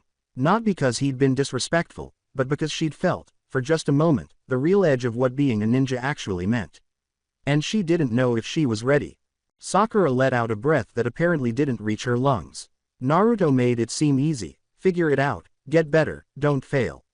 As if there was a straight line between academy and shinobi, and the only thing between them was effort. She looked at him sideways, the way he moved like he'd already made up his mind he was going to survive this. All right, she murmured, cutting off the last of her pride. So what can you do? Naruto blinked. Sakura raised her chin, attempting to sound casual. As a ninja, what's your deal? She figured he would, honestly. He'd shrug and say something like I can produce clones or I punch hard or I'm good at getting away. Something big and stupid and familiar. Naruto didn't shrug off. He gazed forward as if to see where they were. They'd turned off the main street, past a little canal between buildings, water slipping by, shallow yet constant, catching the sun in thin ripples. It was silent here, less eyes. Naruto slowed, then walked toward the canal as if he had reached a decision. Sakura knitted her brows. Naruto, where are you? Just look, he said. His tone was quiet and plain, not spectacular. He crouched at the bank of the canal, one hand resting on his knee, staring out at the canal as if weighing some silly idea in his mind. Suddenly his fingers moved. The water's surface quivered. Sakura's eyes expanded, involuntarily. The water ascended slowly in a smooth column without splashing or resetting, simply obeying his order. It twisted in the air like a ribbon pulled by an unseen hand and formed a spherical roughly the size of a melon over his palm. In the strong sunlight it looked strange and yet palpable, transparent but hefty. Naruto wasn't looking impressed, more like he was inspecting the technique in his head, making sure the form was stable. Sakura looked at him like he had switched bodies with someone else. You can do Sweden, she blurted, because she couldn't get her tongue to behave. Naruto gave her a look over his shoulder with his eyebrow raised. Yeah, a bit. A little, Sakura muttered, as if he was insulting her brains. Naruto shifted his palm a little, and the sphere extended, thinning into a narrow stream. It snapped out in a crisp line, cutting a nice groove in the dirt near the canal wall. It stopped short of the stone. No sprays. No unnecessary movements. The water snapped back, forming a spherical again, as it had never moved. Sakura gulped hard. That was control. Control. The kind of stuff their lecturers talked about as though it were some faraway destination. Naruto let the water settle and drip back into the canal without a sound. It's not great, he remarked, getting to his feet. It's just handy. The way he stated it, like he was talking about learning how to make a knot, not bending an element, Sakura didn't know how to react. Since when? She asked. Naruto rubbed the back of his skull. A little. That's no answer. Naruto grinned, as if he knew that was going to happen. Okay, I practiced. A lot. His grin settled into something truer. I found time. Time. Sakura opened her mouth to snap back, and then paused, since the words felt odd in her throat. We all had time. Naruto had time the way someone has time when no one is waiting for them. When there's nowhere else to be. She hated the way the thought made her chest constrict. Sakura cleared her voice to something normal. So you're a water-style user. Naruto shrugged. I can do some basic water stuff. It's not my main thing. Sakura blinked. Then what? Naruto didn't answer right away. He dug inside one of his pockets and pulled something little and flat out. A leaf. Sakura looked at it, perplexed. What's? Naruto held it in his fingers. Wind. Sakura's eyes expanded once more. Wind nature change. Naruto's face contorted as if he didn't like speaking it out loud. I'm starting it, not finished. That's. Sakura's voice thinned. She didn't even know what to compare it with. That is, Naruto, that is advanced. Naruto glared at the leaf as though it had personally insulted him. Yeah, that's why it's taking so long. He pinched the leaf between his thumb and fingers, his eyes narrowing, not dramatically or intensely like Sasuke, but with some other kind of intensity, as if he were trying to control his chakra. There was a moment, during which Sakura was almost relaxing, and then the leaf quivered. A faint sharp line developed on its surface as if some unseen power was trying to cut it. The cut wasn't clean, nor all the way through, but it was there. Naruto breathed sharply through his nose and a flicker of annoyance crossed his face. See, he held it up like proof. It's meant to slice, like, cut it in half. He frowned at the leaf. Mine just scratches it. Sakura looked at the little mark as if it was a miracle. You're doing the leaf cutting exercise, she muttered. Naruto looked at her, startled that she knew it. Yeah. Sakura's mouth opened, then closed. She couldn't think of anything to say that wouldn't seem like she was praising him, and she wasn't. She wasn't his buddy, she didn't do that. But her voice was smaller regardless. That's quite impressive. Naruto glanced at her as if the compliment had not yet registered. Then he looked away, suddenly interested in the canal, once more. It's simply work, he said, too fast. Sakura watched him for a second, seeing the way his fingers flexed as if he wanted to try again right here, just here, till it complied. Why? She asked, before she could stop herself. Naruto stared at her. Sakura rushed, words spilling out. No, not why wind, I mean, why all of it? Sweden, wind, the armor, the training. You act like you've been preparing for this your whole life. Naruto's smile did not come. Not really. He appeared younger for a second, like a youngster who was caught with something he didn't want people to see. He shrugged then, but not casually. It was a shrug that said, it's apparent. Because if I don't, Naruto stated, plain and straightforward, I'll lose. Sakura blinked. What lose? Naruto's jaw clenched, as if the question had struck something jagged inside him. He didn't glance at Sasuke's direction. He did not gaze toward the academy. He peered ahead, as if the future were a fight he could already see. Quote.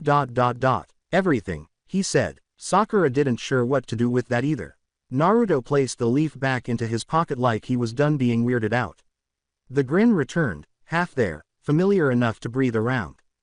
Anyway, he added, with a deliberately brightening, Ichiraku's this way. Sakura blinked, still looking at the image of water obeying his instruction and the little rip in the leaf that shouldn't have been conceivable for someone like him. Someone she'd never considered seriously. She ran after him, and for the first time since Kakashi had showed up late and Sasuke had spoken as if murder was imminent, Sakura began to grasp what she had refused to admit. Naruto Uzumaki wasn't simply pretending to be a ninja. He was becoming one. Sakura hurried a half-step to keep up, the earlier heaviness still hanging in her chest like a stone she didn't know where to put. Talking about ramen was simpler than talking about murder. So she didn't. She went for something safer. Some stuff normal, some girl. Her eyes glanced down the street, then back to Naruto, as if she were trying out how to ask without it sounding like she was asking. So, Sakura murmured, injecting brightness into her voice. And Sasuke. Naruto didn't even slow down. What of her? Sakura gave an exaggerated eye roll. No, you know what I mean. Naruto looked at her, blank. I don't really. Sakura snorted. You guys were odd in there. She waved a hand, as if she could rewrite the day with a gesture. Nothing she said surprised you. And you kept. She stopped herself from saying watching her. You were behaving like you knew her or something. Naruto gave a half laugh, half scoff. Don't know her. Sakura's eyes narrowed. She didn't buy it. Yeah. Naruto glanced straight ahead as if the street was something interesting. Sakura leaned in a little, her voice lowering into that private tone girls used when they wanted the truth. So you like her? Naruto blinked. It was not shock. It wasn't flurried. It was like Sakura asked him if he liked the weather. What? He asked. Annoyed. Sakura's cheeks warmed. Like. Continue. Naruto's mouth moved. He seems genuinely puzzled by the category. Finally he said, she's Sasuke, as if it explained everything. Sakura moaned. That's not an answer. Naruto shrugged. I don't know. I think she's tough. Sakura immediately grabbed it. Good. Okay. And she's annoying. Naruto added, too soon, as if he was trying to balance the scale. And silent. And she pretends she's superior than everyone. Sakura's eyes widened slightly. You seem like you thought a lot about her. Naruto gave her a look. No, I don't. Ichiraku was nice and warm. Not the calm, private warmth of a home kitchen. Steam and broth and talk and the subtle clink of porcelain, as if the little stand had dug out a pocket of comfort and refused to let the rest of the world mar it. Naruto sat upon a stool with practiced ease as he dipped under the crimson curtain as if he belonged there. Sakura hesitated long enough to feel bad about it, then sat alongside him, folding her hands neatly in her lap as if posture could make this less like something. Chuki looked up from behind the bar, his smile immediate and effortless. He said, Naruto, you're early for once. Naruto grinned. Now I'm a genin.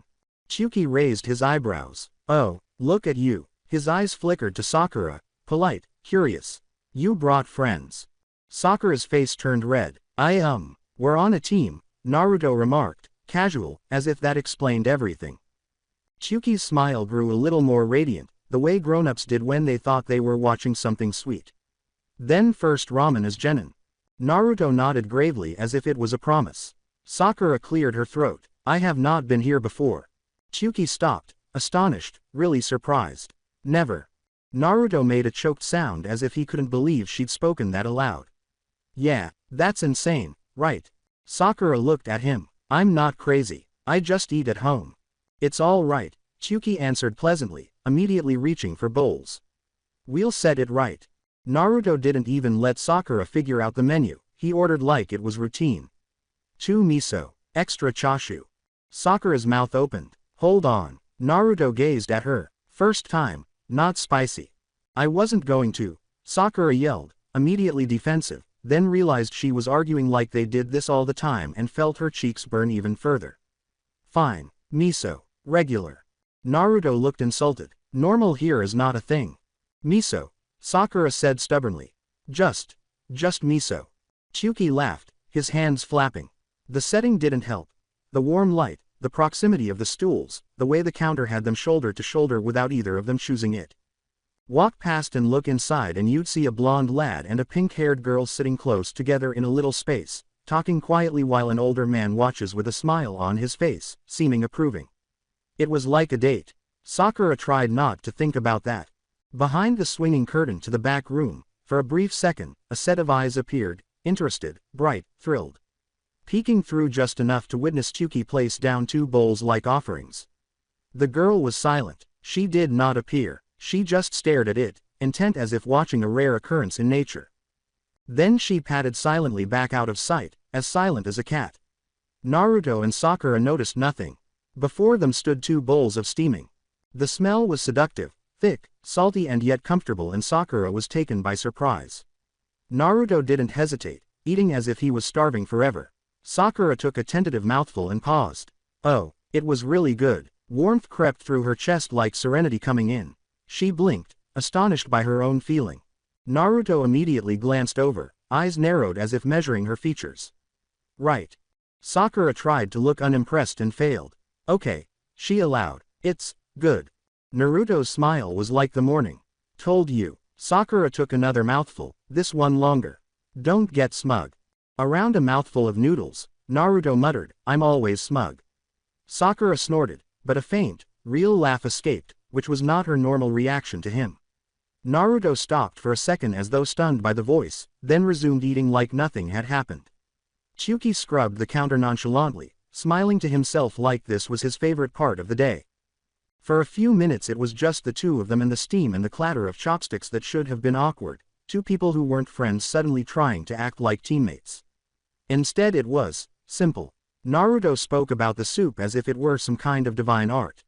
Sakura had asked questions, not sure what else to do, and Naruto had answered as if her questions mattered, even when she was obviously trying to pretend they didn't. A person outside walked past, slowed a little, and then carried on. The heat rose in Sakura's neck again, and she carefully focused on her ramen. It wasn't a date, not in the least. Still, from the outside, it could have been mistaken for one. You do, Sakura said triumphantly suddenly, like she'd found the thread. That means you thoroughly. Naruto stopped her off, a frown creasing his face. Sakura, I don't like her. Sakura looked at him, dissatisfied for reasons she didn't want to get into. You don't. No. The answer was too bland to be a lie. Then, after a pause, he continued, as if it mattered that she understood, it's not like that. Sakura opened her mouth, preparing to inquire, then what is? Yet Naruto's eyes were already back to looking forward, at something far away, as if his mind had drifted off onto another track. Whatever was on his mind, it was not something Sakura could gossip about. And it made it all the more interesting. Sakura cleared her throat and tried again, nonchalantly. All right, but, if you don't like her, why do you care so much? Naruto's jaw tightened for a moment before he turned to Sakura, giving her an odd expression. It wasn't passionate or possessive, as if he was repeating something he'd been told once and couldn't forget. I don't know, he whispered. I just do. Sakura blinked. Naruto pasted a grin back on his face, as if he could shove the weirdness in a pocket. Quit acting crazy now, Ichiraku's right there. Sakura watched the little business get closer to her, but her thoughts were still on Naruto. Gossip came easily, except for Naruto Uzumaki. He's weird and quirky, but there's something kind of charming about him. But next morning that little stupid charm was gone. Kakashi explained the bell test like it was a weather report, calm, easygoing and entirely indifferent in how their guts were tying themselves into knots. He informed them the regulations, told them the time limit, told them what would occur if they failed. He ordered them to break up. Sakura, tired, starving, and scared of being taken back to the academy, did what she thought a ninja should do. She ran. She leapt into cover, melting into the depths of the trees, breathing slowly through her nose to settle her hammering heart. Her palms were smudged with dirt. Leaves stuck to her sleeves. She waited, wide-eyed, listening closely for anything but her own panic. Across the clearing Sasuke disappeared like smoke in the distance. But Naruto, he stayed. He was open, standing out like the world couldn't reach him. Like hiding was for those who didn't mean to win. He stood too casually, as if forgetting his Jonin-sensei was someone to be dreaded. Sakura looked, scared, from behind her bush. Moron. Kakashi snapped his book shut and gave him a one-eyed smile. Kakashi glanced at him. You're not running, he said. Naruto shrugged as if this was clear. If I do, you'll get me. Kakashi's eye curved a little farther, amusement sharpening at the edges. So your plan is to lose quicker. Naruto's grin flashed, bright and foolish and fearless. No, he replied, I want to start. Sakura's breath caught, because Naruto's eyes merely for a moment wandered to the edge of the tree line. Not in the direction of Sakura's hiding place. Another place, a particular spot. Then he gazed at Kakashi, as though nothing had happened. Kakashi saw this. Sakura could tell he noticed, even without seeing his other eye, the atmosphere shifted. It wasn't much louder or more forceful, Just, more tense, as if the clearing itself knew it was being watched by something menacing. Naruto lifted his hands. Sweden, he murmured, as calm as breathing. Water release, water displacement. And behind Kakashi the river replied. And the river answered behind Kakashi. Water crept up its own bank as if it had been given permission and spilled out in a slick sheet that flattened the grass and swallowed the clearing in seconds. There was no violence about it, no wave smashing, no surge roaring, just the chilly, heavy inevitability of its spreading. Kakashi neither dodged nor stepped back. He didn't even modify his stance to begin with. He just watched the water come. It reached his sandals and kept rising, up to his ankles. The water tugged at the loose grass, licked at his soles and threatened to change solid ground into something unsteady. Naruto stood before him, in the open, hands down, his expression blank but intent, as if this was the first part of a plan he'd already put in motion. Kakashi looked at the ocean and then at Naruto. For the first time since his late arrival, his lethargic appearance, a genuine reaction flickered behind his apparent eye. Not worry, not shock, but a keen flash of curiosity. That was a lot, he thought. Not order, not finesse, simply impossible chakra, an enormous rush, rushing forth from a simple technique like a floodgate opening. It was a reserve unusual for a new genin. Kakashi's eye narrowed a little. Water release, he murmured lightly, as if praising someone's handwriting. Day 1. Naruto didn't grin, relax, or twitch. Instead he stared at Kakashi, as if attempting to predict the movement of the bells. Sakura, covered beneath her bush, grumbled under her breath as the water drew closer. It soaked into the soil around her elbows, slicking the ground. Any little movement would produce a noise. Kakashi maintained his eyes on Naruto. But Sakura got the strange impression that he knew exactly where she had been all along. His attention flickered toward the tree line for a brief, careless moment, casual and unconcerned, before going back to Naruto. You did this, said Kakashi, without even hiding. Like it wasn't so much bravery as math, Naruto shrugged. Hiding is no use, you can see us. Kakashi stopped, not because Naruto insulted him but because Naruto said it as a truth. A little pause, water murmuring softly about Kakashi's ankles. Kakashi's smile expanded a little then. Cute, he remarked, and then he moved. Sakura hardly noticed it. Kakashi was there one moment, standing ankle deep in the water, calm, and the next he was gone. His body rushed forward quicker than any academy demonstration Sakura had witnessed, and the water rippled. Grass was swaying, mud sprayed, the bells chimed once, brilliant and tempting. Naruto responded instantly, not with terror but with a rapid recalibration, feet grounded, shoulders straightening, hands already moving. Kakashi's next stride found the ground more slippery, the current tightening, attempting to trip him like an unseen hand. Kakashi didn't think twice. He moved naturally, like he was built to balance. Naruto's eyes darted again, quick and purposeful, to the same section of the tree line. Like he was looking at a stopwatch. Kakashi noticed. That sent a chill through his gut more than the water. His visible eye narrowed as he disappeared again, reappearing by Naruto's side as though distance meant nothing. At the last moment Naruto twisted, forearm up, plated guards catching the move. With a muffled thump, metal clanged against his glove. Sakura's eyes grew large. Naruto took a step back, his feet in ankle-deep water, but he stayed alert and steady. Kakashi's eye wrinkled. He can take a hit, he thought, almost delighted. Then he went ahead and tested it anyway. Kakashi's legs swung low and fast. Naruto sprang, water splashing up from his sandals, then landed and pressed his palm down right away. The water boiling and thickening around Kakashi's feet, a surge of current trying to snare his ankles. It was crude, without any particular shape, just sheer force. Kakashi let it tag him for a moment. Then, as though it were nothing, he stepped free, chakra rushing into his legs, breaking the hold as easy as stepping out of mud. Naruto's brow wrinkled, but he didn't look annoyed. He seemed as if he'd expected that result. Kakashi cocked his head. You're not attempting to murder me. Naruto's eyes were fixed on the bells. No need to. Kakashi's smile grew thin. You think this is a game of strength? Naruto said nothing. His hands moved again, and behind Kakashi the river groaned as if it had something else to release.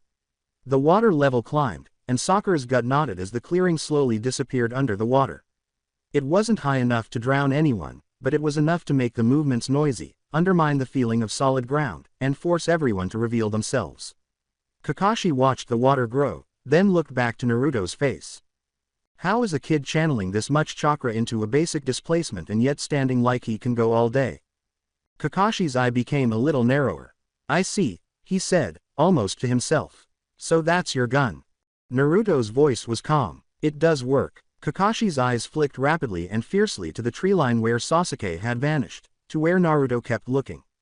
Then he averted his gaze. Naruto missed the point of Kakashi's observation. Or he saw it and chose to ignore it. Kakashi's voice was casual, but the atmosphere around him became more tense, tighter and more focused. Well, remarked Kakashi, let's see how long it works. Kakashi advanced onto Naruto with genuine intent. No practice swings, no cautions, just pure speed that left little time for thought. Sakura, huddled behind the bushes, bit her tongue so hard she tasted blood. Naruto wasn't hiding, or running. He stood in the open waters while a Jonin charged at him, yet he still seemed determined to not lose no matter the odds. And Sasuke watched as Naruto started to lose. Not in any spectacular, crumbling way, Naruto was too stubborn for that. He kept getting up, kept pouring chakra at the problem like volume might substitute for precision. He slithered down his own river with those sharp, water-propelled bursts, attempted to transform angles into advantages, tried to make Kakashi struggle for every stride. Kakashi continued to stroll through the area at a leisurely pace. He seemed just marginally interested, as if Naruto was just a simple puzzle he had to solve with one hand tied behind his back. Naruto charged again, but his attack was too direct. Kakashi effortlessly intercepted the strike, grabbing the front of Naruto's shirt and cutting him off in his tracks like a scruffled, unruly puppy. Sasuke squinted his eyes. Kakashi raised him a little, enough to push him off balance, not harshly, nor tenderly, just effectively. Naruto's feet slipped on the water-slick grass, fighting for purchase. For the first time, Sasuke saw the moment Kakashi had been waiting for, when Naruto's action became frantic flailing. Kakashi moved his hand as if to complete it. Sasuke was quick. 2 shurikens sprang free of her palm with a clear crack, spinning away through the morning air. They cut across the flooded clearing, in perfect rhythm, so fast that Sakura wouldn't see them until they hit, and Naruto only saw the glimmer at the last moment. Kakashi didn't bother turning, he just stayed put. He vanished in a cloud of smoke and a log replaced him with a wet thud, half sunk in the stream of Naruto as the shuriken buried itself in the wood. It was a substitute jutsu. The water hit the log and broke into ripples. Naruto blinked as if his head hadn't caught up with what had just transpired and then automatically backed up, hands up, and failed to follow up with an attack. A few paces away, Kakashi reappeared, comfortable once more, with a small bend to his eye. Good, he responded, voice gentle. Now we're on our way. Naruto's head whipped around to the tree line. Sasuke didn't stay in one place. Naruto had the strange quirk of tracking her whereabouts. If he had it, she was not going to allow him use her as a marker again. Like a shadow, she discreetly slipped to a lower branch, and then another, shifting her position while Kakashi's attention was focused on the vast field. Sakura wouldn't have been able to do that. She was still caught on the edge, partly hidden by shrubs and full of panic, trying to be quiet every time water splashed against her elbows. Sasuke could tell the difference.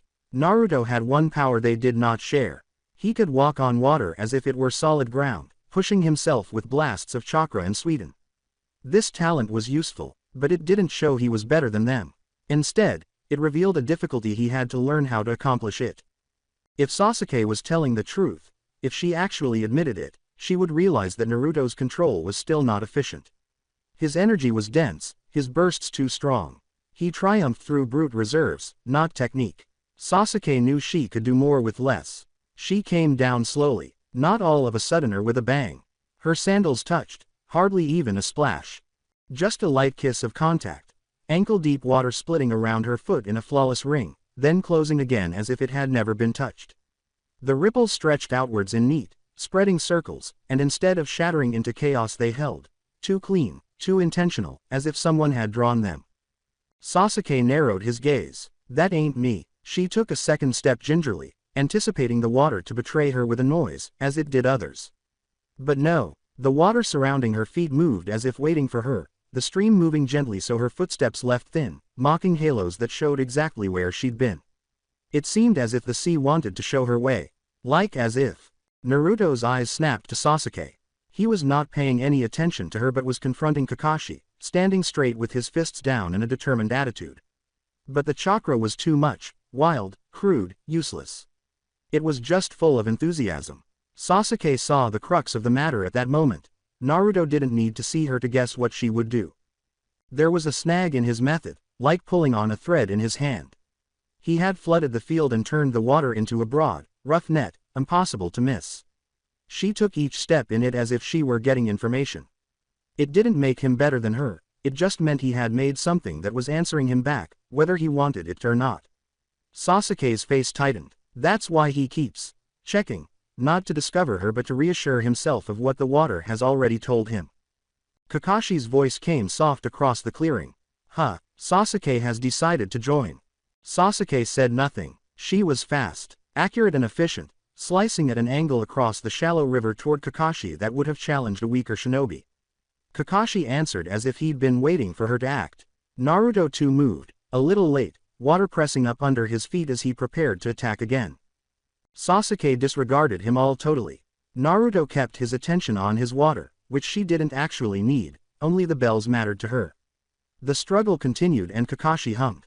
This was different from the languid, tired hum of the classroom, though, this was tinted with curiosity, as if he had found a page worth reading. Because they were genuinely doing it. Not the teamwork Academy Genin imagined, yelling plans, getting in each other's way, becoming tangled in the same place. But this wasn't the same. It was imprecise at the margins yet exact in timing. Sasuke moved first. Sharp angles, rapid motions, no wasted movement.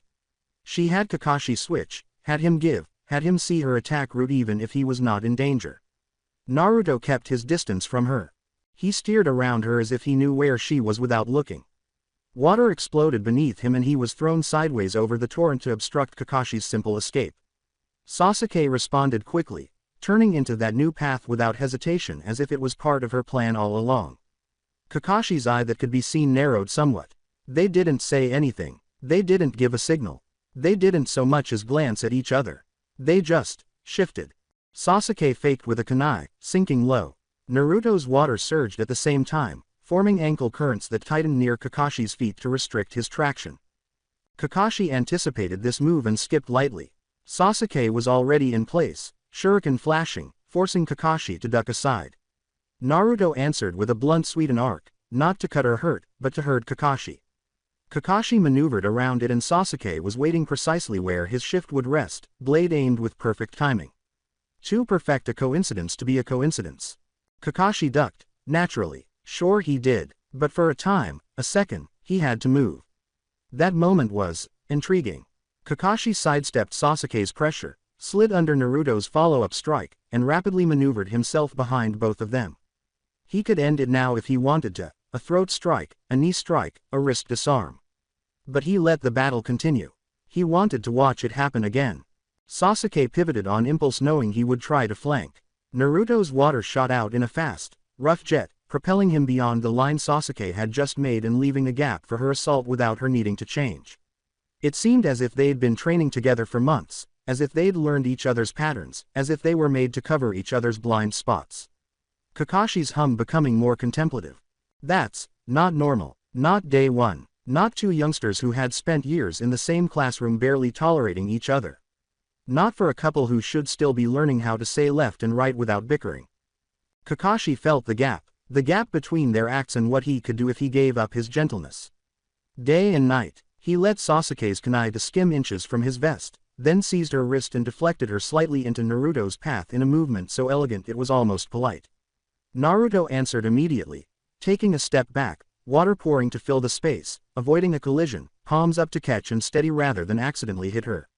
It was all staged. Kakashi's eye creased. Then he slid along, not faster, but more accurate. He slid between them, like water through your fingers, lightly touching Sasuke's shoulder with two knuckles, tapping Naruto's ribs with the side of his hand, then stepping away into the open with neither of them landing a blow. Two motions, two signals. A stark illustration of the difference between cooperation and threat. Both stopped momentarily, not due to pain, but the shock of him going through their almost synchronized onslaught like it was nothing. Kakashi watched them over his mask, bells tinkling quietly at his side. You two, he remarked, voice gentle, even amused, but not unfriendly, are going to be a problem. His eye then brightened. Just not my thing. Sakura appeared from the trees, her breath frozen somewhere between throat and lungs. Water spread in a shallow, glassy sheet across the clearing, turning the whole field into a reflected world where every stride showed and every mistake reverberated. Naruto owned that water like it was a part of his body, pushing himself, changing currents, making Kakashi's feet feel ground that should have been meaningless to a Jonin. Sasuke owned all else. She chopped angles, she read the timing, she moved as if she'd been born knowing where her next attack would come from. And somehow, they were moving in concert like they'd rehearsed it in secret. Naruto hurting, Sasuke hitting, Sasuke forcing movement, Naruto sealing exits. It was unjust. Sakura's fingers clamped on the branch so firmly the bark dug into her palm. They are already shinobi. She was a girl in a flashy outfit, with academy stuff in her head, not sure how to turn it into anything significant. The worst part was that Kakashi still outperformed them easily. He wasn't panicking or struggling, he was consciously regulating his effort. Even when the collaboration between Naruto and Sasuke was frighteningly exact, Kakashi just walked through it with ease. I have to do something. She wasn't doing it because she was a heroine. If she hung there like a statue, just watching, she would be useless, a dead weight on the squad, the third that did not count. Her stomach was a mass of hunger and adrenaline, and her mouth tasted like dirt. She made herself breathe softly, steadily.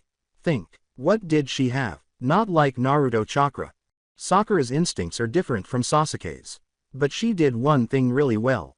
Naruto shrugged it off as academy stuff, but it gave her an advantage neither of them had at the moment, the ability to assess a situation without jumping into the fray. Her eyes darted to Kakashi, her pursuit not predatory, but testing, instructing, prompting reactions. This meant he had some habits, preferences and tendencies. Sakura watched him for a few seconds, possibly 3, 5, or 10. Kakashi never held to one line of attack for more than a heartbeat. He wouldn't commit to a clash, unless he intended to show them something. He made a mistake and corrected. And every time Naruto tried to bind his feet with water, Kakashi sprang to something solid.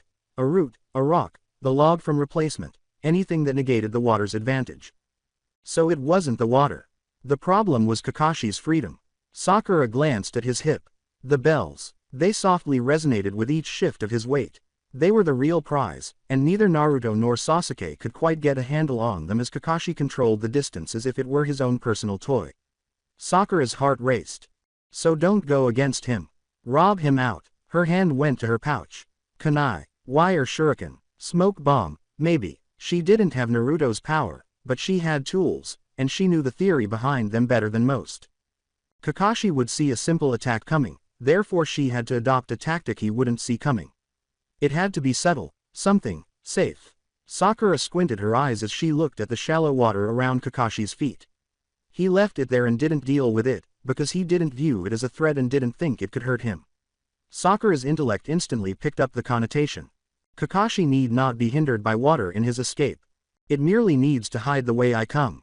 She looked at Naruto and Sasuke, and saw how they kept shoving Kakashi to the middle like planets orbiting. They were creating opportunities without realizing it, and Sakura could take advantage of one. She stepped back carefully into the undergrowth, tugging a wire spool loose. Her fingers trembled at first, then steadied as she focused. Quickly and deftly, she connected the wire to a kunai. Not to toss, but to capture. She kept low, belly to the ground, crawling across wet grass and tiny puddles until she reached the edge of the clearing where the water was deepest in a dip.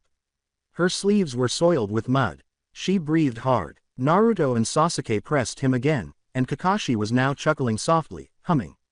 Sakura was silent and ready. She saw Kakashi shift his weight to avoid Sasuke's blade, then Naruto's water burst out to block the escape, and Kakashi sprang softly back onto the log, right where Sakura's eyes had marked.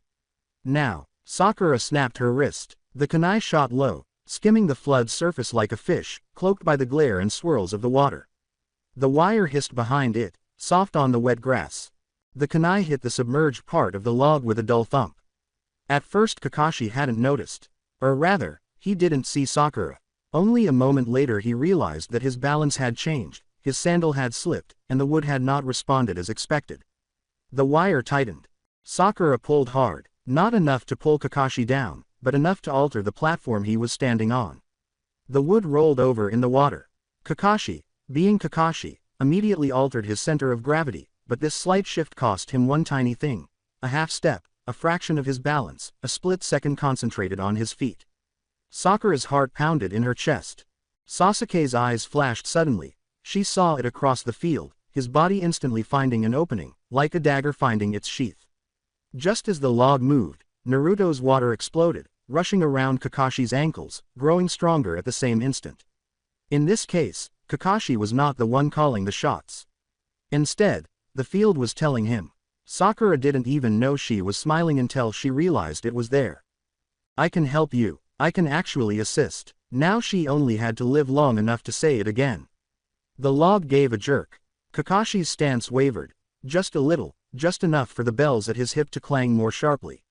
Sakura's heart leapt into her throat as Sasuke moved. She acted right away. She didn't wait to identify herself or to wonder if this was a trap. Instead, she took the opening Sakura gave her and attacked. Sasuke came low over the lake, kunai angled at the space under Kakashi's guard. Naruto's stream constricted simultaneously, currents tightening around Kakashi's ankles, taking the clean step he always seemed to have. This time, Kakashi had no place to run to.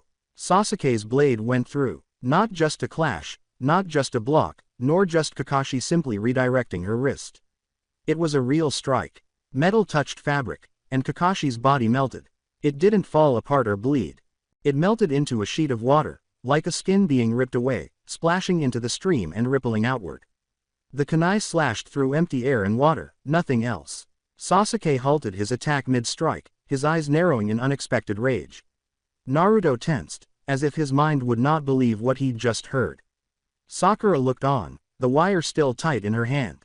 A terrible feeling hit her gut. It wasn't him. Then a shadow came over her and fingers rubbed her head gently, carelessly. Sakura felt shocked by the abrupt touch and spun around so swiftly she almost tripped in the dirt, eyes wide and kunai half raised in pure fright. Kakashi Hatake stood behind her, one eye smiling, as if he'd been there all along. Nice, he murmured, almost kindly. That was a plan. Sakura opened her mouth but no sound came out. Kakashi's hand rested on her head for a while longer, like a teacher praising a pupil who had finally responded correctly. Simple, clean. Instead of trying to overpower me, you used the terrain and created an opening. Sasuke's gaze flicked across the clearing from Kakashi, real Kakashi, to the water puddle where the clone had dissolved. She bit her lower lip so hard it appeared to hurt. Naruto looked too, like he wanted to be angry but couldn't figure out at who. Kakashi's eyes shifted to them. And Sasuke. Good follow through. That was the first real hit anyone's landed. Sasuke didn't look happy. That wasn't a hit, she replied frankly. Kakashi's eye crinkled. It was on of those. Heat flooded into Sakura's face. Embarrassment and pride and panic all at once. She swallowed. You thought you could stand where I could reach you, Kakashi continued softly, still petting her head like she was a timid cat. Sensible. So the clone was here. He leaned in slightly, voice dropping for Sakura only. But you did well, though. You supported your teammates without needing to be stronger than them. Sakura felt a lump form in her throat from the praise. Then Kakashi's tone lightened again. Too light. Now, he said, retracting his hand, standing up straight as if nothing had happened. Let's see if you can do it again with me really trying. There was a soft ringing of bells near his elbow. Then, with a small twist of worry, Sakura remembered that Kakashi hadn't even tried. The bells still jingled quietly at Kakashi's hip. Sakura was still half squatted in the mud, clutching a wet wire spool, her chest constricted with shock that she had actually been of some use, when she felt an action in the water beneath her. It was not a ripple, but a hand closing. The shallow water of the flood rose rapidly to her ankles and dragged her out of the bushes and into the open, swift and merciless and ruthless as if she were nothing but driftwood. Sakura gasped, her palms slipping on moist grass. Wait. She couldn't water walk, nor could she stay on the surface like Naruto did. No sooner had her feet contacted the smooth sheet than she lost all grasp. She slipped, her breath catching, her eyes clouding with panic and reflected brightness. Kakashi's shadow covered her, close, too near. Once more he was behind her, as silent as a thought, ready to use her as a piece in some strategic game. To get some space between them. To show the others what, protect your teammate, really meant. Sakura's eyes widened in a flinch, then the water drew her again, harder. But this time it didn't pull her away. It sent her flying towards them, towards the center, towards Naruto and Sasuke. Sakura's head shot up. The water was ankle deep, and Naruto had his hands half raised, not to make signs or do a jutsu, but just to push. A clear channel opened up around Sakura, a rough current that swept her along, like a river guiding the root of a leaf. His deed was not of her being saved by raw strength. He was saving her with guidance. Kakashi, Naruto cried, looking at the bells, not Sakura. Sasuke took his chance and Kakashi's eye narrowed. She didn't shout out Sakura's name, or hesitate, or get tearful. Instead, she took a breath and loosed fire into the world. Kaden. Art of Fireball. The fireball went off. Big, rolling, pure, rushing into the clearing, roaring, turning fog to steam. It was not for Sakura, it passed by her. She felt the heat slap her cheek, her hair rise with the pressure, the air scream. Her accuracy was what kept him within that line. Still, the pit of Sakura's stomach twisted. The flame seared across the space Kakashi was about to go through, a wall of bright light that made him stop, adjust and note the angle. The heat touched the stream, hissing, twisting vapor into pale ribbons. Kakashi stayed still, but he made up his mind not to enter. He was held back for a moment. Sakura rushed along Naruto's current, sliding over the water on her heels in sheer dread, and Naruto's flood guided her directly into the pocket between them behind Naruto's shoulder, near enough to be protected, near enough to matter. She skidded in wetly on the grass, stopping herself with her hands. Mud, wetness and a searing sting in her palms. She lived. When she looked up she saw the silhouette of Kakashi on the opposite side of steam, with faintly ringing bells as he altered his posture. Sasuke's eyes were rough and calm, already changing from the fire. She didn't appear like someone who's just employed advanced level ninjutsu on her first day.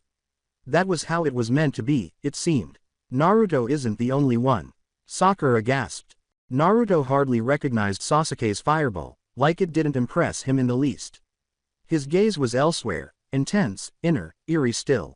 Kakashi had to pause. He jumped back to his customary routine, instinctively, substitution, misdirection, clone.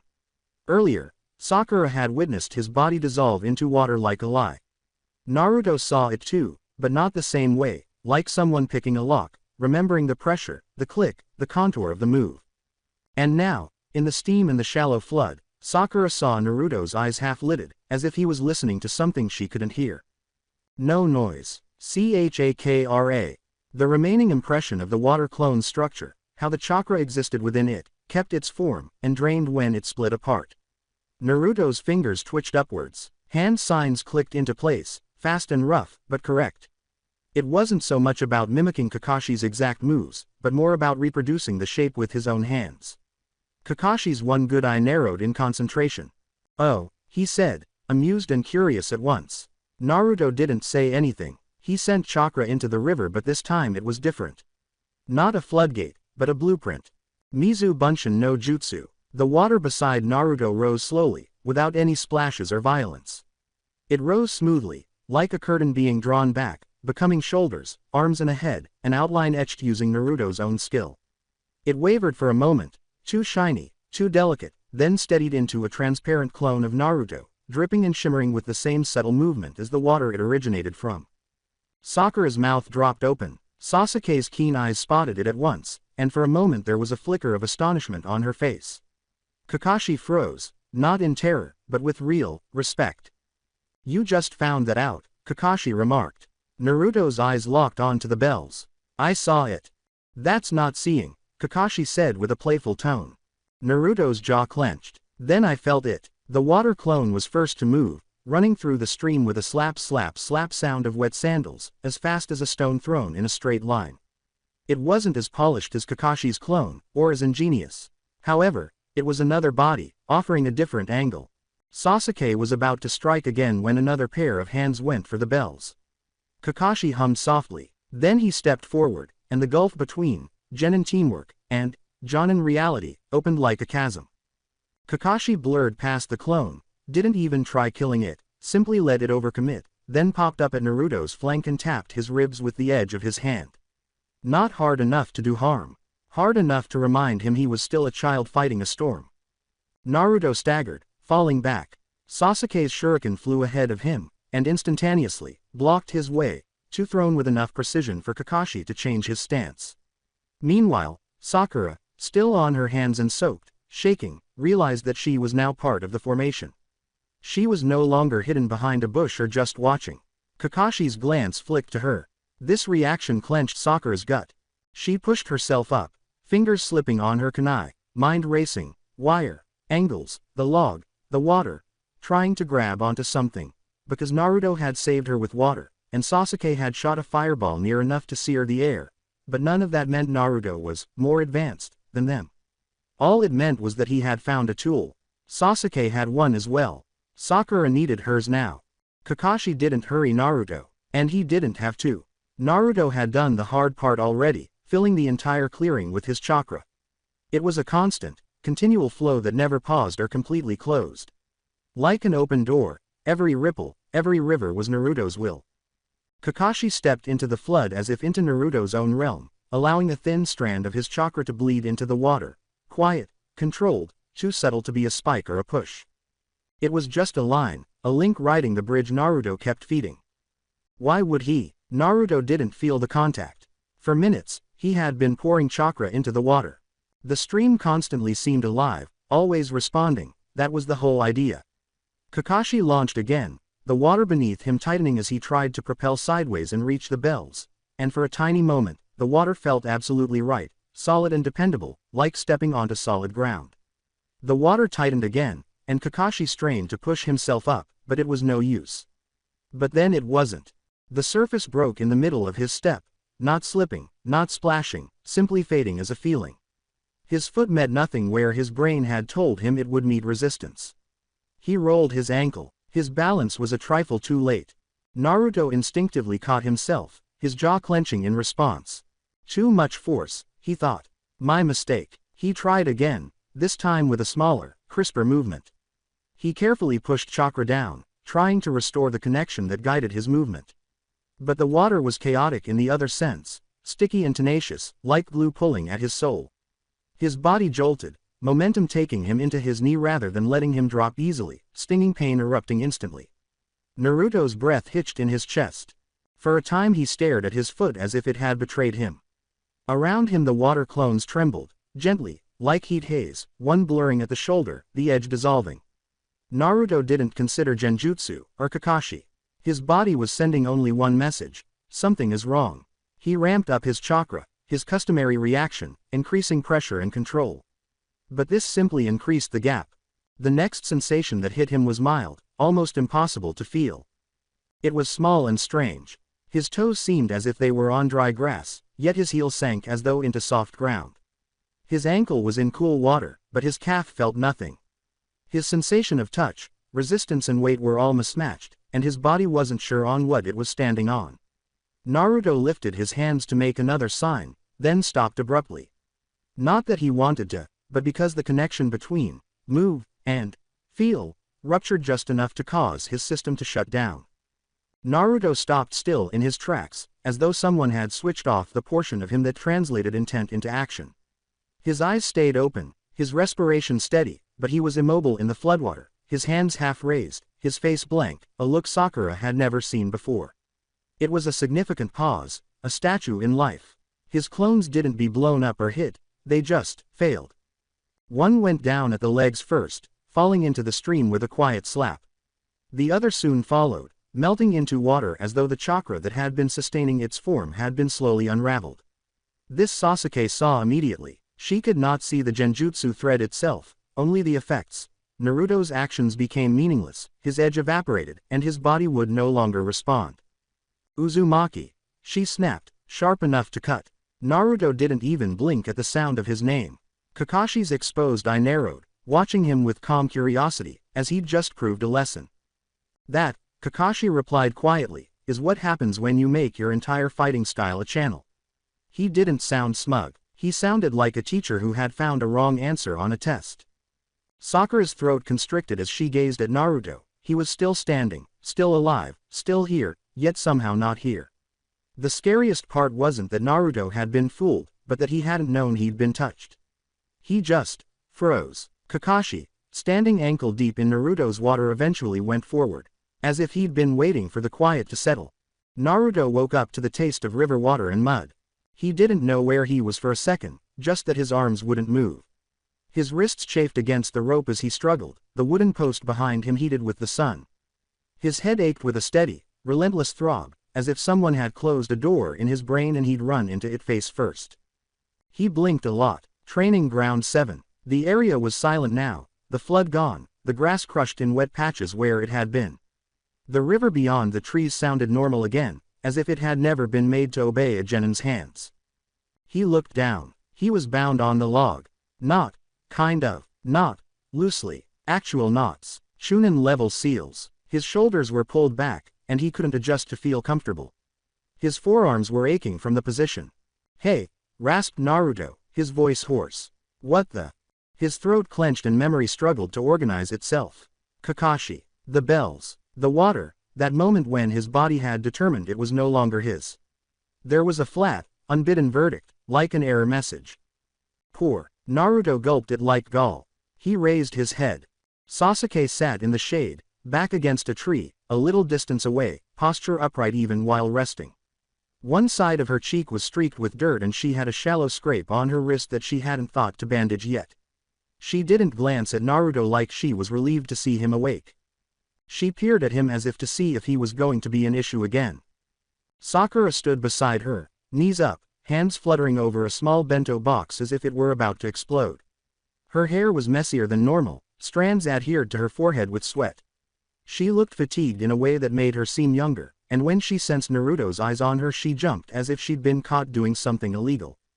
"You're awake," Sakura said. Naruto blinked at her. "How much?" "Long enough," Sasuke interrupted, flat-voiced. Naruto's eyes flicked between them and then passed them to the center of the clearing. Not Kakashi. No bells.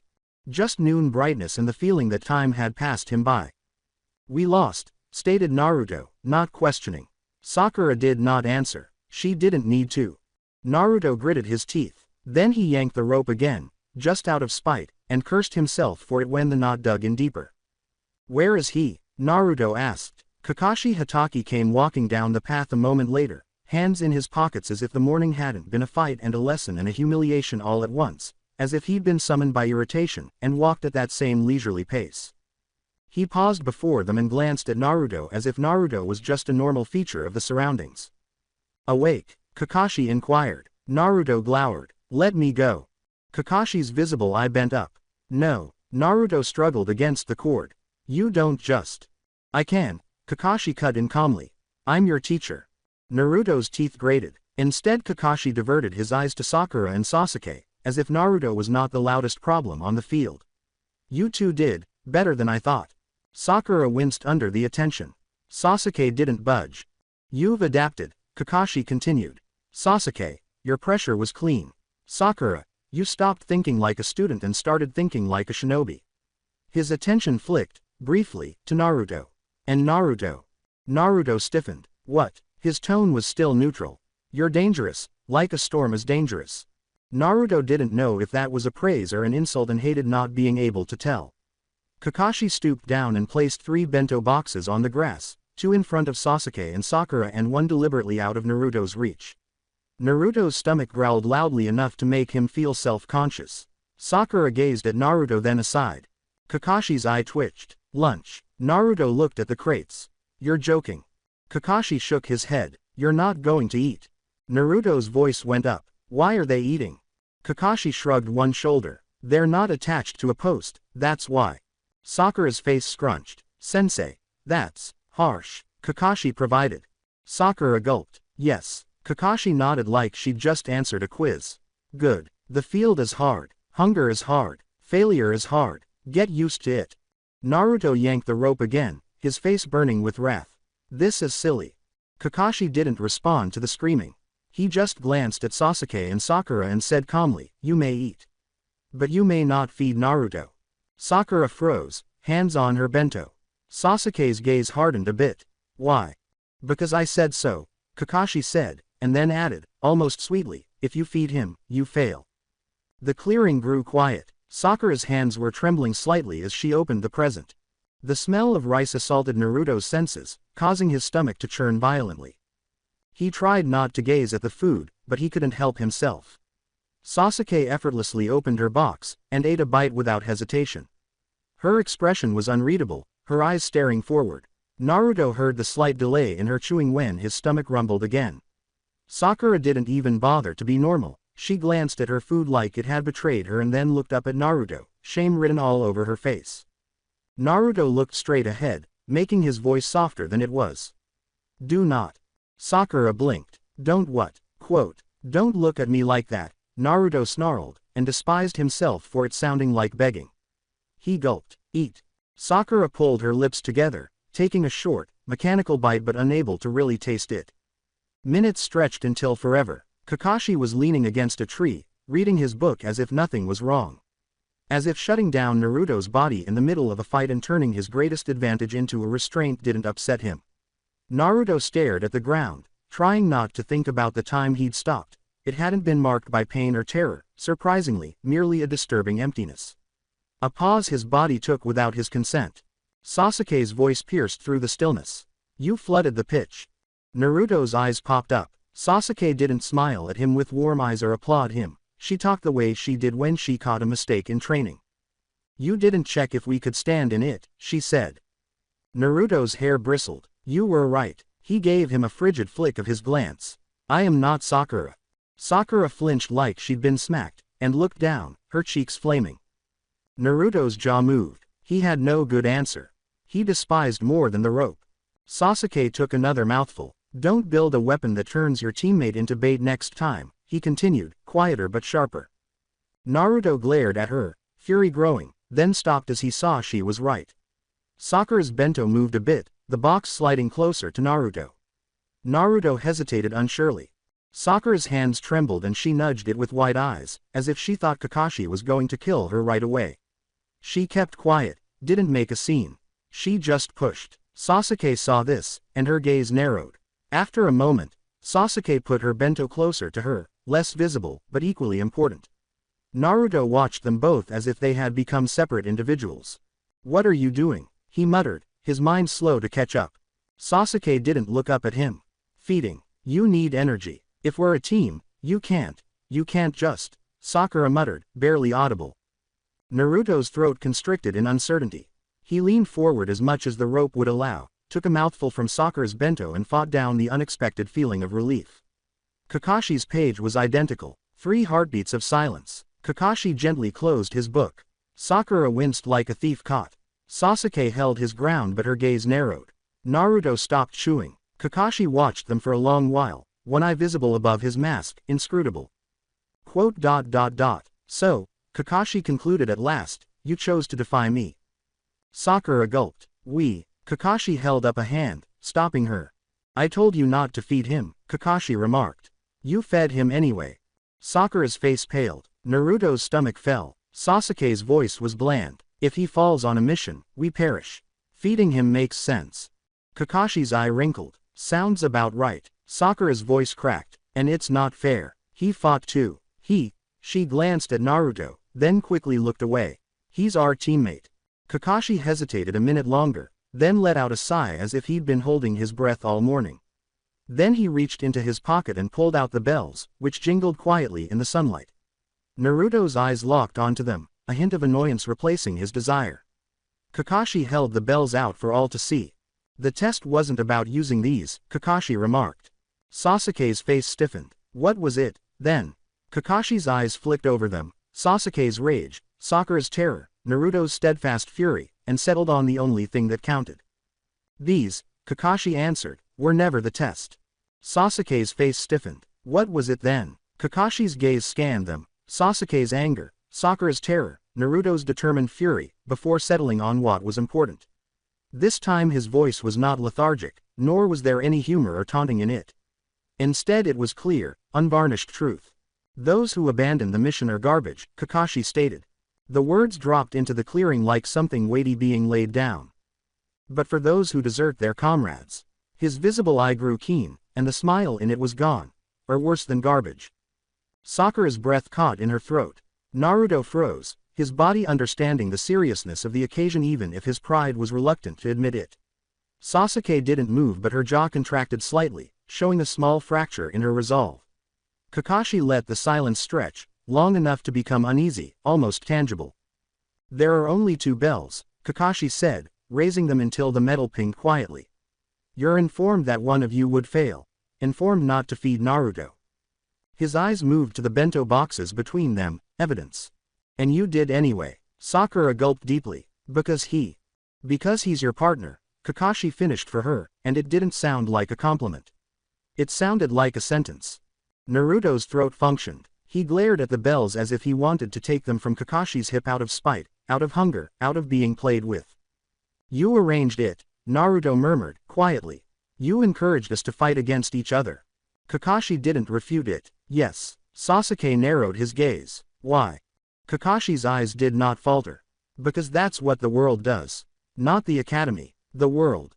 He stood up straighter and for a moment seemed less like a teacher, and more like a shinobi who had buried too many people. Talent doesn't make you live, he added. Chakra won't keep you alive. Ninjutsu won't keep you alive. His gaze flicked to Naruto for a moment, meaningfully.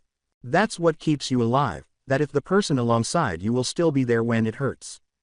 Sakura sat with her fingers clenched tightly in her lap. Naruto's jaw tightened, rage and understanding warring within him. Sasuke's eyes lowered, but not in submission or tenderness, more like the deliberate recognition of a rule she didn't like. Kakashi held the bells in his hand for a moment before lowering it carefully. So, he remarked softly, you failed the bell test. Sakura's face fell. Naruto strained against the ropes. Then why?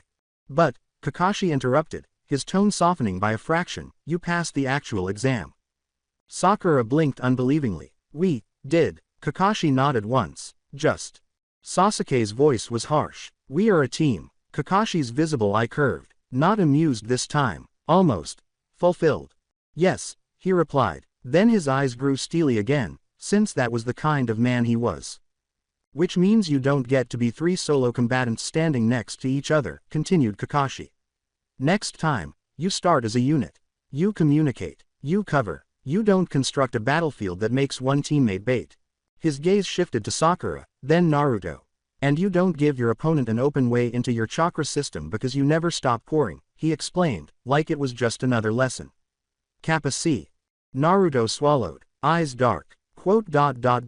Yeah. Kakashi reached down and untied the rope, the knot coming free. The post groaned beneath the strain as Naruto's shoulders finally dropped. Then Kakashi easily, unharmed, got to his feet with the gentle ringing of bells at his side. Kakashi took more time than needed to respond. Then, as if he was bored with the weight of them, he straightened, dusted his hands off as if he'd just done a duty, and the familiar laziness slid back over him like a mask. Okay, he remarked pleasantly, as if he hasn't just torn apart their lives for educational purposes. That's enough trauma for one morning. Sakura blinked. What? Kakashi gave a tiny wave, his hand raised casually. Goodbye. Naruto looked. Is that all? The visible eye of Kakashi smiled. That's all. Then he disappeared in a plume of smoke that felt almost disrespectful. 1 second, he was there. Bells, mask, awful timing, worse personality, and the next there was only a whirl of air, a faint smell of ash, and the silent understanding that their sensei was just gone. Naruto glared at the void as if it had personally angered him. Sakura stood motionless, brain attempting to catch up to the idea that they were clearly a team now, and also apparently still alive, bento still in her hands. Sasuke showed no sign of emotion whatsoever. She took a final bite as if nothing had happened, wiped her mouth with her palm, stood motionless. No words, no goodbyes. Just that cold, calculated action, like if she'd already decided it was finished. Sasuke turned and left. Naruto's gaze followed her, instinctively. Not with love or tenderness. Focused and purposeful. Sakura saw it, for reasons she didn't want to consider now. That focus lit a spark in her chest. Sasuke was far enough away that her footsteps became lost in the foliage. Sakura acted. She lunged. Not elegantly or carefully, almost attacking Naruto from the side, seizing his shirt, pushing him down until her mouth was near to his ear. Naruto yelped. What? Shish. Sakura screamed, her eyes wild.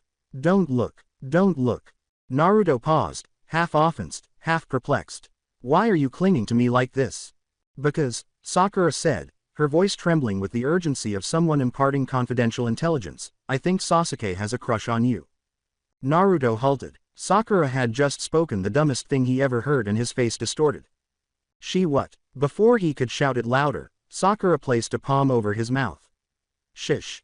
On principle, Naruto sought to bite her hand. Instead, Sakura gave his face a little slap. Who else does she talk to or about? You, she whispered, yelled in his ears, green eyes wide, watching the raven-haired princess make her way home. I don't. Who? I don't like her, Naruto said plainly. The sentence came out wrong. Not because Sakura had never heard someone deny a crush before, everyone did that, but because Naruto didn't deny it like boys did. Not a nervous laugh, not a dramatic overcorrection, no, I mean she's not ugly but garbage. Just not. Sakura stared at him as if her head had skipped a beat. You're lying, she blurted without thinking. Naruto's eyebrows went up. Why would I lie about that? Because, Sakura scrambled for the obvious response and didn't find it fast enough. Because that's who Naruto Uzumaki always was. Watchful, always driving. She put a bar in him that he had to reach or perish trying, always trying too hard when Sasuke was involved. Sakura's voice sharpened, became more certain as she persuaded herself into it. Naruto, you're always comparing yourself to her. You always act like it matters what she thinks. Naruto bit his lip. For a single second something unpleasant flickered there. Annoyance, definitely, but also something more flat and exhausted, like he'd been accused of a crime he didn't comprehend. That's no crush, Naruto said, and the way he said it made Sakura's stomach plummet. That's different. Sakura squinted. Different in what way? Naruto peered over her shoulder for a moment, in the direction Sasuke had gone. Not with dreaming eyes, not in awe, with the same strained, unreadable concentration he'd had on the bells. Then he dragged his eyes back to Sakura. Naruto responded, I don't even know her. You think I like her because she's calm and gorgeous and crazy all the time. That's a dumb idea. Sakura's face turned red. I didn't say it like that. Your eyes did. Naruto shot back. Sakura spluttered, and then lowered her voice again, bending forward as if to rescue the gossip. So why do you care? Naruto's jaw moved. He did not reply immediately. Not that he was discussing honesty. Because he didn't have words. Every explanation sounded wrong. Because each explanation sounded like something he couldn't say, because someone would misunderstand it, twist it into romance or competition or hero worship. Sakura watched him wrestle. Her confusion increased. Naruto was the noisiest guy she knew. Naruto always had something to say. Naruto always had his say. This silence was disturbing. Finally Naruto said, gently, as if each word was a rock he didn't want to pick up. I like to be able to keep up, he remarked. I care about not being dead weight. I care about not being the one who can't do it. Sakura blinked. Do what? Naruto shrugged his shoulders, in a slight shrug, but it wasn't casual at all. More like quitting. Whatever she's going to do, Naruto said. Whatever she's after. Sakura gazed at him. Then she narrowed her eyes, because none of this made sense in the way gossip was supposed to make sense. That still sounds like a crush, she muttered, almost insulted. Naruto's mouth twitched. Not a smile. Not really. No, he repeated again, more firmly. It isn't. Sakura looked for signals on his face, the blush, the fright, the denial that means yes. But there was nothing. Obstinate certainty, nothing else. And it somehow made it even harder. Sakura's voice was soft, more honest than she had wanted it to be. Then what is it then? Naruto gazed at her as if she'd asked him to name the sky. He swallowed once. I don't know, he responded. It sounded like it was hard for him to admit. I simply know I'm not allowed to fall behind. Sakura was frozen, because that wasn't romance, or even the usual rivalry. It felt more like a rule someone had placed on him, and Sakura didn't know enough about Naruto Uzumaki to know where regulations like that came from. But then she became curious. Sakura's eyes narrowed as she'd just noticed a crack in a wall and determined that it was a particular mission to pry it open with her own hands. Okay, she muttered, still holding his sleeve like he may go away. Then break it down for me like I'm stupid, because right now I'm feeling stupid. Naruto's face twisted. You're not. Boys, Sakura continued, get crushes for, like, reasons. Naruto blinked. What is it? Sakura was counting on her fingers straight in his face, each one slicing the air like evidence in a courtroom. 1. Silent, broody, mysterious. 2. Strong. Boys love strong. 3. Doesn't pay attention to anyone, drives boys nuts. 4. Sakura drew closer and her voice dropped into a hiss of Raidio's rage. Pretty. Naruto really looked exhausted. Sakura. Sakura shook him a little. Nothing difficult. Just enough to be obscene. And don't you dare tell me. I know what I'm talking about. Naruto's eyes moved past her again. Sasuke was already down the path halfway, strolling like she had a destination engraved into the horizon. Her attire was the same as always, blue high-collared shirt, dark shorts, functional and basic in a way that shouted "Don't look at me," and she wore it like armor. As if she might be manly by attitude. It didn't work, not so much. Her frame was too undeniably feminine, too crisp in the right places and soft in others. Her legs were lean and muscular, her shoulders set with purpose, and her face, annoyingly, was impossible to misunderstand as anything other than gorgeous, even when she glared as if the world was beneath her. She walked, giving a quick side-eye over her shoulder, flat, unimpressed, the look that implied she'd heard Sakura's whispers without having to hear the words. Sakura saw it and almost vibrated. See, that's it. Naruto did not answer. He didn't realize he had stopped breathing for a moment. It struck him, quietly, simply, almost trivially, like a reality he had never admitted before. Yeah, Princess was sweet. Not too dramatic or romantic. Not like Sakura discussed crushes as if they were important. Just, objectively. Black as night hair that somehow remained neat even post-fight. Eyes black as if they consumed light. A face that might have been gentle had she ever let it to be, and a mouth that always appeared 1 second away from expressing something sharp. Naruto gulped. Sakura's eyes went wide as she just seen a fish learn to talk. Oh my god, you just saw. Naruto's eyes flashed back to Sakura, quickly insulted. I didn't. You did. Sakura hissed. You did. Your whole face. My face didn't move. Sakura leaned in closer, her voice viciously thrilled. Your face did it all. Naruto's ears grew somewhat warm, which made him even more annoyed. She's Sasuke. Sakura's grin widened. Well, you have to admit she's cute. Naruto looked at her like she had caught him in a technicality. I never said that. You didn't need to, Sakura muttered, victorious. Naruto let out a loud puff of air from his nose, as if to blow the whole argument away. Okay, yeah, she's nice looking. Sakura paused for a while, like she'd been waiting years for him to say it, then blew up silently, shaking his sleeve like a flag. I know it. Naruto snatched his arm away. That doesn't mean I have a crush.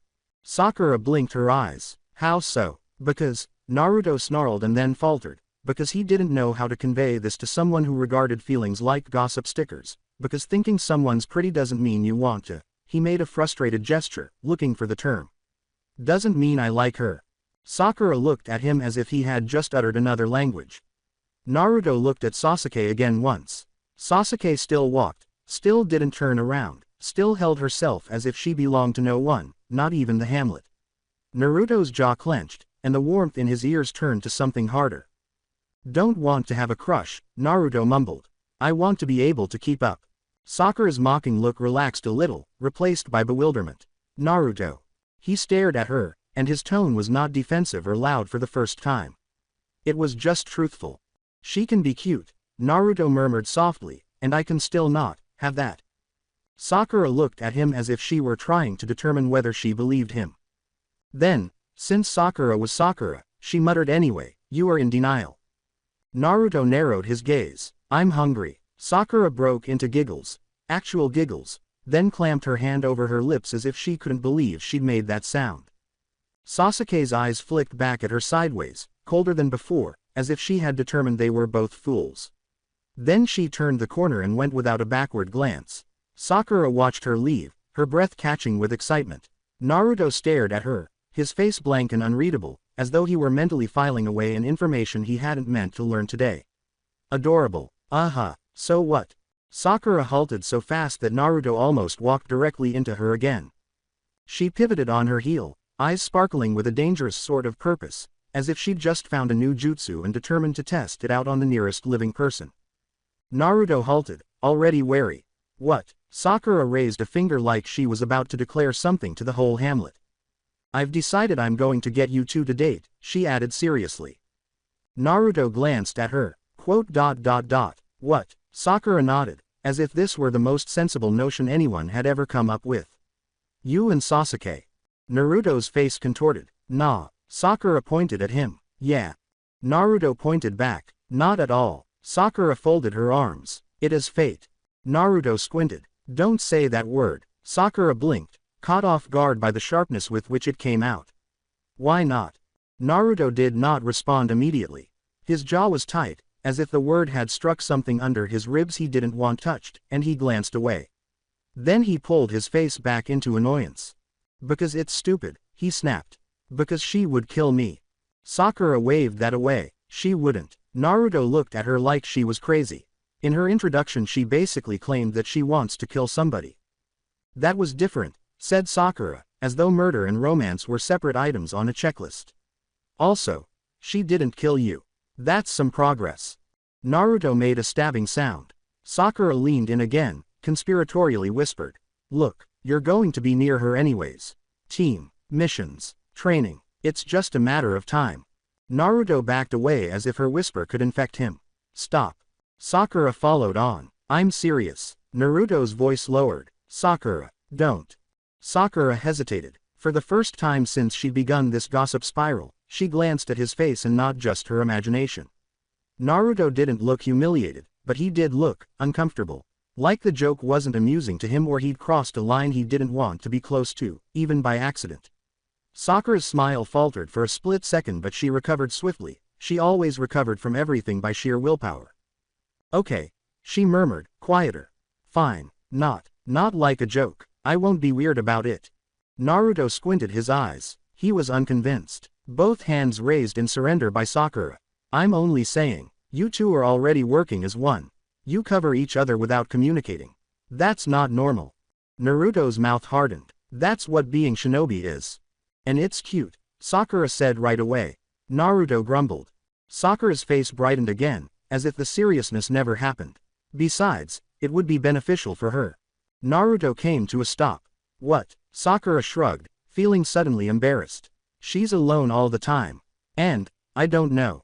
You, loud, stupid, kind of impossible. She prodded his shoulder softly, not flirtatiously, but factually. You could maybe soften her a little. Naruto's face went hard. She doesn't need to be fixed. Sakura blinked. Naruto's voice sounded bland, yet there was something hard under it. Don't speak about her as if she's a project. Sakura's cheeks flushed. Embarrassment, not fury this time. I didn't mean. I know what you meant, Naruto murmured. Quieter, just don't. Sakura nodded slowly. Then, because she couldn't help herself, she muttered, okay, but I'm still going to root for it. Naruto looked at her, tired. You're terrible. Sakura grinned. You love me. I don't. Naruto responded immediately. Sakura drew a breath. Rude. Naruto began to walk again. Sakura ran after him, smiling instantly, having figured it all out in her thoughts. I'm telling Kakashi you're a menace, Naruto murmured. Sakura grinned. He knows already. And somewhere ahead, Sasuke Uchiha resumed walking as she hadn't even glanced back. But Sakura knew, she knew for sure, that she had.